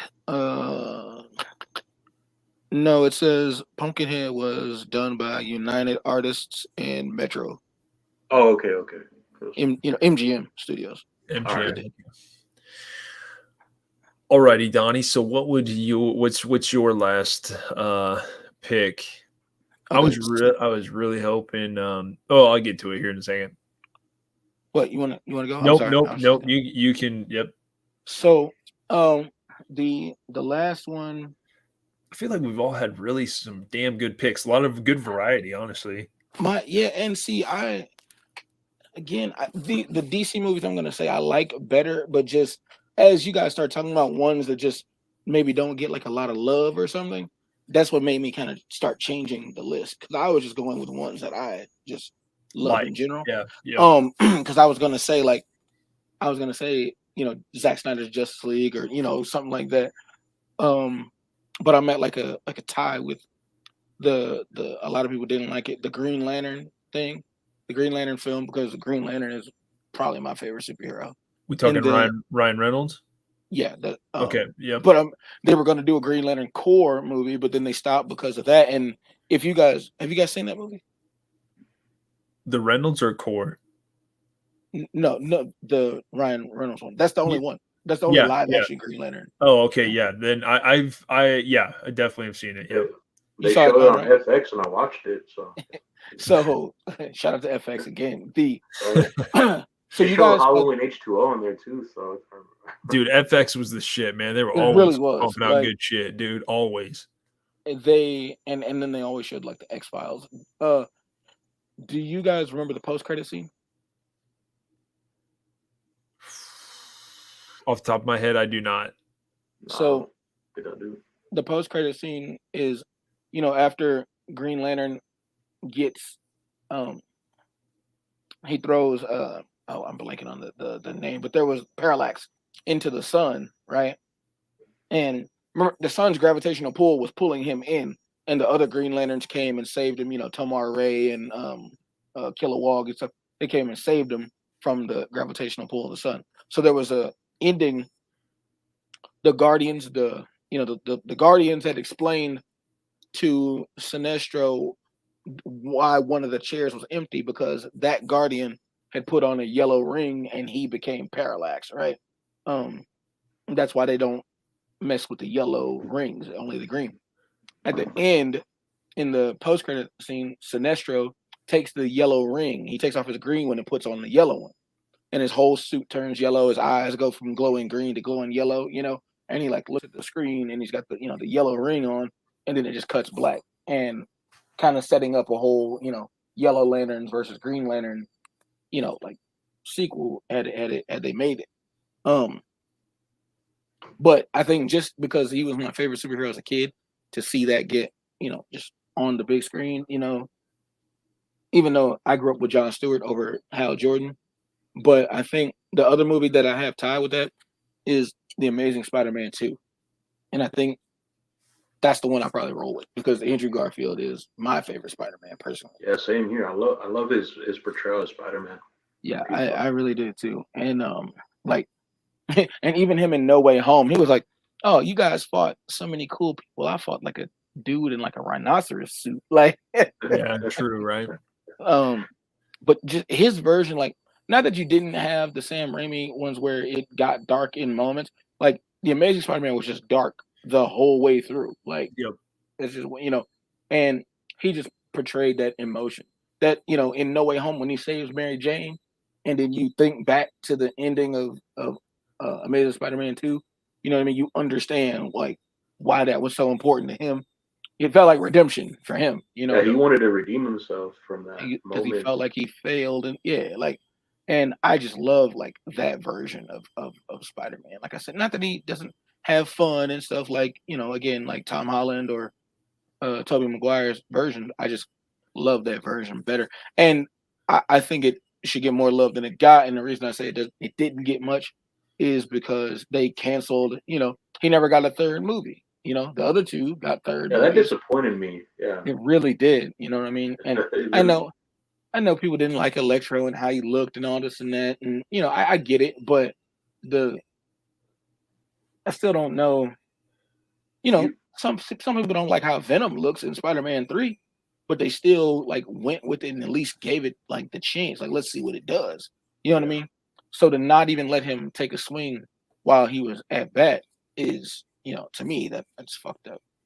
You think people are coming around to Andrew's portrayal or not? I do. I think now, because I've seen a lot, especially since No Way Home came out, a lot of, oh, he should have got a third movie and all this and that. But I was like, you are the same bastards that was like, he's the worst Spider-Man. Get boo this man, like all of that Boo shit. this man.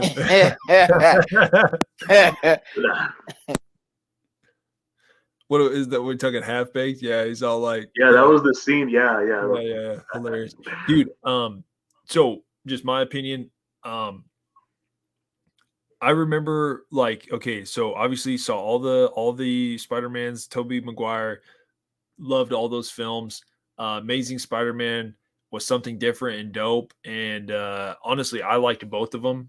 Second one was good. To me, I like the Amazing Spider-Man because of his look. To me, like Conrad was saying, he looks like the 90s. I know that that's what they're trying to base it off of, like the comic book in the 90s, like his Ultimate Spider-Man. Yeah, like his look, it just looks pretty cool. Like I know how iconic the first one, the first three or whatever with Tobey Maguire looks, but like I just thought like the different look of Amazing Spider-Man was pretty awesome. Like honestly, I thought Andrew Garfield did a really good job. I've heard Mike and Jay talk where they're like, yeah, but that dude was like, he's already like good looking. Like Peter Parker was like nerdy and like, geeky and stuff. Like they're like, this dude looks like he doesn't look like that.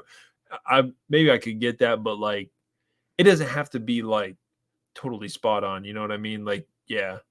I thought I liked both of them. I liked the first one with like the lizard dude and shit. I thought it was cool. Like a lot of people didn't like the CGI. I thought it was all right. I didn't mind it. I was like, his acting in part 2 was amazing. Like dude. When Stacy died, I mean, dude, like, and Emma Stone is so much better than Kirsten Dunst. Like, dude, I was just annoyed by Kirsten Dunst, man. I'm sorry, I just was. Why would you cheat? Like, she cheated on Peter, didn't she? Like, like fuck her, man.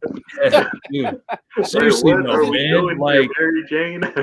I mean, I know he does kiss that girl, but she's coming on a little bit strong, with the whole Gwen, thing. Right? Her name was Gwen in that. Yeah, I think so. Yeah. So that was kind of a mistake. Yeah, but wait, so in the Amazing Spider-Man, is it the first one or the second where he's like sitting in the car and the dude's like, "What are you the police?" And he's like, he said, "Really? You think I'm the police?" Yeah, really? I got a skin tight red and blue suit on. You think I'm the police? Like, I can't remember which one that is. Yeah.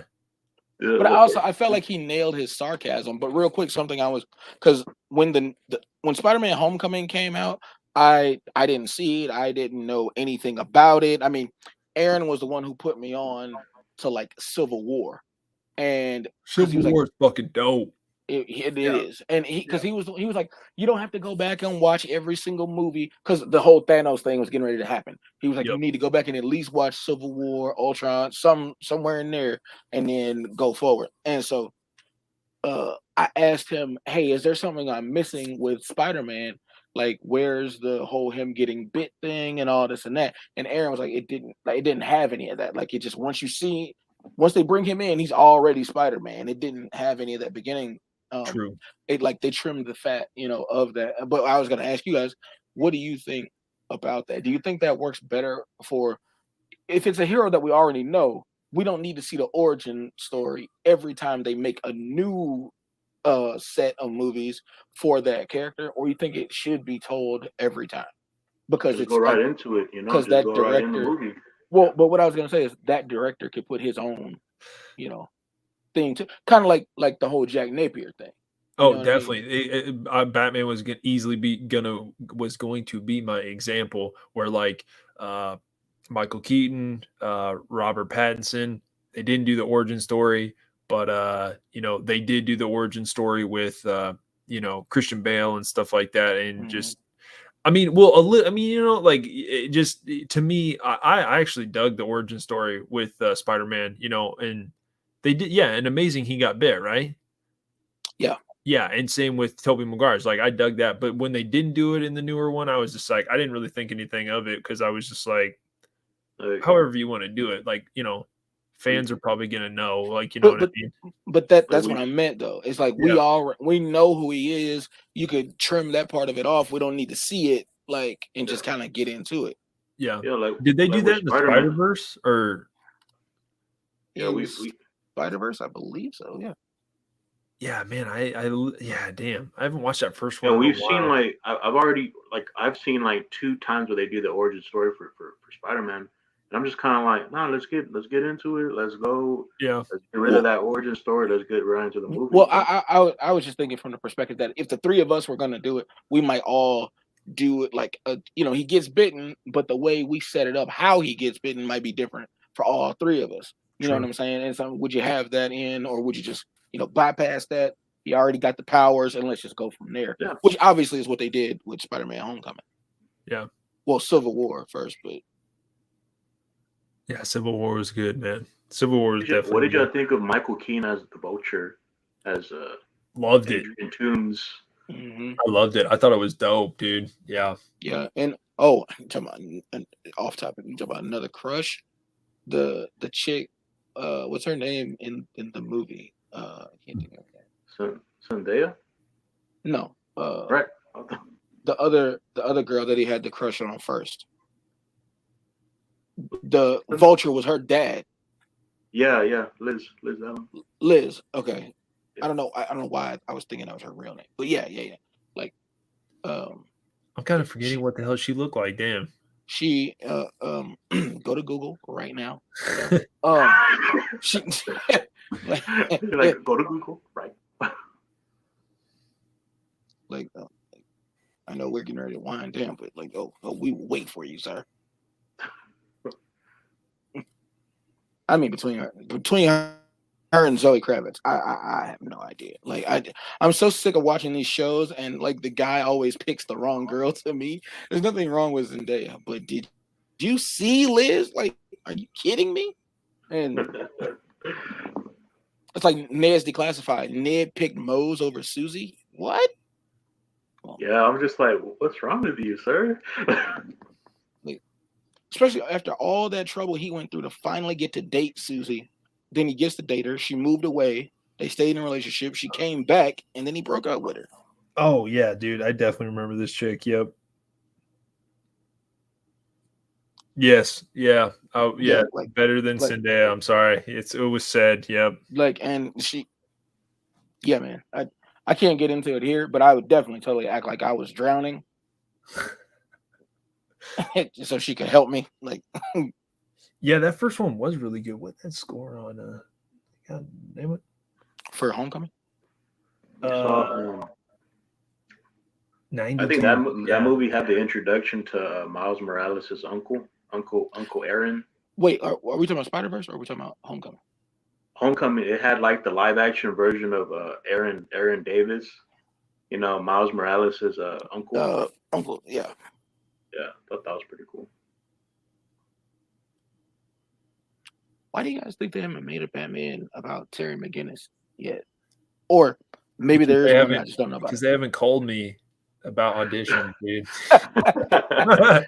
First of all, First of all, Batman's not 7 feet tall. Never would work. But hey, you really, if you look at him in that show, dude, he's pretty big. Like he kind of is. Like yeah, but he's not 7 feet tall. Stop. Try it on a guy. I'm only 6'6". That's not. Try it on a guy with a GED. Like, dude, and could you imagine if they casted me with Michael Keaton? Like I'm literally Terry. Like like coming across Michael Keaton. You gotta sound like him too. Michael Keaton's like 5'10".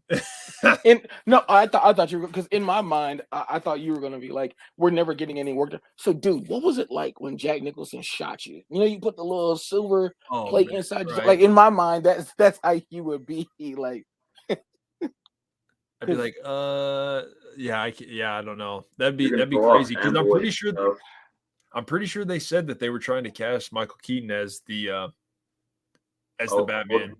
Older Bruce Wayne. Yeah, as the older Bruce Wayne, yeah. Xavier Woods is a wrestler, and he said the first time he met Kevin Nash, everybody was talking about, everybody meets him and talking about, you were WWF champion for a year, and what was this like? And he said when he met him, he said, I was like, dude, so what was it like being the voice of Shredder? Like just because, you just get starstruck by certain things. True. I can't remember what it was, if it was Turtles in Time or what if it was one of the animated movies, whatever it was that Kevin Nash was the voice of. Gotcha. Okay, so I didn't realize, but dude, that he's had a crazy good career, man. Like, not gonna lie. WCW, WWF. I mean, He was in the new John Wick. Like, he was the bouncer where he was like, that maybe that was an older, maybe one of the original ones, but he was the bouncer and he was just all He like, he was he was funny as shit in the Longest Yard remake. Like, true. yeah. that first Longest Yard, the original one, is actually really funny. Like, Oh, a it lot of is. people, Yeah. Jeez, what's his name? Eddie Albert, and Burt Reynolds was in that Burt joint. Reynolds. And Yeah, there we go. Yep. Hilarious. what is your fourth, Dude, yeah, so we can wrap this up before been here for 4 hours, just a little over 4 hours. No, it's been a good stream. Dude, so I brought visual for this one. This was like the only one that I actually didn't have a copy of or whatever. Really, it's crazy because it's a VHS copy. So this film I've talked to Conrad about maybe a couple times or whatever. To me, I had to have a Batman film. Like, it just had to happen. So to me, I just feel like this movie is a tad bit slept on, and maybe it's not, but I think it is less like a tad bit. To me, it's actually like turned out to be like one of my favorites. But it is Batman versus Mr. Freeze, Sub-Zero. Oh, Sub-Zero. Yeah, Sub-Zero. I like this one because, okay, so I rewatched it yesterday. And okay, so it came out in 1998, so that's like just a year prior or after, Batman and Robin came out. So I'm thinking maybe they did this kind of animated film because the animated series was still going on, but it was kind of like the adventures of Batman and Robin or whatever. Obviously, the animated series was epic as shit. To me, I like this film because everybody kind of talks about the Phantom Menace. The Phantom Menace is awesome. Or Mask of Phantasm, my bad. Mask of Phantasm. Everybody talks about that one. It is really good. It is really, really good. The storyline's really, really, really good. But to me, I feel like the animation in this film's just a tad bit better. It's just, to me, it looks a little bit better. But it's still smoother, yeah, it still has all the originality from the animated series. The score and the orchestral scores all still there. You have no way.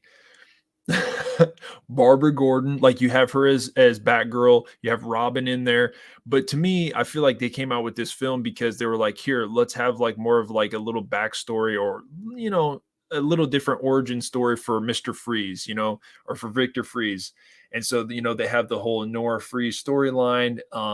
To me, it's just really cool. Like, I think the whole third act, it's really cool how they're out on the the oil rig or whatever, and just like the visuals are very good in this movie. Like, I feel like they're top notch. They show homage to the original animated series, and it's just I don't know. I think it's just a fun film. To me, what it really does really well is it gives you that backstory of Victor Freeze, but it kind of like it makes you empathetic of like his backstory and why he's doing what he's doing. And like, then in the end, you find out that, you think he passes away, maybe possibly his wife.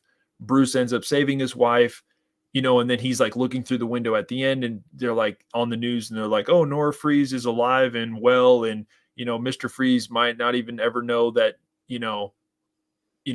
his, technology and like everything saved her and all this stuff. But he like really does know in the end that he did, that she ended up getting saved and all this. And so question then, two things. One, I remember seeing, because I still have my VHS of Space Jam, and this was one of the previews at the very beginning. It was, yep. And that's what made me like want to see it and stuff. But it's been so long, and I don't have like a copy of it. It's been so long since I've seen it, and I don't think it's on HBO Max. But it definitely is. Yep. Oh, it is? Okay. Yep. So it'll give me something to watch tomorrow at the hospital. So the story, because what you were saying there at the end, it's kind of similar to Batman and Robin, but you said definitely. That was before. So is that a storyline from a comic, and then they just kind of exercise, liberties with it in both or they took some of that from Batman and Robin to use in this? This is a great question. I'm gonna say that Aaron, your buddy Aaron, probably. I'm gonna guess that it probably is, dude. I can't 100% say that I know for sure that it is. Okay.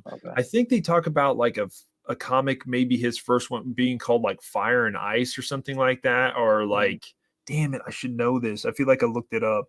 I'm gonna guess that it is, dude, but I really don't know why they actually ended up doing this. To me, it's kind of cool because to me that 90s animated series Bat or Mr. Freeze just looks so cool, man. It just like I don't know. To me, he was probably one of my favorite villains in that animated series.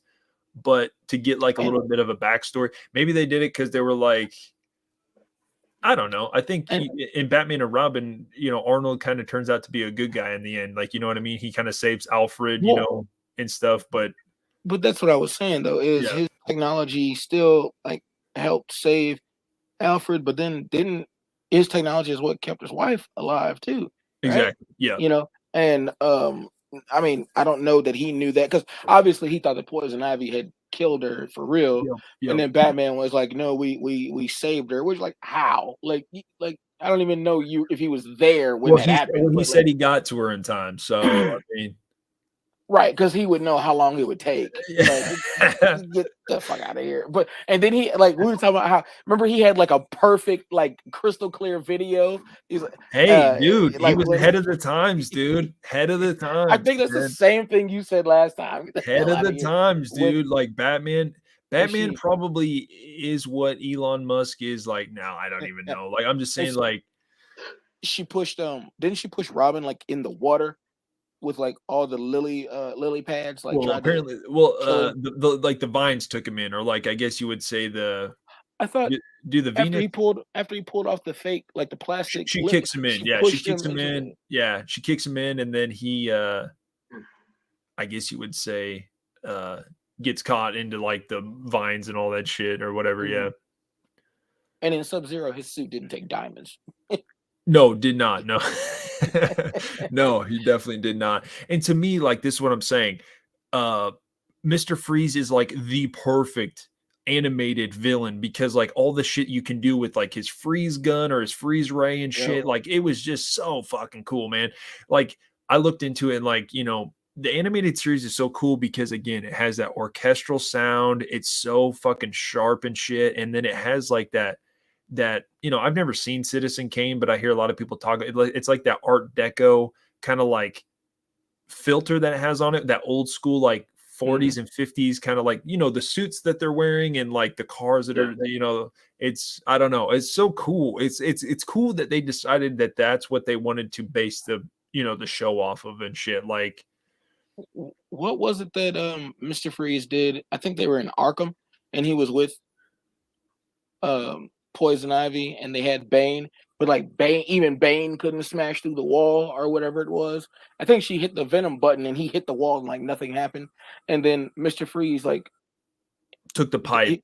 Took the pipe. He pulled something off of his suit though and like hit the pipe with that.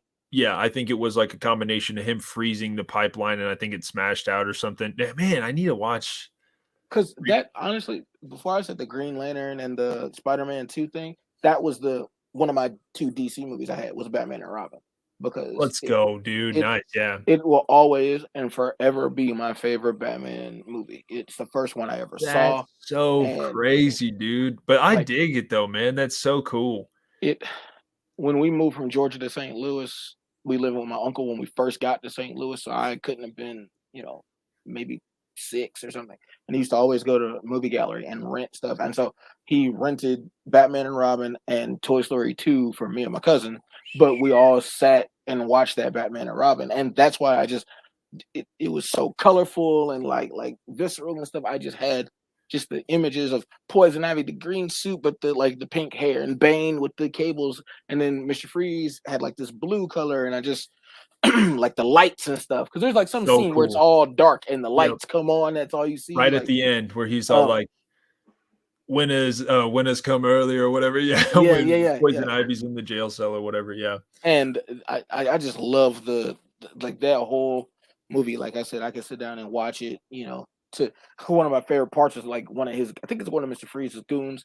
He comes in to crash that. I don't even remember what the ceremony was. what's the event that's happening where they have the big pink diamond that he came to steal? Well, yeah, just like it's like an it's in today's society, you know, they're auctioning off girls and shit to these rich white men and shit. They'd be like, oh, I mean, that is kind of weird, like, you know what I mean? Like to be like, oh, I'm gonna buy her for like a night with her for like 10,000. Like that is kind of maybe a little. But it is kind of like that's it's strange, weird. but that is what they were doing. Right? Actually think about, but like, so they're doing that, but yeah, what does he say? He's like, well, I can't think of the goon part though. Which part is that? Well, I don't remember what was the importance of the pink diamond. Like, so he knew that it would draw Freeze to the party or whatever. He only needed like one more diamond or something to fully mastermind his gun or whatever and all that shit. So like, Batman knew that. Yeah, he just knew it would draw him to the party or whatever. Well, it was two things that I remember before the goon thing. He was like, pheromonic dust. It doesn't work on the cold-hearted. Yeah, it doesn't work on the cold-hearted. And then I can't remember. The dude had like a weapon or something, and Batman punched through it, and he's like, "Good night." Yeah. You see, a lot of people didn't like that shit. A lot of people didn't. I thought it was funny. I thought it was campy. It was fun. It was something different. Like, yeah, that's what I like that style, man. Just like, you know, because those people who don't like movies like that, I'm like, so when you read the comic books and that's the same thing that's happening in the square, what do you think then? Like, right? Yeah. What are your thoughts, Conrad, on Sub-Zero? Did you ever watch it as a kid and stuff, or they'll come right back?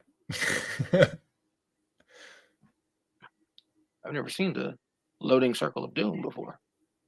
So you never originally did see Sub-Zero as a kid then, or? No, because I was only it came out in 98. Yeah, 98. Yep. Yeah, so I would have only been 4.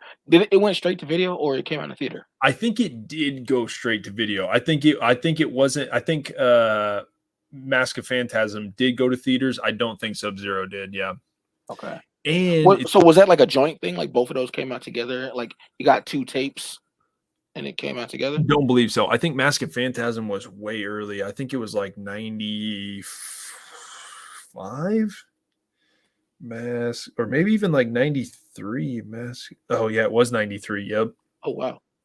Yep. So again, like, see, and I guess that's like me being like, oh well, the animation did look better because it was 5 years later. Yeah, maybe, but dude, the Mask of Phantasm is so good. Like it truly is really, really, really good. So I need to go back then and watch some of those because, like I said, some of them I was just too young to have seen like it's in its initial run. Because, like I said, Batman and Robin is the first time I've seen a Batman anything. Holy shit, dude! My bad. Sub-Zero is actually 92% on Rotten Tomatoes, and Mask of Phantasm is 81. Didn't realize that. Damn. It's a good one, man. I'm telling you, it is a good one, man. And see, and that's what I'm saying. I'll definitely check and add that to my like little watch list on there. But I did not know. Excuse me, I did not know about like I said, Batman and Robin was the first, live action, anime, anything. It's the first Batman anything that I saw. Got you. Yeah, it's a good one to start out with. So my bad, Conrad. My question was, what's your thoughts on Sub-Zero? We're talking about the Batman anime series, or more? Okay. Or the Batman anime series or Sub-Zero? Like, are we talking about?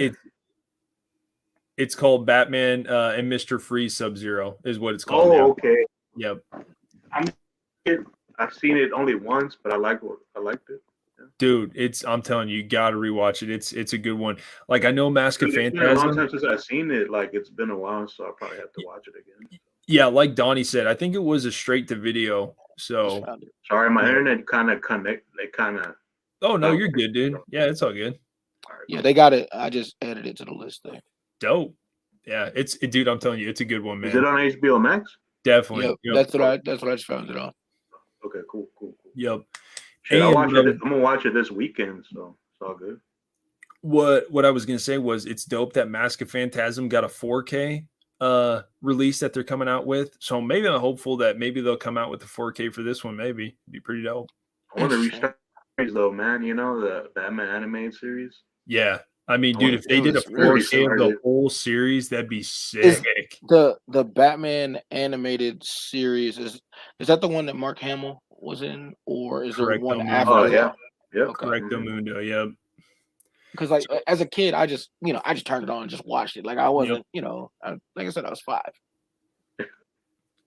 Yep, it was. I don't know. It was different than a lot of the other cartoons that I watched. I was watching like fucking, I don't know, Pokemon, and well, technically, I guess it like you had the X-Men animated series, and then you had like Spider-Man animated series. To me, the Batman one was just, it was a little different.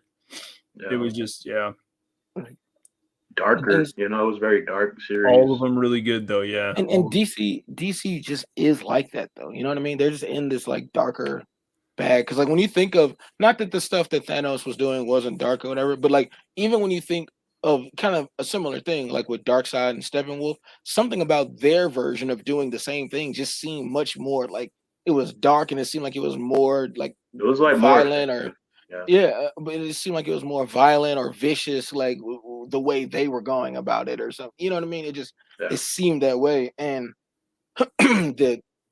is that true, Anthony? Like what was, I think Halloween 5 was coming out at the same time that the 89 Batman was coming out. And so people were just going to Halloween just to see the Batman trailer because there was so much like hype around it and stuff like that. You don't remember? You never heard that? Well, Halloween would have came after. That would have been in October of that year. But I think maybe you're like so Batman was like summer. I do remember hearing about this. They even talk about it in that documentary where they're like people, were like literally people were like saying, yeah, we literally just went to a new movie just to see that trailer. You know? Like okay, so then me and you've seen the same documentary then, because that's what I saw that in. You're right. It says June 23rd. So then I don't know. Were people going to Batman and seeing the Halloween trailer? It was something like that though, because they brought it was those two.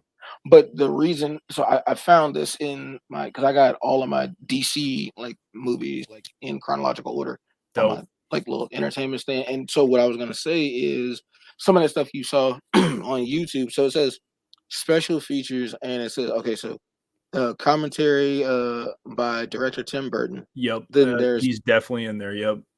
There's On the Set with Bob Kane.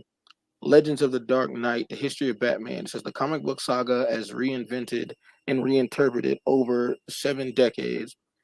Shadows of the Bat, the cinematic saga of the Dark Knight, parts 1, 2, and 3. And it says The Road to Gotham City, The Gathering Storm, and The Legend Reborn. And then it has Beyond Batman documentary, visualizing Gotham, the production design of Batman, building the Batmobile, those wonderful toys, the props and gadgets of Batman, designing the suit from Jack to the Joker, and Nocturnal Overtures, the music of Batman. Is that just the one Batman 89? Mm-hmm. Dude, that's a lot of fucking extras for like literally, like you could probably get that Blu-ray for like under $10. Like that's a lot of material for like. I don't think I paid. I don't know if I even paid that. Yeah, that's crazy, dude. Nice. The heroes and the villains profile galleries, Batman the complete Robin storyboard sequence, and then it says the 3 music videos that Prince made for the film Bat Dance, Scandalous, and Party Man. Everybody knows Party Man, no doubt. All of that's the same thing I thought though. Like that is a lot of stuff. That's a lot of stuff. One. Just Conrad doesn't like us anymore. All right. He probably just got kicked. He'll probably come back on. But yeah, dude, I don't know, man. There's also the same thing that I looked up about Batman 89 and even Returns and stuff like that. There's a documentary on the animated series. It's super good, man. Like it's super good. Goes into big time detail. everybody behind like, you know, the creation and shit. It's super detailed and super cool, man. So, It's did you just see that? I'm sorry. oh no, what's up? Did you see that thing on the set with Bob Kane? Did you see that on like when you? I don't know that it would be named that specifically on YouTube, but it's like him walking around the set of the movie, like showing off the different sets and the different props and stuff like that. Dude, nothing against Bob Kane, but I've heard that dude is just, I don't know. Have you seen the documentary on that whole thing? Mm. So Bob Kane, let's see. God damn it, I shouldn't. It's something funny. I shouldn't say funny because I think it's.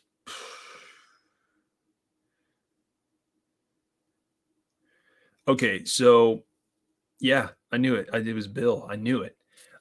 So they talk about the people that came up with like the original creation of Batman, and Bob Kane, like I guess you would say, weirdly didn't steal, but I guess you would say took all of the credit for making Batman. And this dude named Bill Finger, you should look up. There's a documentary. I can look it up and send it to you. Conrad might know this story.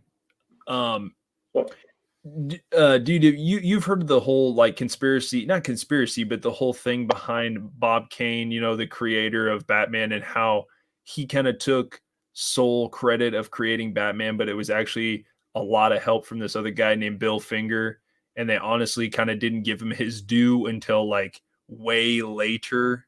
And I'm not even lying. Like, is that why some of the stuff just says Batman, like created by Bob Kane, and then later on it says Bob Kane and Bill Finger? Yeah, they were like finally giving him his fucking flowers pretty much, and it wasn't in like till like way later. So a lot of people don't like Bob Kane. Like I'm telling you, you watch the documentary and it pissed off a lot of people, man. Like straight up, it was definitely a dual creation kind of thing, but it honestly kind of shows you more so that like Bill Finger, like it was more so like he's more influential than what he got exactly way more. Like yeah, I can't remember what the freaking documentary is called, but I'll have to send it to you. It's interesting because yeah, I was totally not aware of it at all until I heard something like that happen. Like, yeah, and so then maybe because obviously, let me see when this was like remastered for the Blu-ray, because it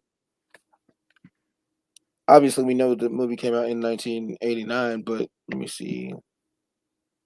Okay, so this is remastered from 2010, where they put it in HD and added all the the bonus stuff. So, because the stuff, the on the set part I'm talking about with Bob Kane, because that's from 1989, maybe that was before this whole thing where they kind of called him out about his shit, and that was added on here just because people didn't know yet.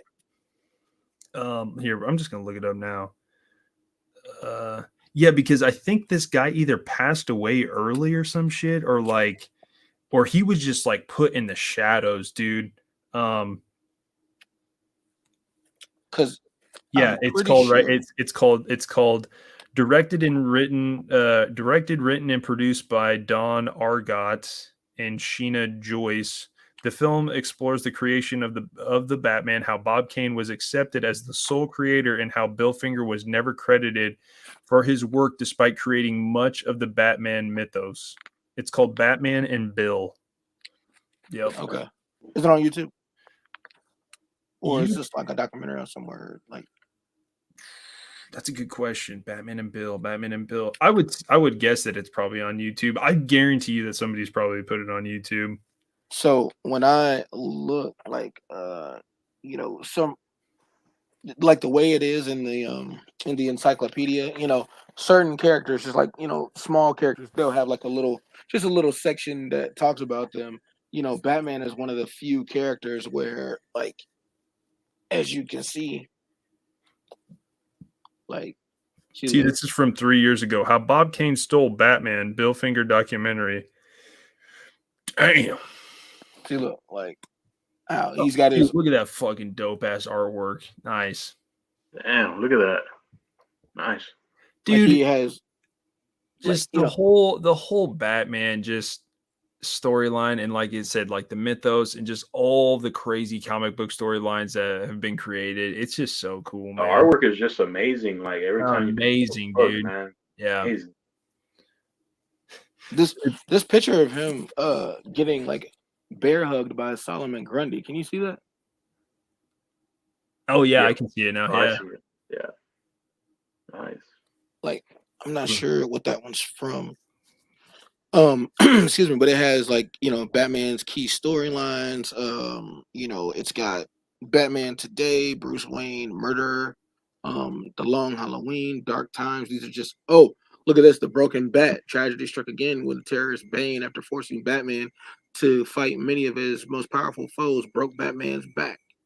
And then Jean-Paul Valley took the Dark Knight's role while Batman recuperated from his injuries. As bad. Yep. Nightfall.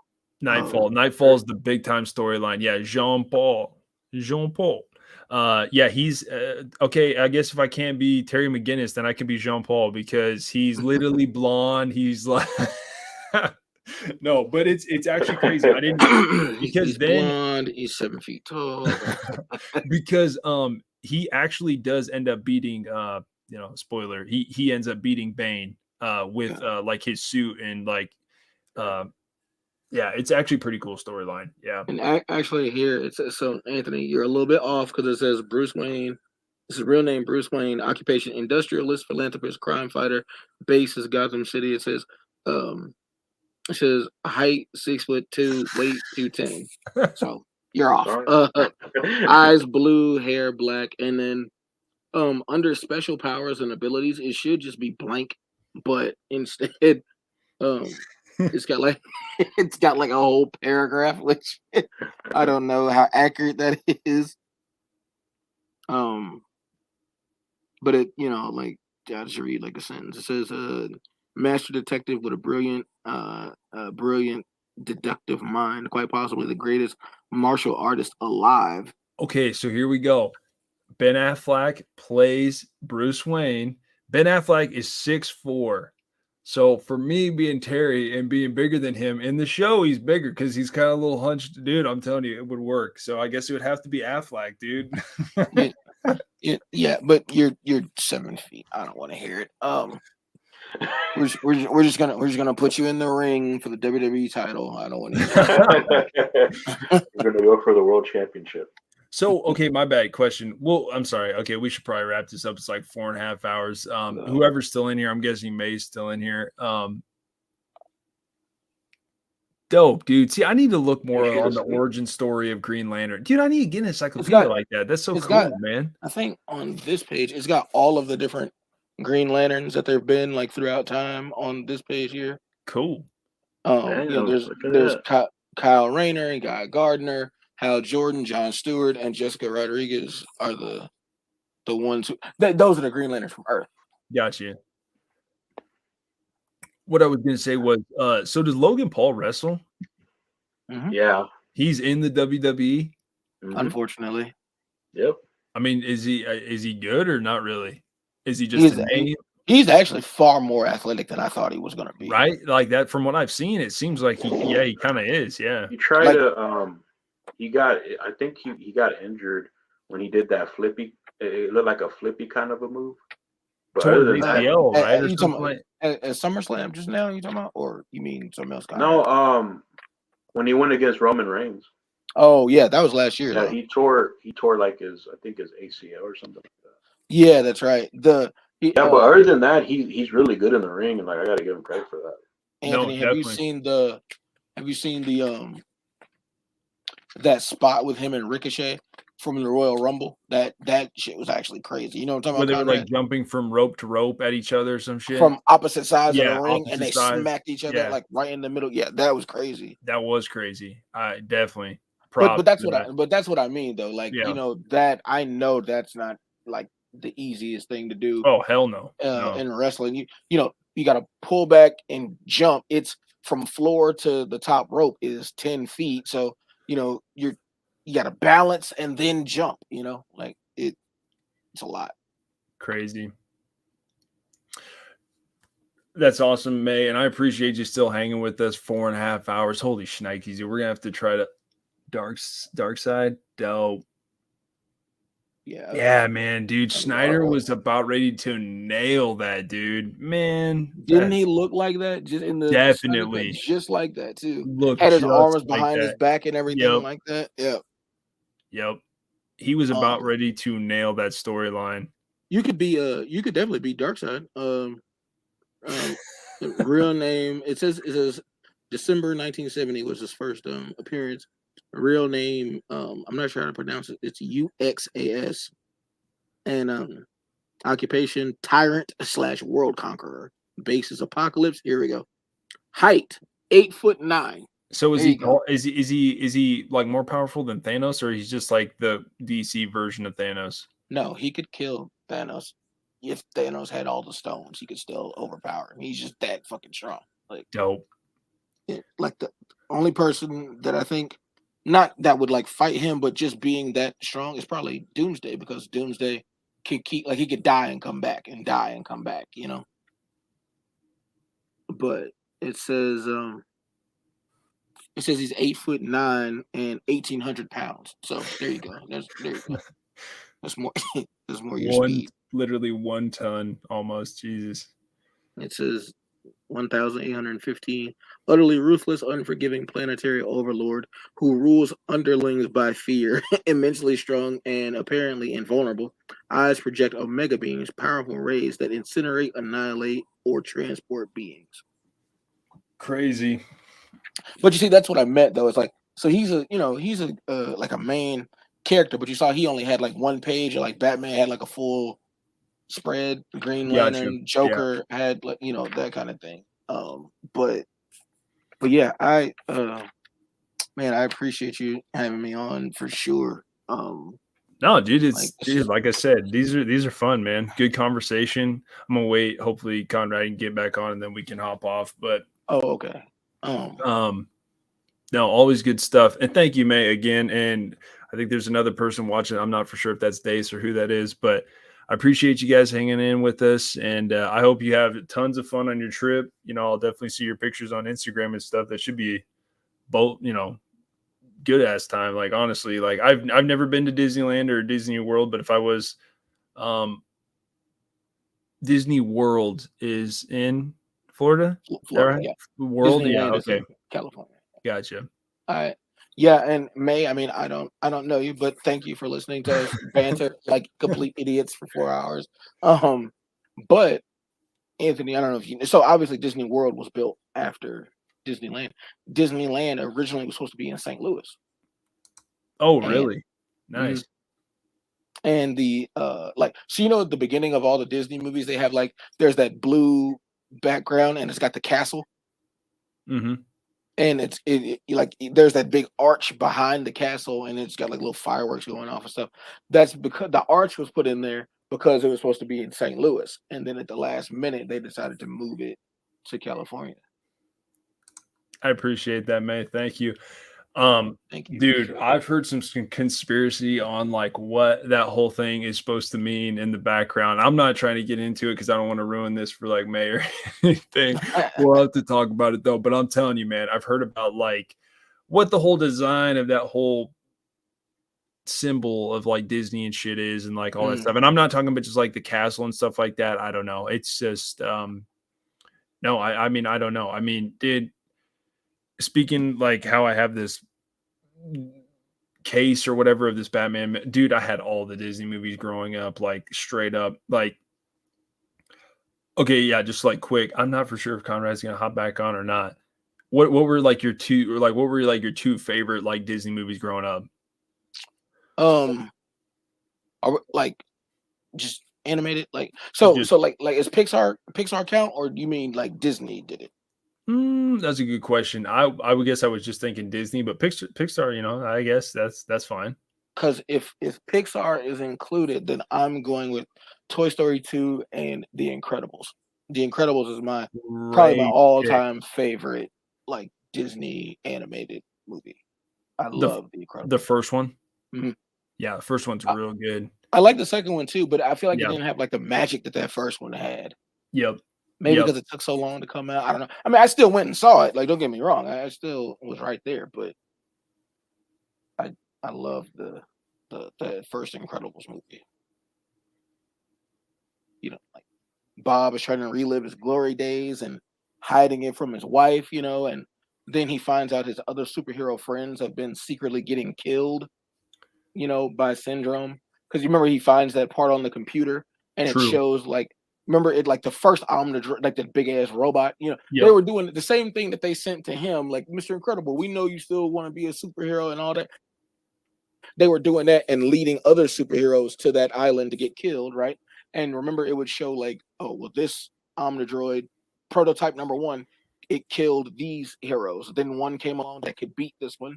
So Syndrome made a second one. And he was just seeing all of his friends that had died or gotten killed by Syndrome, and all while his wife didn't know where he was, and then she finds out, she goes there, they send the rockets at the plane, like, oh, it's just like Epic storyline.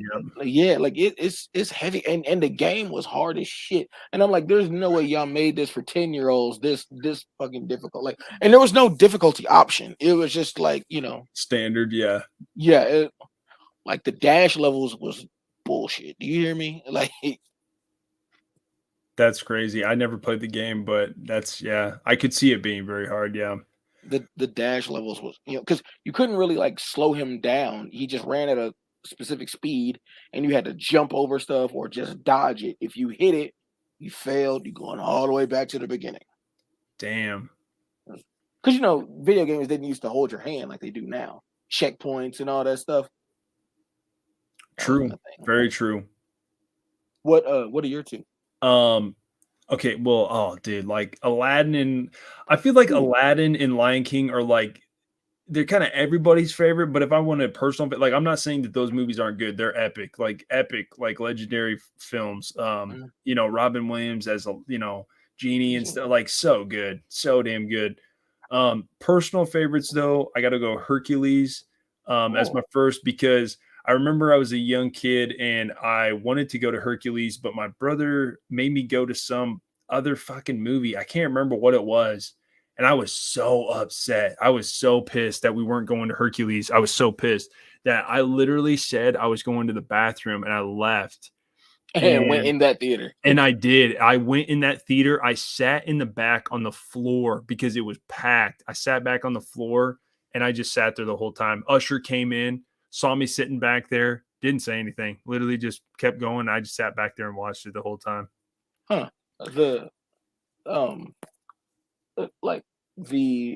What you said, Hercules, and what was the other one? The second one is a different one. It's Rescuers Down Under, dude.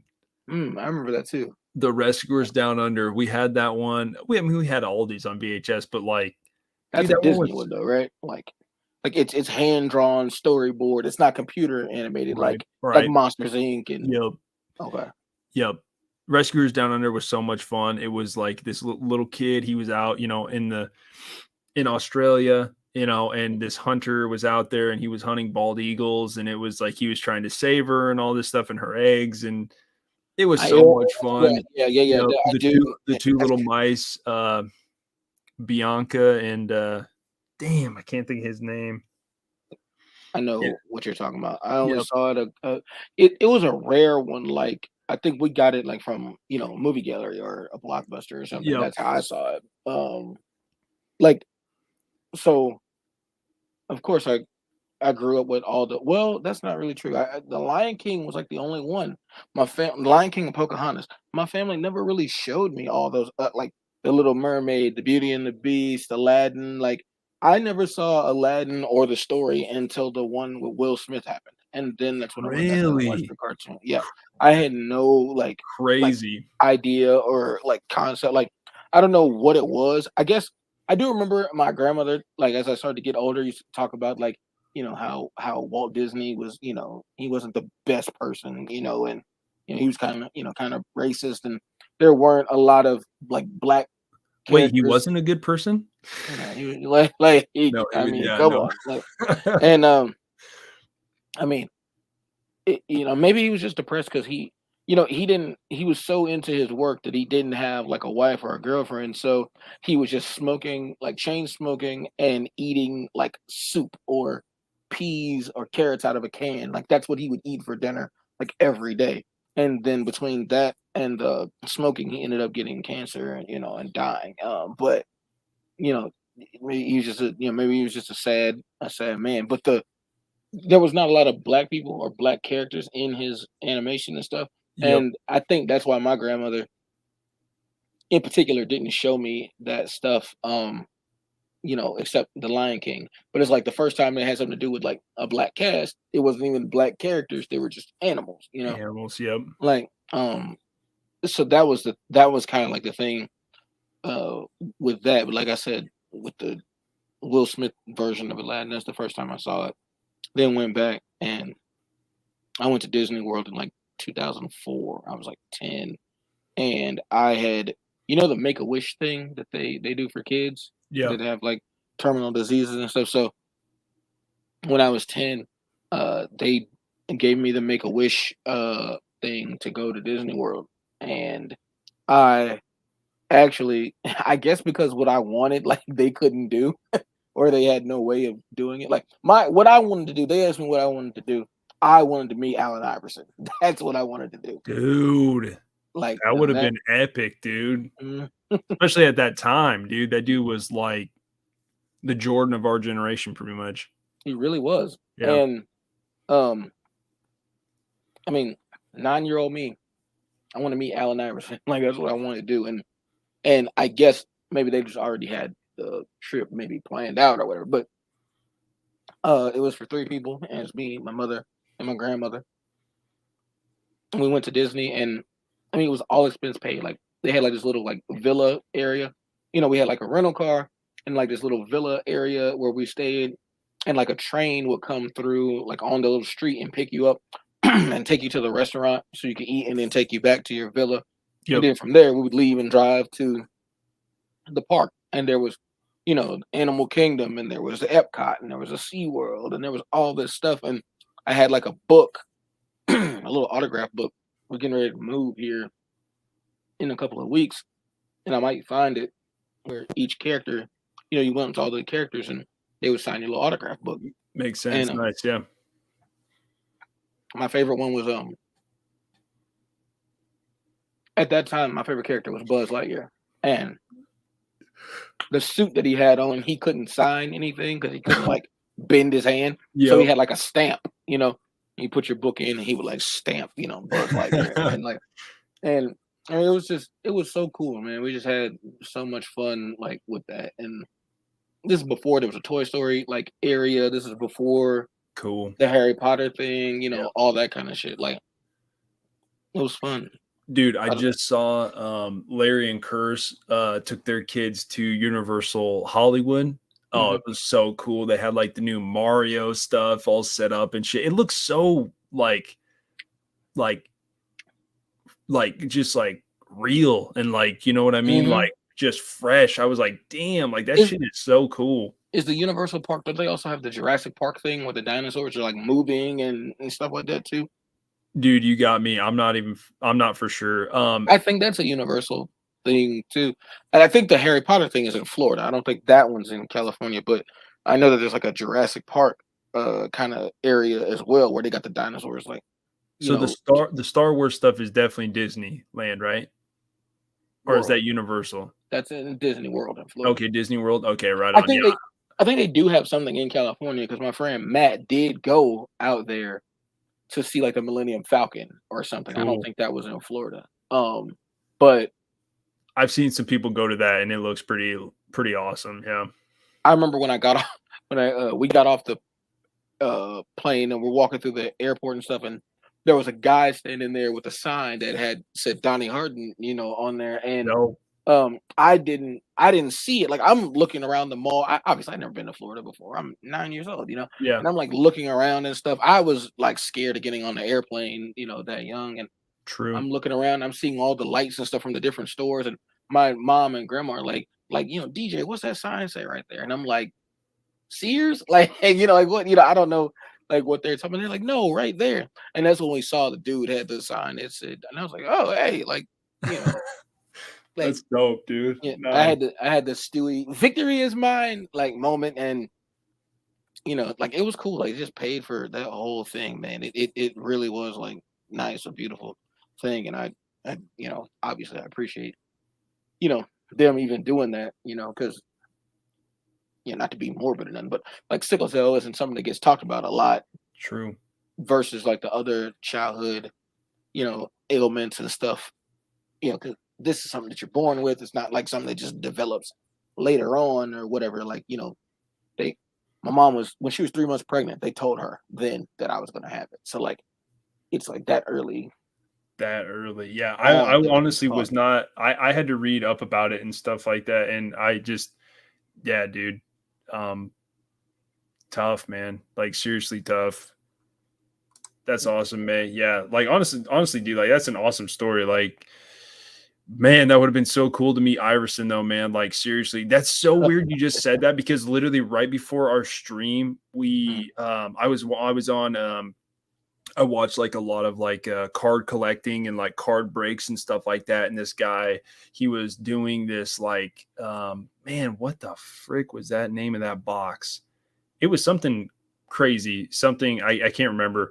So he opens it up and it's guaranteed 2 cards and it's any sport. Usually they have it very specific, if you're opening a box, it's basketball, football, whatever, and it's all sports or something. So he opens it up, first card pulls out. It's a double patch signed auto David Beckham. And I was like, oh, that's pretty fucking cool card or whatever. And then he pulls out the second one and he's going so quick. I'm just like, man, he's really not like, okay, we'll kind of ease into this. He's going really quick. It's just 2 cards. He pulls out the other one, throws it on the table. He runs away and he's all excited and shit. And it was literally a Curry and Iverson signed auto, 4 of 5. So that's fucking epic card. You know what I mean? Wow. Like, yeah. I mean, Curry's like pretty much kind of like our Iverson, of this generation and stuff. Like, I mean, it's very good, like comparison, between those two. So I was like, damn, that's an epic card. Card collecting is so cool, man. Like I did it a lot as a kid and stuff, but like people are diehard collectors and shit. So Yeah, see, I was never like that, but especially once I got into Yu-Gi-Oh! I remember when I got my first like Dark Magician card, I had that same like right.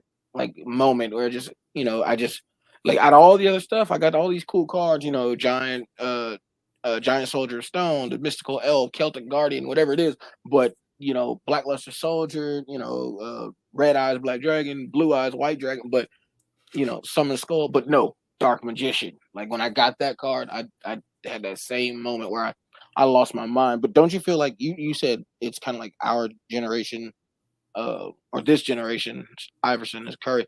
Don't you feel like Iverson is a little bit maybe closer to Kyrie than Curry? Dude, actually, well, I didn't want to downplay Iverson at all. Like I think Steph is actually, dude, he is a pretty epic player. I'm not gonna lie, man. Yeah, no doubt. I wasn't saying that he isn't. No. So, anyways, my bad. Somebody, is this a card? 5 pieces of Exodia. Yep, that's what. Okay. Yep, I remember. I lost my mind when I had that too. You never watched Yu-Gi-Oh before? No, I was more into Pokemon and just then I got into DBZ. So like and I did collect a couple DBZ cards. Like I probably had like over 50 DBZ cards and stuff, but then it was just the video games and I kind of quit like card collecting for quite a while.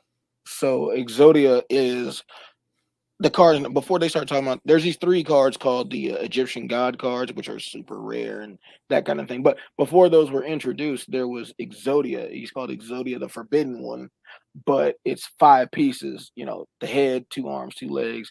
But if you are lucky enough to have it in your deck, obviously, you got to draw, until you get all 5 pieces. But once you have all 5 pieces in your hand, it's automatic victory, no matter what the opponent has in their hand on, like what they've played. Oh, wow. It doesn't matter how strong their monsters are that they have on the field. If you draw Exodia, it's game over, automatic game over. Dope. They make a movie about that or something?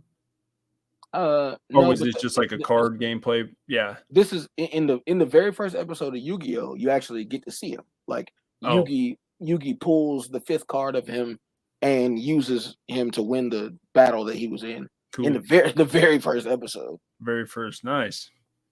Yeah, I did. I definitely did watch like some of the Yu-Gi-Oh like TV shows like when they were on and stuff. But I never got much into the game or anything. But a lot of the people, even now, people are still into Yu-Gi-Oh, Magic the Gathering and stuff like that. I think Magic the Gathering just came out with like a Lord of the Rings set or something like that, where people have been collecting like I don't know if they did like a crossover or something between those two or something, or I'm not for sure. Yeah. I'm not sure, but I actually, it's funny though, because I was just looking at some Yu-Gi-Oh like card. I don't know, maybe it might have been the same channel what you were talking about. I don't know what it was, but it was just something I kind of saw in passing on YouTube where the guy had bought, or the guy had pulled Exodia. He had the like a deck that how those decks are. You just get random cards, and Yep. a lot of times you'd be like, oh, this is trash, but this was some kind of but this was some kind of card that was, it was like the Yu-Gi-Oh El Dorado like gold, so it's like, oh, there better be something good in here. And he Gotcha. had, he had like the seven, like you get 7 cards, I think, and so he's going through the 6, and he had a couple things in there, but then he finally had the last card, and it was like a gold piece of Exodia. Cool. P-Town the Prophet. I just saw this video. Post Malone, he bought like a $2 million Magic the Gathering card. Yeah. Wow. Yeah. Yeah. Like literally when he tells the lady how much he paid for it, she's like flabbergasted and just like, yeah. Like even like when, Logan Paul, I can't remember how much he paid for that Charizard, but I've seen him get duped in some videos where he bought like a whole set of first edition, but then they were all fake or something like that. Wow. And he bought some I actually saw him and Rogan hanging out or something like that. So yeah, he must have been on Rogan then. Nice. I don't watch Rogan. I like Rogan, but I don't watch his podcast enough. Like I literally dude, I watched a lot of We Watched the Movie, man. Mike and Jay are fucking hilarious, dude. Like they're just always good shit. And I'm watching a bunch of Madden stuff. So like a lot of my friends watch Rogan like religiously, but I just I catch clips just more so. So yeah, me too. Yeah. I mean, I was thinking then, because there was, I don't know, with Yu-Gi-Oh, I don't know, just because like it came from Japan and stuff. I don't know if there was a whole the cards that were in the movie were like a brown, it had like a brown and like black kind of swirl on the back of the card. But then when I was in Florida, we had stopped in some kind of shop that was selling like antiques and stuff. But then at the counter, they had the clear glass counter. They had like cards in there, and they had Yu-Gi-Oh cards, but their Yu-Gi-Oh cards, they're like the back of the card, it had like that swirl, but it had like these like metallic, almost like sparkles going across the back. And I to this very day, I don't know, that was like almost 20 years ago. I don't know what the difference in those were and the ones that you would go buy at like a Walmart or a Target. You know what I mean? Got So you, like, I don't know if like one just have more prestige, or these are the ones you'd actually use if you were going to play the card game, because they used to have tournaments, like Yu-Gi-Oh tournaments at the mall here. Big time, yeah. Like, big time. My bad, dude. Do you know who this is? P-Town the Prophet? I do not. Dude, this is so bad because I'm serious. If this is one of my buddies, I'm so sorry. But he's like, us painters are always pumping Rogan. A lot of my buddies are painters. So I'm wondering if this is one of my buddies and I just don't recognize it. But no, that's dope, dude. Yeah, like that's what podcasts, that's what the greatness of podcasts and shit are nowadays. It's like when you're at work and you're just doing work, but you need something to listen to, boom, there you go. Turn that shit on. Like it's and see, and that's why I really like and appreciate you guys like having me on with, because I don't know anything about like streaming or making any of the overlays or like how you got the stuff with like, I'm still a freaking just amateur, man. I'm amateur level. Like I had to piece this shit together like right before. Yeah. But that's my thing though. It's like, I don't even know how to do it. You know what I'm saying? Like, yep. And but that's what I'm saying. I do come back, you know what I'm saying? And what, like, because probably once you end this, go get like a snack or something, and I'm probably gonna watch like a little bit of this back before I go to bed. You know what I mean? Yeah, why not? And I just enjoy that kind of stuff, and that's why I'm saying I just appreciate being on, and I'm gonna Probably watch a little bit of it tomorrow. At the hospital, I'll be there for 4 hours. I saw the Sub-Zero thing was only about an hour and some change. An hour and some change for sure. Yep.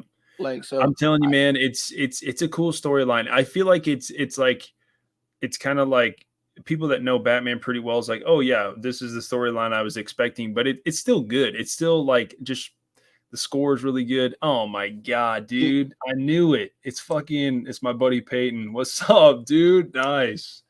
Dude, yeah, I should have known with the whole Rogan thing. Yeah, nice, dude. Man, Peyton, haven't talked to you in a while, man. What's up? Yeah, wasn't this person in the last stream? Dude, if you were Peyton, I'm very sorry. He might have been. I don't know if he was in the last one. I don't know why, but that profile picture looks familiar. P-Town the Prophet. Yeah, I must have forgot. I'm sorry, fucking Peyton. I'm terrible. Yeah, remembering shit. But he actually just started his own painting business and stuff. So a lot of my buddies and stuff. Yeah. Okay. He can dunk. It's not the ball guy that thinks he can dunk. Hoyt to be pissed. No, no, that's funny. Yeah, no, it's I think you'll like it, dude. I honestly think you'll like it. It's again, I think it shows great homage to because after this one happened, like 2 years later, they were doing, Jesus, I want to say Batman Begins, Batman Beyond. They started that. Oh yeah. So, this is kind of like the last movie that they did of it. So while you suggest this, I'm gonna suggest the Justice League thing. And even if I'm not saying sit and watch like all 20 episodes of both seasons and nothing like that. I will tell you this. This is the episode I think you should start on because the Justice League did a lot of for instance, an episode called The Brave and the Bold. It's part 1, part 2. Yep. Some episodes have 1, 2, 3 parts or whatever. There's an episode called The Enemy Below. That's the one I recommend because I think some Navy guys were in a submarine and they got like too close to something that was like in like high regard by the Atlanteans, and so they started attacking the submarine at the orders of Aquaman. I think I remember this. Yeah. Okay. This is an animated show, right? Yeah. Yeah. Okay. And so you got all of the like the Justice League. I guess their plane or whatever you want to call it can go underwater because you have Superman, Batman, Wonder Woman, Flash, Green Lantern, and Martian Manhunters with them. I don't think Hawkgirl was with them at this particular point in the episode, but they go down there to kind of stop the Atlanteans from attacking the submarine. And then that starts this whole thing between the Justice League and Aquaman. Aquaman wants to come to like the surface and he's basically telling them to stay away from Atlantis or we're gonna like kill people on site who come anywhere near, this kind of thing. And so that gets them into like this whole issue until he's leaving the Capitol building or whatever, and a rocket gets shot at him by Deadshot. And so the Justice League have to track down Deadshot and then find out, who ordered the hit and all this stuff. And then, that's when you get to see Batman's like detecting shit and like, Aquaman's in the hospital and they can't start an IV on him because they're like, his skin is too tough. Like it's bending the needles. We can't start, he's going to die if we don't like get him like IV fluids. And this Batman comes in and like, he like requests like this huge tank and he's like, put the water in this tank, make it this temperature and put him in there immediately. They put him in there and then they see all his vital signs start to like normal out, Cool. And they were like, how did you know that? And he basically hit them with I'm Batman. Dope. He's like, he's a fish. He's out of water. You put a fish back in the water, they survive. Like, dude, I swear earlier in the my bad, we'll finish up with this. The Punisher movie, 89, he makes a reference to Batman in that film. I swear to you. I swear they're like about ready to like torture him. They're like trying to stretch his body out or whatever on this like machine or some shit. Like it was like a slab kind of thing. Yeah, I swear they were like who sent you or whatever, and he was like Batman. I swear, I'm not even lying. I'll have to watch it back again, but yeah, I was what was that on? That was on Amazon too. So actually, dude, weirdly enough, this Punisher film is like one that you have to buy a copy of. Like, I don't think you can rent it on anything. Okay. It's like weird. I don't know why, but I actually had to buy a copy. Yeah. Interesting. Okay. Or you can watch a really shitty version of it on YouTube. There's the full movie's on YouTube, but it's like it's not very good quality. Yeah, it's not very good quality. Do you know if it's on the Microsoft Store? Because I might look on there because It I can might watch it be on my actually. Xbox. Now that you say that, it might be, dude. It actually might be. You'd have to look into it, but I think it might be actually. Okay. It's something like that. Are you talking like Apple? Yeah. No, the Well, Microsoft not Store Apple. Microsoft. you know how on the Xbox it's got that app called Movies and TV. If you go into that app on your Xbox, you can buy and rent movies or TV show episodes. You're right. From Yeah. right there. See, when you go to it, it doesn't show anywhere to watch it. Even when you go to IMDb and say where to watch. Yeah, see, search on Amazon for Blu-ray and DVD. Yeah. It's weird. I don't know why. I think that's why I had to end up buying a copy. I wonder if that has anything to do with like just like the you know the what's it called the syndication like rights of the movie or something like that. Makes sense. Yeah, probably.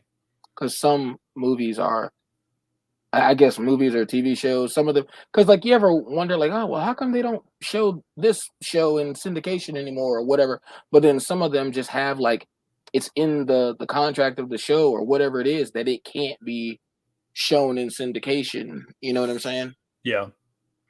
Yeah. As opposed to like the Fresh Prince. You know, the Fresh Prince of Bel-Air still comes on MTV, VH1, like, you know.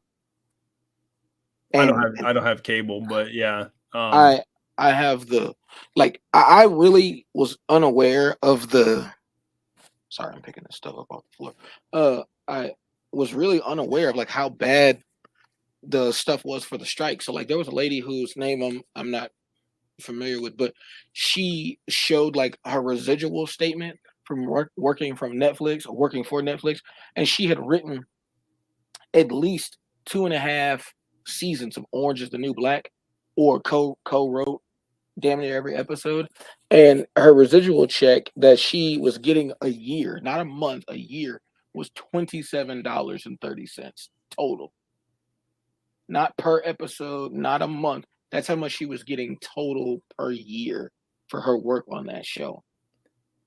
And that show was like a bombshell when it first came out. Yeah. Like, dude, that's just so crazy how like literally those streaming markets can literally do that now where they're like, I don't know, man. That's so crazy. Dude, I don't know. That's weird, man. I could not. Like, because I was having like when I saw it, I was like, oh, that has to be for the month. And then she like kept reading it, and it was like for the calendar year, this is how much you are paid in residuals. And it's like, after all the work I did, I'm getting not even $30. No, man, come on. So yeah, what the fuck? Like you would think that you would like. This is why I'm confused. Like you would think you would sign a contract before you would even start doing anything, right? Or yeah, but the thing is, they get you with like, oh well, here you get like a lump sum payment up front. Yeah. And then so I guess some people don't even think about like the residual stuff. The residuals and stuff. They just take which they should definitely. Yeah, I mean, even with a lump sum up front, you should still get those residuals, man. Like that's your piece. You know what I mean? Like I don't know. It should definitely be more than $30 a month. A year. I mean, a year. Yeah. That almost seems fucking out of this world crazy. I don't know. Like you said, as popular as that show was, there should be no way that you're subjected to just that small amount of money, because like I'm pretty sure that the actual like actors on the show aren't getting that small amount. You know what I mean? True. And maybe it's just pennies, but it adds up for them to 10,000, 20,000 a year or whatever. You know what I'm saying? Like, yep. Because you know Will Smith and Alfonso Ribeiro and so, you know, they're still getting paid today off the Fresh Prince, you know, like that's crazy.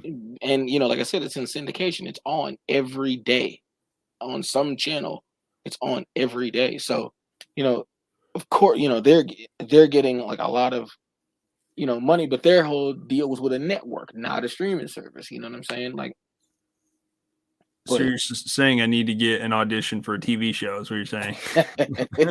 No, but you are totally right, man. Like it's crazy how people are making more money off shit back in the day that's 20, 30 some years old, and now it's like people can't even make a fair share to the most popular shit in the world, like right now. Like it's like ass backwards. Yeah. But and then the way like stuff goes around, I know that like I don't know what streaming service you use for music or if you even use one or anything, but Apple. Yeah. I just have Apple Play or whatever. So I know, and I'll just end it with this. We were talking about Prince earlier and stuff. I know that before he died, he left his master recordings to Jay-Z because Jay-Z at the time owned Tidal, the streaming service Tidal. It's Tidal, and he left the masters of all. Prince had 39 studio albums. Like, I think you had said that, yeah. Like that's crazy, dude. So much music. Like that's what I'm saying. When you think about it, most of your favorite artists don't even have like 5 albums. You know what I'm saying? True. Like, like Outkast only has 6. This man had 39 studio albums, and that's not counting greatest hits or live albums or like I said, compilations or whatever. 39 studio albums, and he went to Jay-Z and gave like the master tapes of everything that he had from all of those albums to Jay-Z, like because Jay-Z had made some deal with Tidal where they would pay out more money to the artist when their music is streamed. So instead of them getting 30 cents per stream, like they're making, like I said, it's not a lot, $2 isn't like a whole lot of money, but if you're getting 1 million streams, that is a lot of money. Yeah, especially compared to like a penny that you would get for like a player stream. I think I heard Snoop Dogg talking about it on like compared to like what's the one streaming service everybody uses? Spotify, yeah. He was kind of ragging on Spotify, I remember. And so how he acquired the Death Row catalog? I did not realize that. No. So Snoop Dogg bought. So there was this old white lady owned Death Row because it went up for sale basically after Suge Knight had like gone to jail and Death Row kind of fell through the floor after Tupac died and then Dr. Dre left.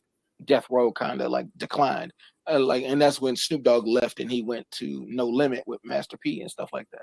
Anyway, so the whole like catalog ended up being up for sale, and like this old white lady bought the catalog and she had it all this time. So that means she's getting paid like every time that Snoop Dogg, Dr. Dre, the Dog Pound, Daz Dillinger, Corrupt, Warren G, whoever was over there. Warren G, good shit, dude, no doubt. Like she's getting paid. Like that's what I'm saying. Think about how much money Regulate is making when it gets played. You know what I'm saying? Like, and well, I mean, whatever of it that Michael McDonald didn't take for the sample, but yeah.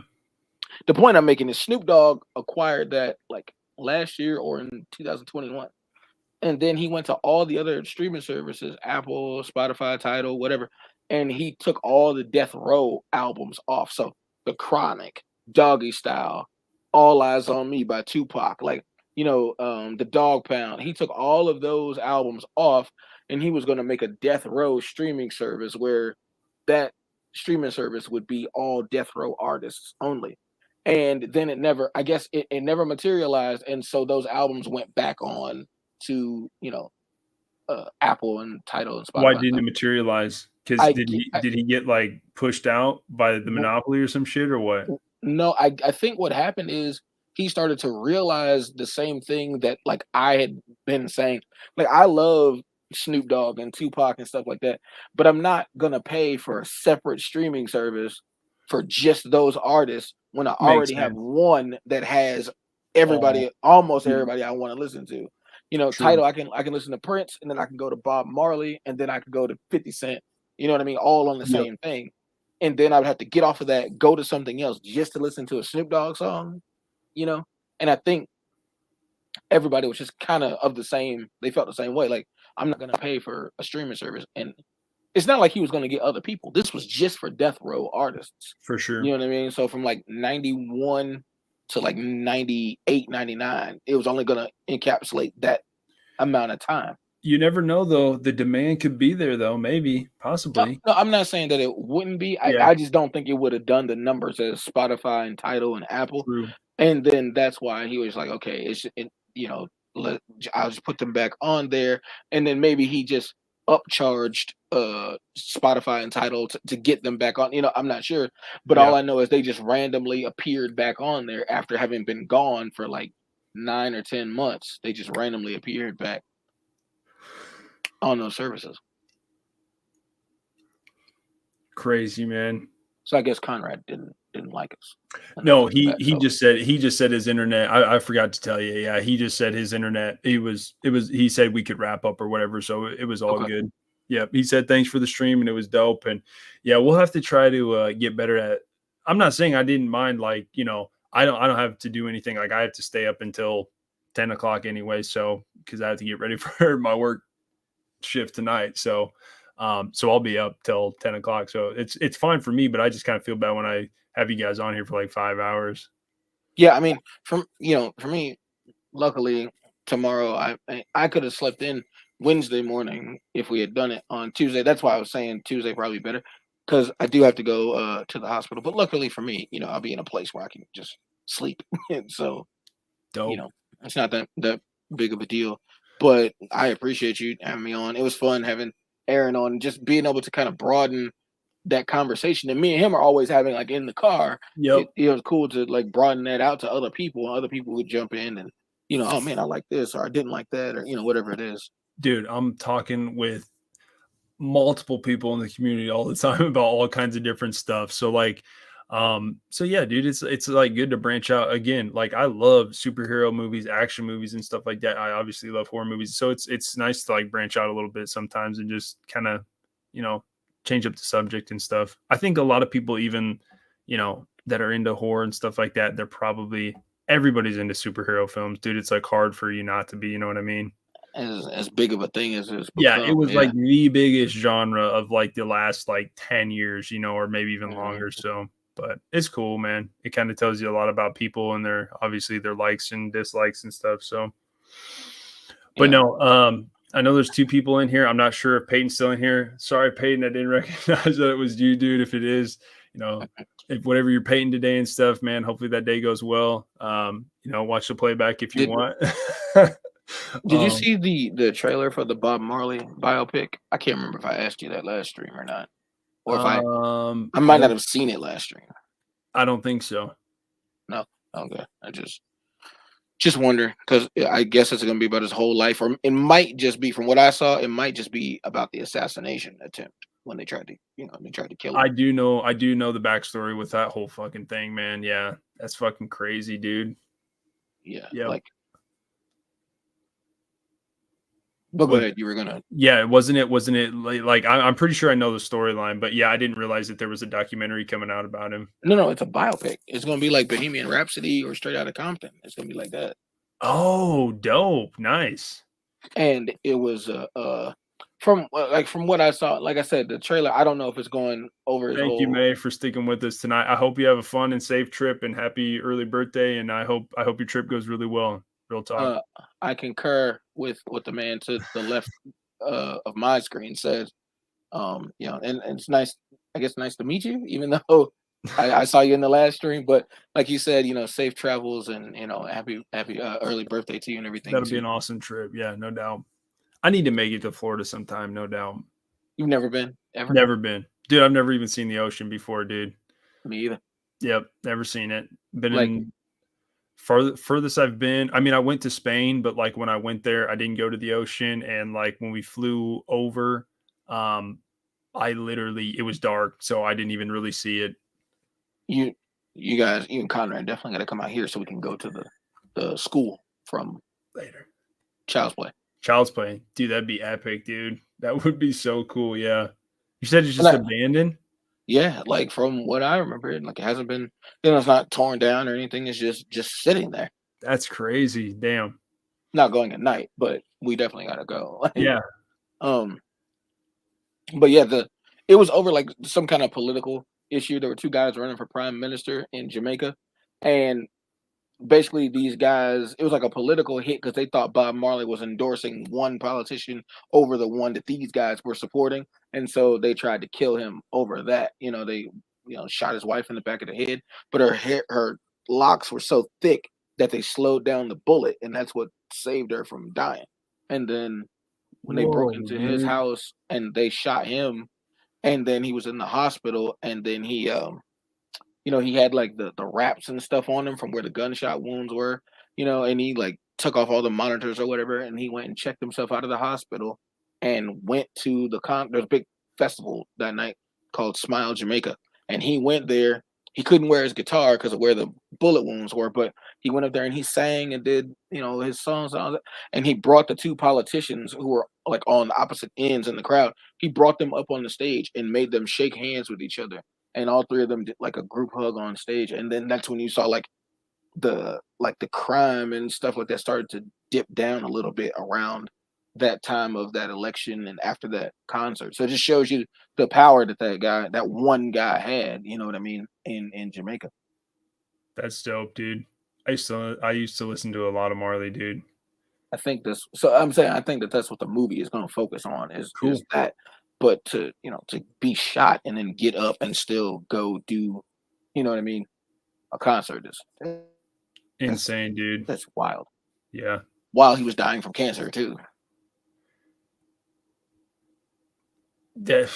See, I thought it was well,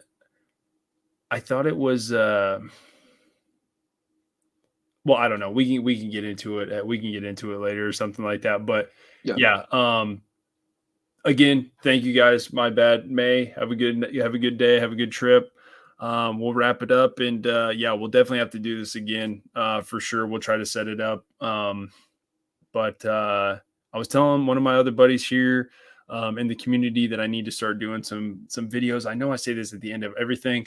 However, man, I'm really considering possibly streaming some Madden. So I don't know. We'll see how it goes. I need to like you said, try to figure out the whole ins and outs of possibly streaming and stuff like that. So, but yeah, I appreciate you guys joining us. Fun stream, dude. I think this is easily my longest stream, longest stream, no doubt. But this is good stuff.